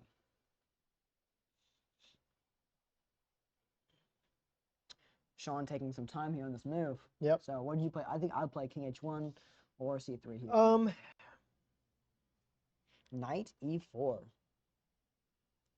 Knight E3. Sorry, Knight E4. Knight E3. So, yeah, the danger with that move is that like now he can play C4. Yeah, I was gonna say C4, and this then, knight's yeah, in a knight's pinned. Knight's pinned. Once again, I think and he can't play D4 because he loses a pawn. Yeah, once again, it wasn't, and it's not a bad idea to want to put the knight on E3. However, I do think that King H1 was called first. And if you recall back to earlier in the night, what I talked about is that Sean typically as a player he finds wonderful ideas, but normally he plays them a little too fast. And here, I think that's a great example of that because King H1 would have been the correct move fit in this position. However, and then followed up by knight E3. However, he rushed a little bit and played knight E3, which now got him in a slightly inferior position to the otherwise King H1 followed by knight E3. I'm wondering if Sean's thinking about going for F5 here. I mean, F5 is a typical move in these kind of close Sicilian setups. Yeah, So, I noticed that Paul's not castling, which I know. Yeah, that's pretty interesting. I think Paul is just planning to keep his king in the center. I think so too. I agree. Because, I mean, if you commit to castling kingside, that's obviously going to be a problem with all these pawns running down the board. If you castle queenside, it's not doing too much aside from maybe putting the rook on the d file, but you can do that by leaving a king in the center. Mm-hmm. And I mean, typically we all know that we don't want to leave our king in the center. However, in this case, as we said earlier, it's okay to do that because the center is locked up. And having the center locked up like this really does make a difference in how we approach chess and how we think about it. As I said earlier about moving the pawns in front of your king, as well as the positioning of the king itself. So again, I expected to see a wild game, and we don't have it yet. The thing with the Grand Prix attack and the closed Sicilian is the game is pretty soft for about 20 moves, and then it gets crazy. Absolutely. And it can unravel fast. This is a really imbalanced opening. So what I mean by that is oftentimes you give up a couple of these pawns and maybe even this rook for a strong kingside attack. And of course, Paul knows this, so maybe he's avoiding castling for those exact reasons. And that's very possible. Because he knows that he knows that he cannot lose to Sean in this game. So he's really playing it safe. So we see D4 come on the board. Really interesting. I don't hate the move. I would have played C4 personally, kind of to establish that pin on the king. But I think D4 is equally aggressive. Yeah, this is the only problem though with D4 is again, you would kind of like to put a piece there, but this does restrict the D3 pawn so that now we can think about moves like C4. Again, Sean's got to find some counterplay here. So yeah, knight G4. It's probably the best of I mean, it's a good move. I think so. But yeah, I agree with you. Black is slowly creeping up the board towards White's queenside. And if there's one thing we know about these kind of close Sicilian positions, if there's anything that we read from books or learned from computers, is that we slowly need to be gaining space on the queenside, and we can see this with Paul's game. He's slowly creeping up. H5. Oh, interesting. I don't hate that. This is fine. But I think this gives White a very natural square to go to. Yeah, definitely. So what H5 is one of those moves I agree where it looks aggressive. But I don't think that there's any particular venom there's here. no venom here. I agree. And actually, Sean's not playing within the spirit of the opening, but that doesn't mean he's got like a bad position. In fact, the computer likes his position a little bit better because he's got more space, he's got more central control, he's going to get this really nice outpost here, and he can't get kicked off of it very easily. So, for example, I don't know, let's say rook c8 and get the knight here. It's not so easy to get the knight out of this outpost, right? He might even consider trading it, but I would be okay with that. Oh, h4. All right, so I was mistaken. That cannot be right. Paul is going for it, huh? He's doing it. Again, Paul knows he cannot lose this game. So what does he do? He's going for the win. Paul, not typically a super aggressive player. So I'm interesting to see how this will shake out. Again, the computer's not crazy about this, but again, from a psychological perspective, Right. I mean, I would just rather play black here. Just looking at it. I mean, I think it's a really good try. I don't hate the move at all.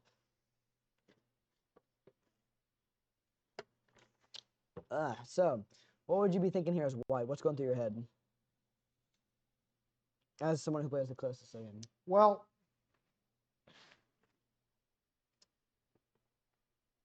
of course, I really don't love taking here, because if you take, bishop takes, right? Now you've got 94. like this looks scary, but the computer actually really likes white's position here. I mean, there's It's no just threat. as a human player, it's just really hard to deal with it. Here's the thing: this knight's not. You get this knight on e4, it's not going anywhere, right? He can't play moves like this because he'll just take on this. We just hit the 4-hour mark on our live stream, so let's go. So I want to say thank you for everyone who's stuck around for so long. I wonder what chess nerds have stuck around to listen to us prattle on. Yeah. For 4 hours. Yeah. Hey, if you've been here from the start, sign off in chat. I'm curious if anybody's been here from the start. I think Dylan's been here. If anybody has been like has been committed enough or annoyed enough to stick around and hopefully watch one of us crash out. That's all you're hoping for. I get it. But if you've been with us from I've been watching for 2 hours. I'm bored. Well, you know what? Nothing's more exciting than listening to two people. What could be more exciting than listening to the Nakamuras? Yeah, for the record, chess. our last name is Mura, so we jokingly nickname ourselves the Nakamuras. I'm learning. What could be more exciting? You're right. Oh, I kind of thought that might be coming because he didn't want to open up the G file. And now he can't play pawn to h3 because he'll just lose the pawn. So, and a queenside castle, very surprising. Oh, this is shaping up to be more like a French game where both sides are castled on the opposite side and then flinging the pawns in front of their king down the board. I'm just asking what happens if 2-2. Does it go to blitz? I think they did agree on. I think they did agree on sudden death. Sudden death. Yeah. James, are we doing sudden death? All right. Yeah, I think that they did agree on an Armageddon type of sudden death. So we'll see. Yeah, I mean, this is well, this is what we talked about. The position is getting exciting. Yep. It's warming up here. But yeah, what could be more exciting than listening to us talk about? Absolutely. chess I for can't 4 think hours? I can't think of a better way to spend 4 hours than listening to us talk. Maybe talk about insurance. Boy, you better hope your mom's still not watching the live stream. I'm kidding.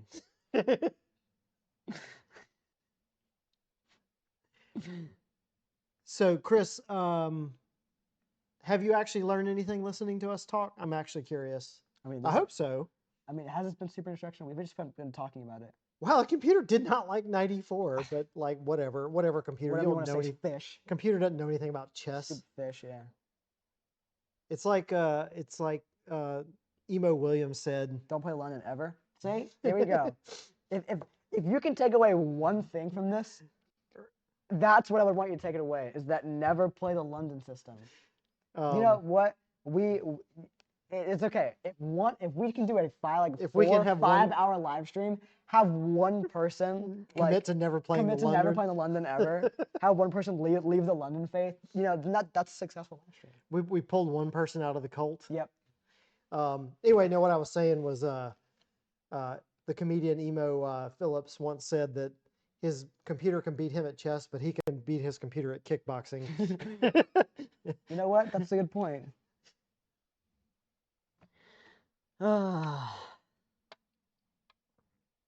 This is a wait. Are all the pieces are still on the board And the pawns too. and on the pawns? Yeah, This is how these. this is games how the go. closed Sicilian works. You know, I remember I played a closed Sicilian in Charlotte like a year ago, and I remember I made it to move 30 without a single pawn or piece being traded off. Actually, I think again, in these types of closed positions, you can make slower moves, right? Yeah. As in, like, you can make a pawn move here and there. Computer is giving rook dg8 a miss. Interesting. I think just go ahead and play h3 here if you're white. Yeah. So this is for the moment. You're not getting through, are you? So for the moment, this is a very positional game. I don't know if it's going to stay that way. It probably won't. Chris says he likes seeing what we think about the moves and what worries or what worries or doesn't worry us. Fair enough. Actually, if I'm playing white here, I'm feeling fine. Yeah. I mean, it's uncomfortable. I don't even think it's uncomfortable. But then again, I've played the close Sicilian and the Grand Prix attack a lot, so I've even gotten comfortable. Like sacrificing material just to keep the attack going. Yeah. So You talk about the. I think the problem with e4 or knight to e4, I just realized it is h3. That's why the computer didn't like it. So I really do think that white needs to play h3 here, because when he played, the knight was sitting here, which means he couldn't play. So h3. notice all the top engine moves prevent h3. So if just play a3 for a second. Let's see what the computer thinks. Okay. Yeah. Yeah. H3. Oh, there you go. Yeah, So the evaluation changed almost a pawn by the. So the computer really wants white to prevent this move. I mean, naturally, I feel like you can't allow that to just like go into your position entirely. And then you just establish light square control, and that light square bishop on b7 is just staring at your king from across the board with a sniper. Aggressive try by Sean here. I actually like it because you're putting pressure on this pawn. I know, I considered it. Honestly. And if he trades, you're just going to replace it with another. And knight. we're still preventing h3 from popping up. So not bad, honestly, not bad at all. I kind of dig the move. I still think that Sean needs to be spending less time on his moves. You know, we talked about several times that, you know, we think Sean's a better blitz player, rapid player, but in all we've seen, Paul has been up time the entire match. Yeah, I did not expect that, I'll say. So black makes a mistake. Rook c8 rook f8 is considered a mistake on black's part. White now maintains a significant advantage. Again, it's a mistake because the computer wants h3, and I don't blame the computer. h3 looks like a problem. But then again, we do have the knight up here now covering the h3 square. Okay, this is a good move by Sean. I like he's finally trying to stir something up. Yeah. So I mean, this is the only problem with, you know, castling queenside. And we definitely would have had a much more positional game if black had continued with white and followed white into the king side. We would have had a very slow, controlled, nice game. But with black deciding to go all out and go for the win, start pushing the h pawn, we've now transposed into a more explosive position that teeters on the edge of a knife. So I'm interested to see how the rest of this game will play out.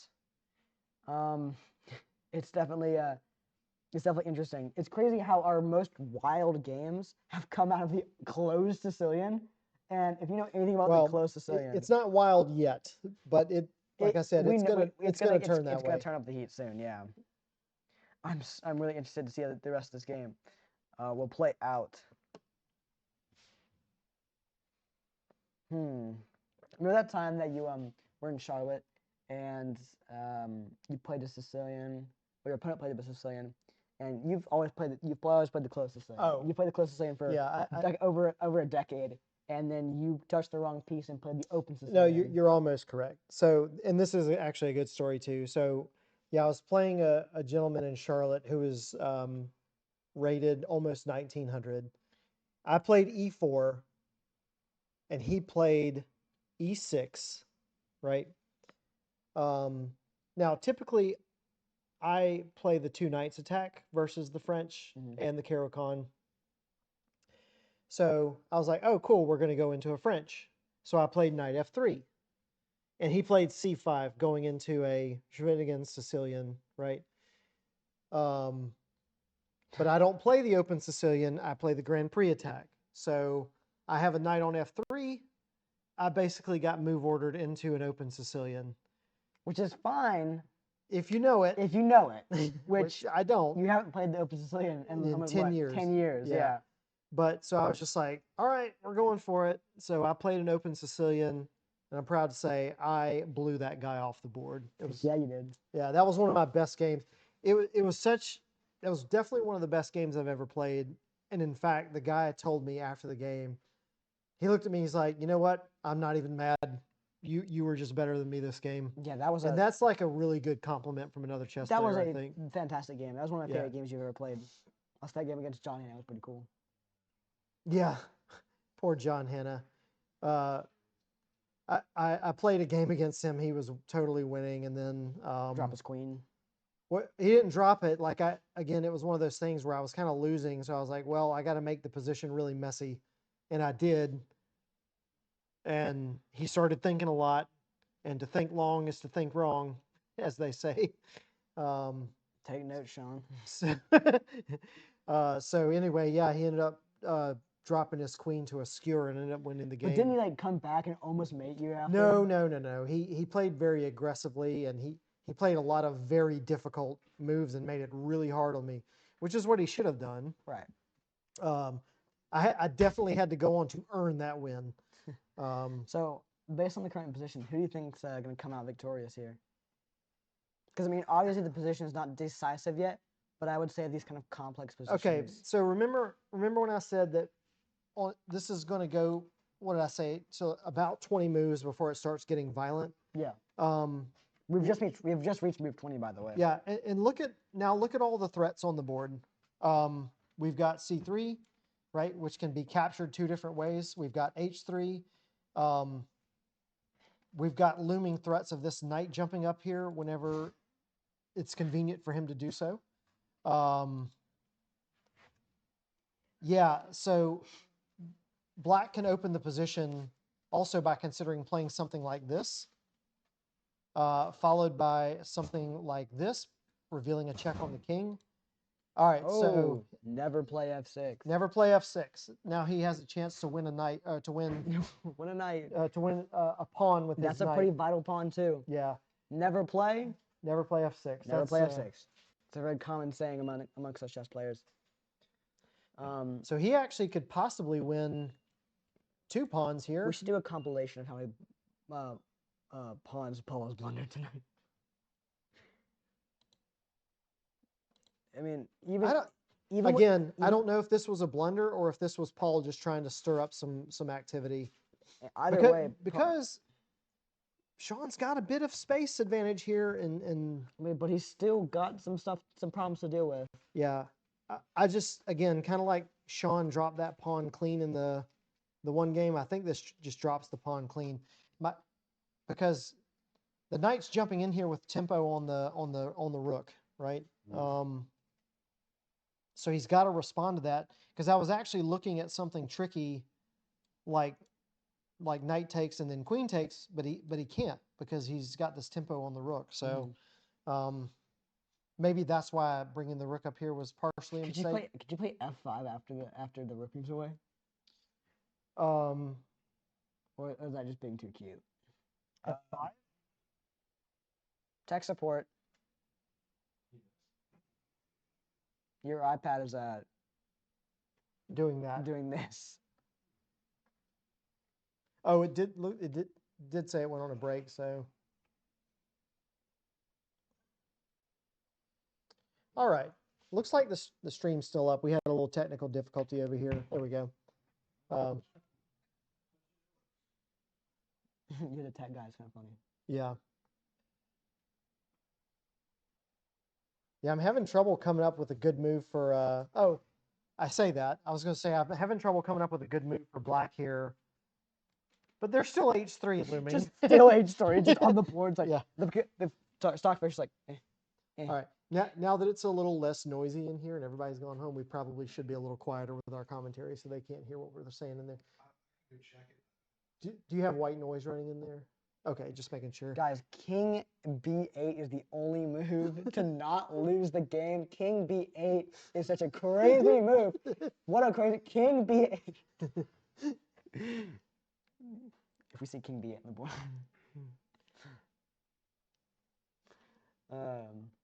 Nah. I can't believe H3 is the best move still. You're gonna move the rook over, it's gonna be like a mistake. Yeah, I think you're right. Paul has a blind spot for knights, I've realized. He's got a blind spot for knights. Every single game I've played him, he's lost me because of a knight. So I think maybe more the case is Sean mentioned to me in passing before this round started. Sean said he felt really good going into the last round because he has a lot of energy. He said he's he's finding like tactics and moves on the board still. And he said that Paul is not used to playing chess for this long, and I have to agree with Sean. So Sean felt pretty good and confident coming into this last round. Paul had all the pressure on him to win. Sean does have an incredible stamina. Mm-hmm. Like I said, resilience, again, that's just such a good quality in chess. It really is. And people take it for granted often. So here's kind of something. Paul's pieces are just not coordinated. Absolutely not. Sean has close to a decisive advantage per the computer, plus 2.3. I consider that a decisive But advantage. With all the pieces still on the board, right? We still haven't exchanged a single pawn.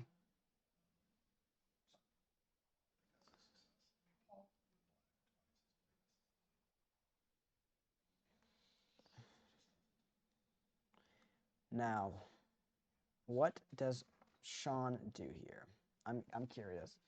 Time is still somewhat equal. I'm still calling for. Does that hang the pawn on? So I think the only thing that he needs to be worried about right now is the knight honestly, getting trapped. I would take the pawn on I would take the pawn on f6 and then I would play f5.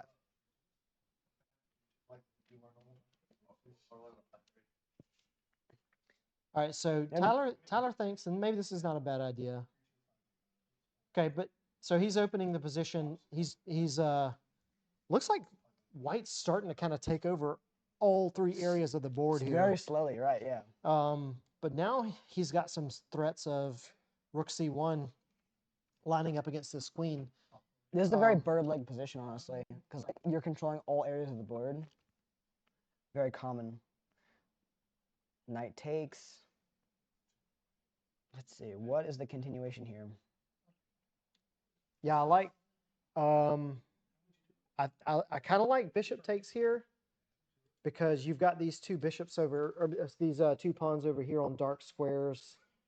I think bishop takes b4 followed by rook fc1. Mm-hmm. Looks pretty dangerous.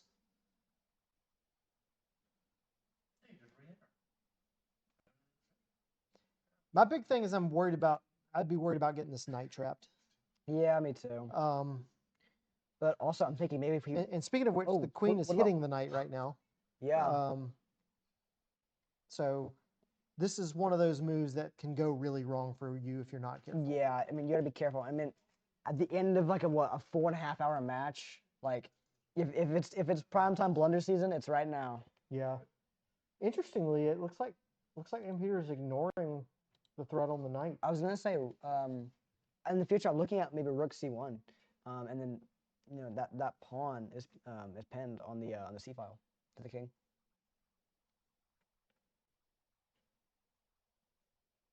So a very big consideration of mine. Did the guys agree to Armageddon in the event of a draw? We don't have Ooh, system, but traditionally we would have. he just blundered a knight. Sean just blundered a knight. Yeah, Sean just blundered this knight. I don't think that he had a follow-up idea with this. I think it was just threatening the queen. I think he just flat overlooked that his knight was hanging. Oh, Funny enough, he's still fine. it is. It is. It went from +3 to 0. Yeah. Ah, Oh, this is great move by the queen. a fantastic move. The greatest chess move. Ugh, that's unfortunate. Yeah. Sean has had some heartbreaking moves. Yeah. So Sean's still fine here. He just needs to not fall apart. That's the big thing. Well, the one thing I'm thinking about doing when I blunder a knight is falling apart. So Yes, that's all of us. Yep. Yep. what, f5, bishop f4?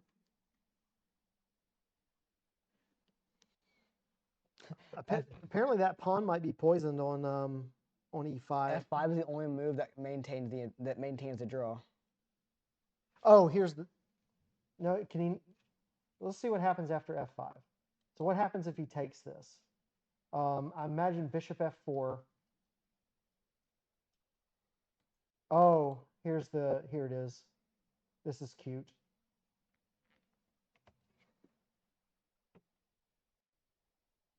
Oh, That just doesn't work. it does. I said if the queen takes that pawn. Actually, white's better again here. Bishop takes b4. Another, yeah. Black now has the advantage. Yes, it's losing for white. So for this last one, we've got the computer eval on. It still wants white to play h3. It's been calling for that for like 75 moves. All right, rook ac1, then h3. Looks like Yeah, don't count Sean out here though. certainly not. White, like he dropped a piece, but like white still has plenty of venom.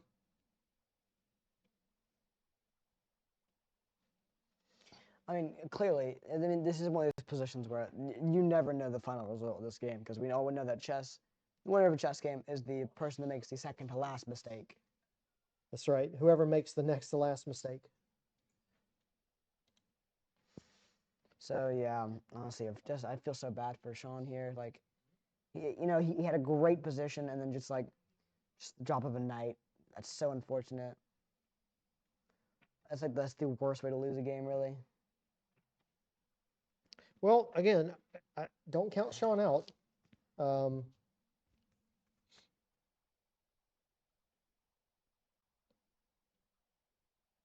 3, 4. Sean, so yeah, even though black is up 2 pawns, the computer still has some counterplay for white.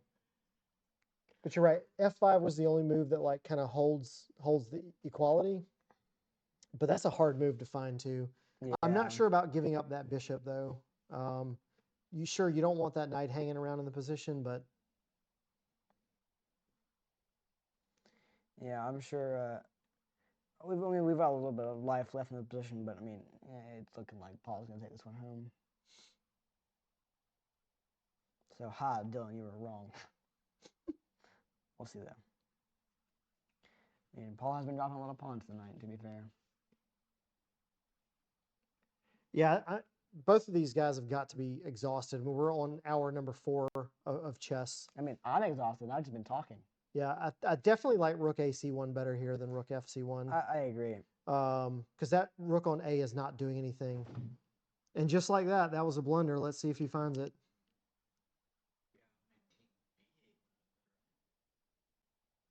King D1, King D8 blunder. Sean back in the position with a winning advantage. Queen C2 is not such an easy move There's to only find, though. one move that doesn't lose in this position. But actually, yeah, this is giving white equality. This is Oh no, advantage. advantage. And there's a white couple. with almost a +2 advantage. And you know what move white needs actually? If he misses Queen C2, he has another move that holds the equality. H3. I kid you not. Get out of here. H3 is 0.0. We H3 ridiculous. Yep, and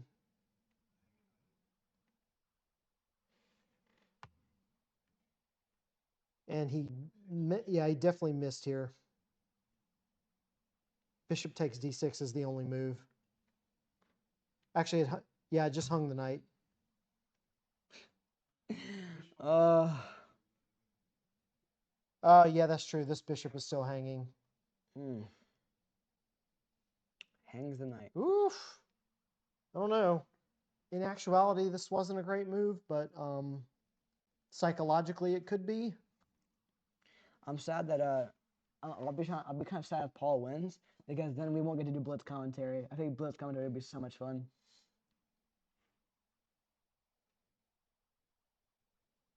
I think he's provoking Paul here. This is this is kind of a decisive moment for Paul. So per the computer, bishop takes was the only move. Every other move lost, like straight lost. Yeah. So. All right, so Exclamation mark. So bishop takes B7, again only move that doesn't throw away. And once again, white has the advantage. But we called it. This turned into a wild game, and I knew it would. We both knew it would. We are approaching the 4-hour and 30-minute mark. This has been a gauntlet of chess. Queen E4 maybe? I'm liking Queen E4. The only move that doesn't lose. Queen G2.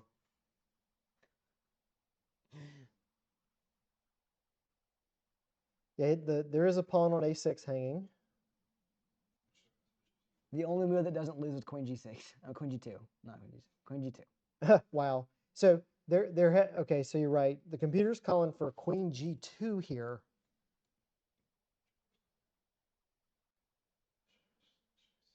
A blunder. Another blunder. Wild.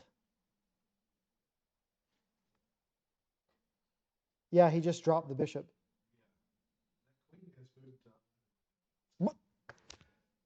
Did we both just miss that? Because we thought queen takes A6 came with tempo, but maybe we were all just punch drunk and thought that this was another blunder of a piece. Yeah. And we'll probably see a resignation here. So, queen takes bishop. He does have a piece fork right here. So, he can keep playing on. Yeah. So, and then probably rook E7 followed by pawn to F5. At least gives him something to play for.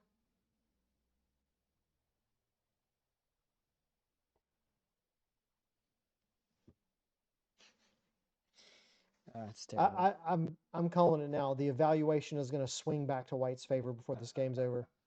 I'm telling you. This is the game I was expecting. Yeah. I think we all knew that the last game was going to be the craziest, as I said multiple times before.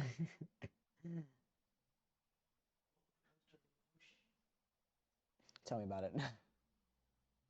I got to be honest, if you had told me somebody was going to drop 2 pieces in the last game, I would not have picked Sean. Yeah.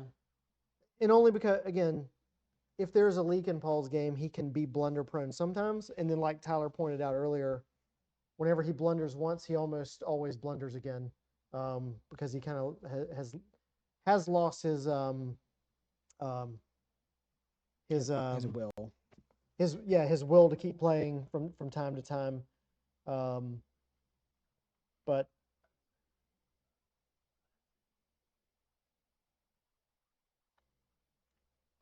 hard to suggest a move here for. It really is. We're just kind of waiting to see what plays out here. So all that Black needs to do to win now is just organize his pieces and coordinate them. H3 is going to be a decisive move. It's still calling. It's the right second side. it's the second move. It's calling for H3 again. It's No, been calling for H3. If you guys rewatch the stream, like this entire game, H3 has been the top engine move for about like 20 of the past like what 25 moves. Yeah. Utterly absurd.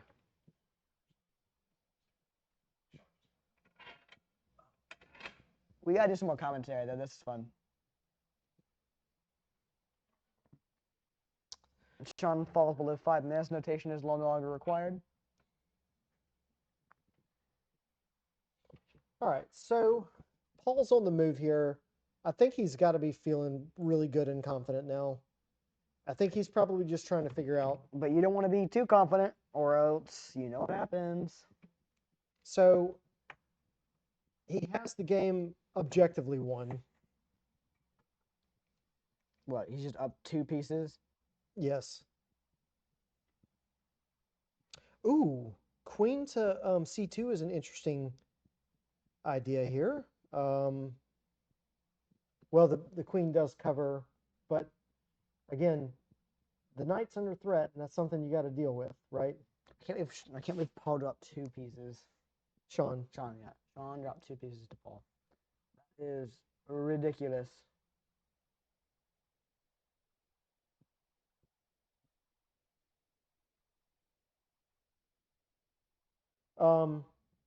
Again, just to try to make things messy, I sort of like queen g3 here.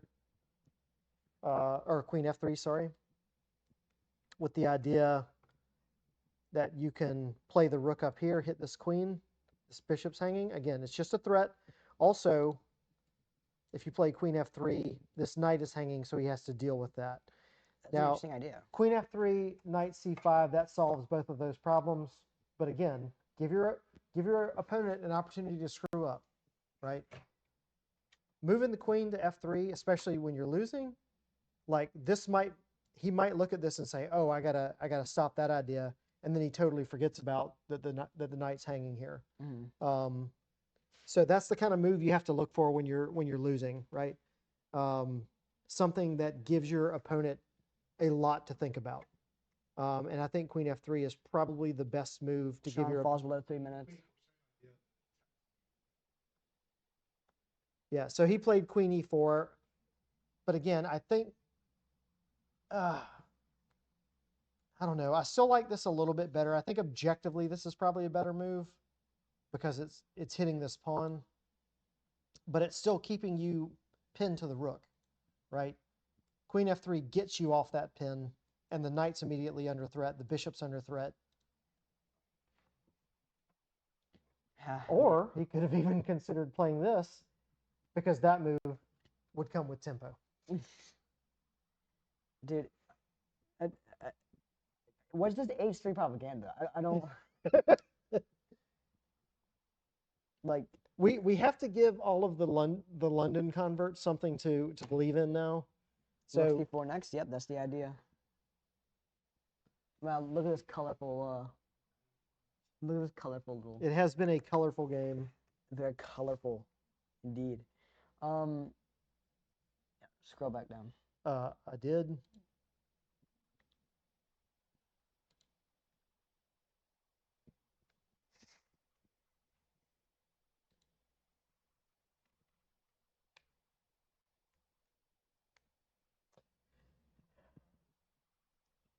Yeah, so good move by Paul. Good heads up move here. Just shutting down. Brandon, Tucker Norton left his phone here. Have you guys found it? It might be in one of the tables.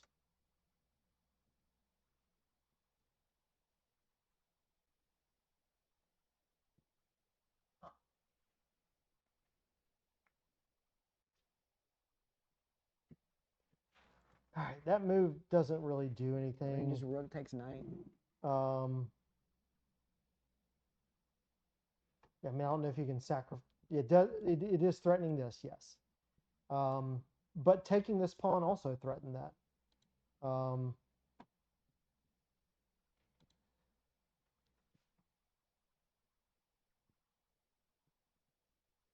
Sean is very low on time Yep.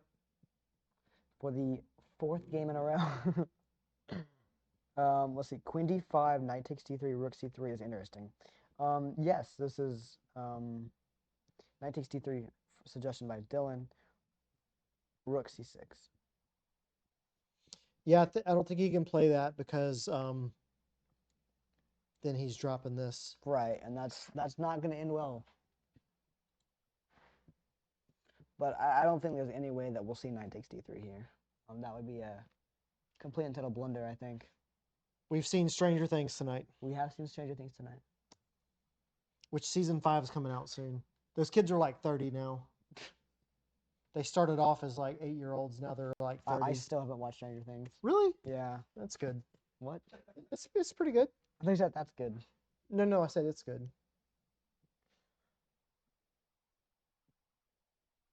I haven't watched Andor either, and I know you keep pressuring me to watch Oh, Andor. Andor's fantastic.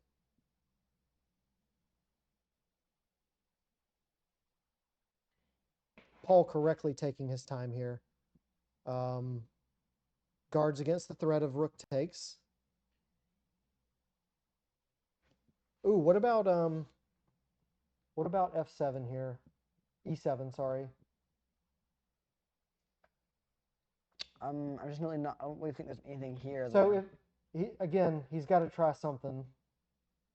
Actually, E7's the top engine suggestion. So again, give your opponent an opportunity to mess up, right? Because this is immediately puts him back in the game.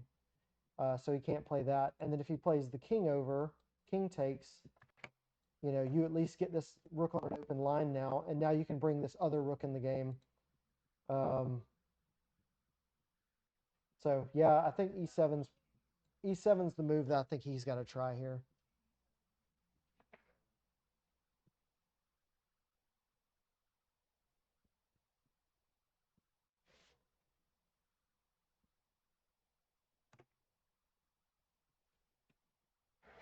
Yeah, there's no play for white. I agree.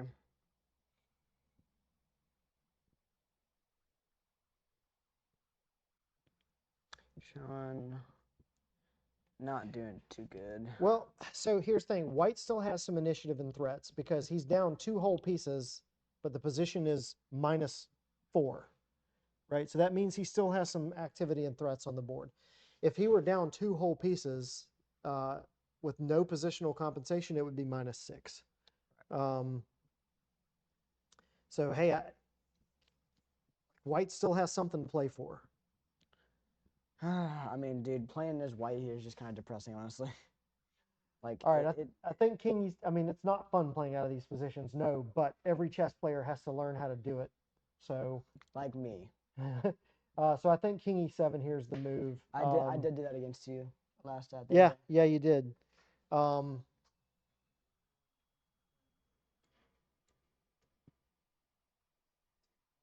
Yeah, I think now rook takes. Yeah, that's it. Rook takes. That's it. There's no other. Nope, that's it. Yep. So getting the King E7 here shut down a lot of his play. Again, I did like E7 check better, getting these rooks at least in the game. Again, if nothing else, to just stir up threats, It's gonna be rook AC1. Yeah, look, rook AC1, and then the idea of taking the knight with the rook, sacking the rook to play for queen d7 check, and then king f8, queen f7 mate. Oh, that's tricky. I mean, you got to try something. Yeah, try something. So you like rook AC1. Okay. With the I'm guessing with the idea of rook b6. But yeah. Is he trying to bait him into playing this or this? Why did he hang this pawn? All right, heads up move by Paul here. Just get the queen out. Just trade. Yeah, top engine move here is it actually likes queen takes better than rook takes. That was my first initial thought was, well, you could at least win another pawn, but it actually, for whatever reason, the computer likes queen takes better.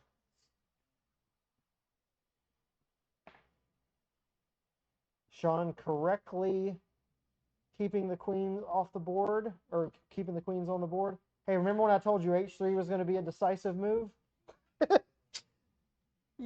Guess what the top engine move is right now? h3.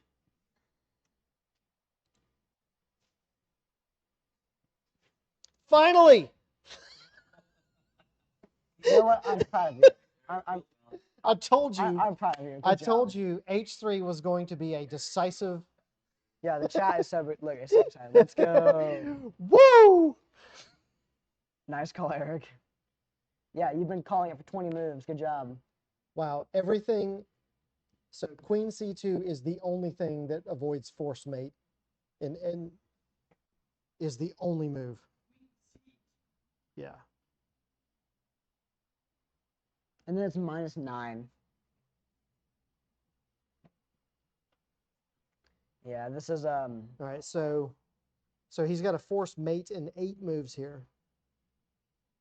Starting with queen g2 check. that's a force mate. Yep. Yep. Let's see. Well, I think he just resigned. Yeah. he just resigned. Okay. Well, Oh, he flagged again. I think. he flagged again. Yeah. Oh well. All right. Well, What a, GG's. What a crazy finish. What a crazy finish to our final game Yep. of the evening.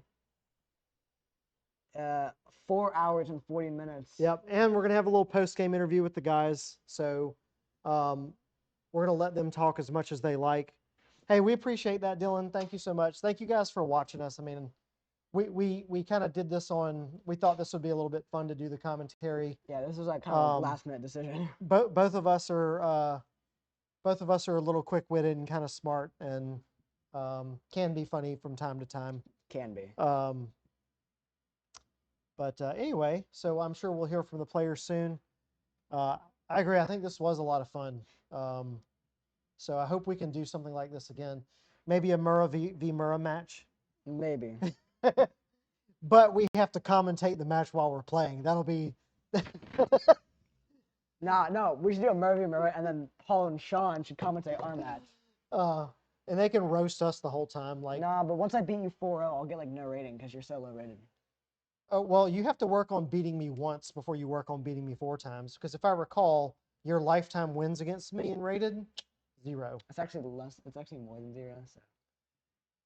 What's up, guys? Sean, You were it was very good effort. Very good effort. You had a decisive advantage, many times. and then you blundered 2 pieces. Yeah, the lateral Yeah. queen move. Well, It's we're alright. we're gonna turn it over to you guys. First, let's interview you, if that's cool. Sure. It's gonna be kind of brief. Like, Yeah. So I'll let you take the love, Mike. Have a seat. I'll just ask some questions. okay. So who's got the other love? I do. So, question coming. Here. All right. So, obviously, you played great for 3 hours and 45 minutes tonight. Oh yeah, that last blunder was really too bad. You know what's funny? All of us were looking at like, oh, he can play bishop takes a6 here. So even all of us sitting out here in the lobby, Mm-hmm. and we didn't give it like a hard look, but then you played it, and then all of us were like, oh my gosh, that just drops a piece. Yeah. Like we all kind of missed it too in our initial look over. So for whatever reason, we just assumed that piece was. Yeah, that's okay. I can No, be it's off fine. frame. But anyway, I guess just walk us through what like you really did play great tonight until like the last 15 minutes or so. Yeah, I mean, again, I just missed the lateral queen capture, because I guess like it gets it's able to attack like once you know there's a clearance between them. Um, After that, I just kind of went for as much complication as possible. Yep. Just kind of like played, just kind of. I knew any end game there, I end up losing. So I was just like, well, I might as well throw everything at the king and see That's if the right anything way can to do happen. it. Yeah. But he defended well. Congratulations. It's not easy to defend in that kind of a position, certainly. Yeah. Like when you know that you have, in theory, a decisive advantage, but now you just have to survive, right? That's not so easy to play out of. So I know as a chess player, both of you guys were, y'all were both on edge there at the end. Mm-hmm. But still, hey, honestly, congratulations on a good match. I know it was 3-1, but the match was much closer than the score would indicate. Oh yeah. Like I I think mean, it's clear to anybody watching, you guys are two very evenly matched players. It Favorites happen to swing a Paul's direction tonight. it was certainly entertaining for us. Funny enough, when you watch this playback, I was calling for H3 for like 20 moves. Mm-hmm. The top move for the engine for both of you was H3 for like 20 moves. Huh. And then I said like 30 minutes ago, I was like, H3 is going to be the deciding move in the game. I'm calling it now. And then when you played H3, it was pretty much over there at that point. So Yeah, it takes hilarious away. that ended up being the final thing. But man, honestly, I know you're a resilient guy. Don't Yeah. you have nothing to be ashamed of tonight? Like No, I had. you played some I good mean, I had chess. fun. I don't know. Like, Yeah. I like this format. I like actually like doing matches. If anybody else wants a match against me, I'm welcome to welcome to challenge me. Including Paul if he ever wants a rematch. Uh, but I guess for now, let's go ahead and get to the man of the hour. Yeah, Yeah. man. Well, thank you, Sean. We All appreciate right. you. All right. Thank you. Thanks, bud. All right, man.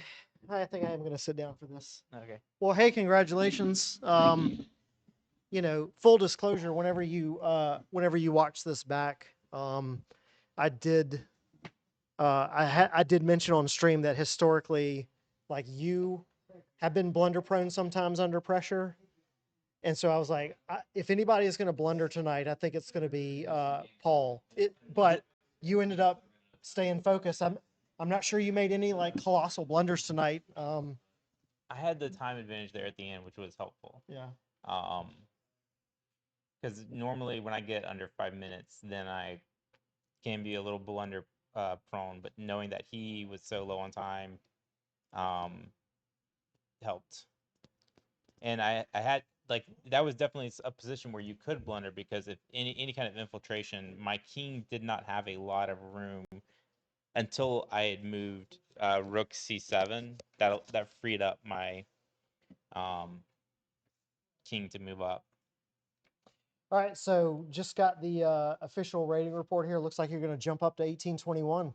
Congrats. Is that your peak rating? That is my peak. 20 Awesome, man. 20 points above Yeah. my previous peak. Yeah, that's awesome. Congratulations. Sean's not going to lose a ton of rating. No. 1765. Still a great showing by him. There was something. Oh, let's talk about game 2 for a second because Okay. I think like Sean got a pretty blistering position against you with white in that Sicilian, and then game 4 you go straight back into the same line. Yep. Walk me through why you decided to do that. I mean, I don't think he got a blistering position early in that. Early no, but it came pretty fast. But I think he definitely seemed to have regretted playing e4. No, d4 out of the Sicilian. So he changed that to d3. Yeah. And so when he changed that to d3, it let me get more of what I wanted. And so I felt like I maybe missed a couple of things in the first one, but I didn't feel like this was something that was crushing me. right. I in that second game, I knew as soon as as soon as he had played f5, like, oh, I'm just supposed to just take his knight and then play f5 myself, and I cut off his bishop, and I should be good, and that would have stopped it. So it wasn't like I was, oh man, he really like just I didn't know where I was going in that. It just like I knew where it went wrong, so I wasn't scared to go back into it. Yep. Well, I know we could sit here and talk about this for a while, but we've been here a long time. The stream's been going a long time. There's a lot of dads ready to get home. I'm ready to get home. I know both of you guys are I chose to be exhausted. even more aggressive in that the second time with black, because I was like, I want to try to finish this quickly one way or the other. Well, good deal. Congratulations, both of you guys. I mean, like, great show. Like, we had 16 people watching on the Twitch stream at one time. Oh, we got up to 19. Yeah. Sweet. Childhood friend of yours was watching. Lee. Yep. Yeah. Hey, Lee. And then my wife tuned in and made some comments, so that's fun. But anyway, yeah, I think it was pretty successful. Everybody said that they had a good time. So Mike Saylor made a few comments on the game. So and he gifted some subs. So I know Lee is hoping to get back here for Christmas, and hopefully we'll see him at a Tunnel Vision or something. good deal. Well, hey man, congrats. Thank you. Yeah, it's been a pleasure. And with that, we are signing off. Thank Good you to night. everyone that stick around. Paul Copeland versus Sean Miller in a chess match!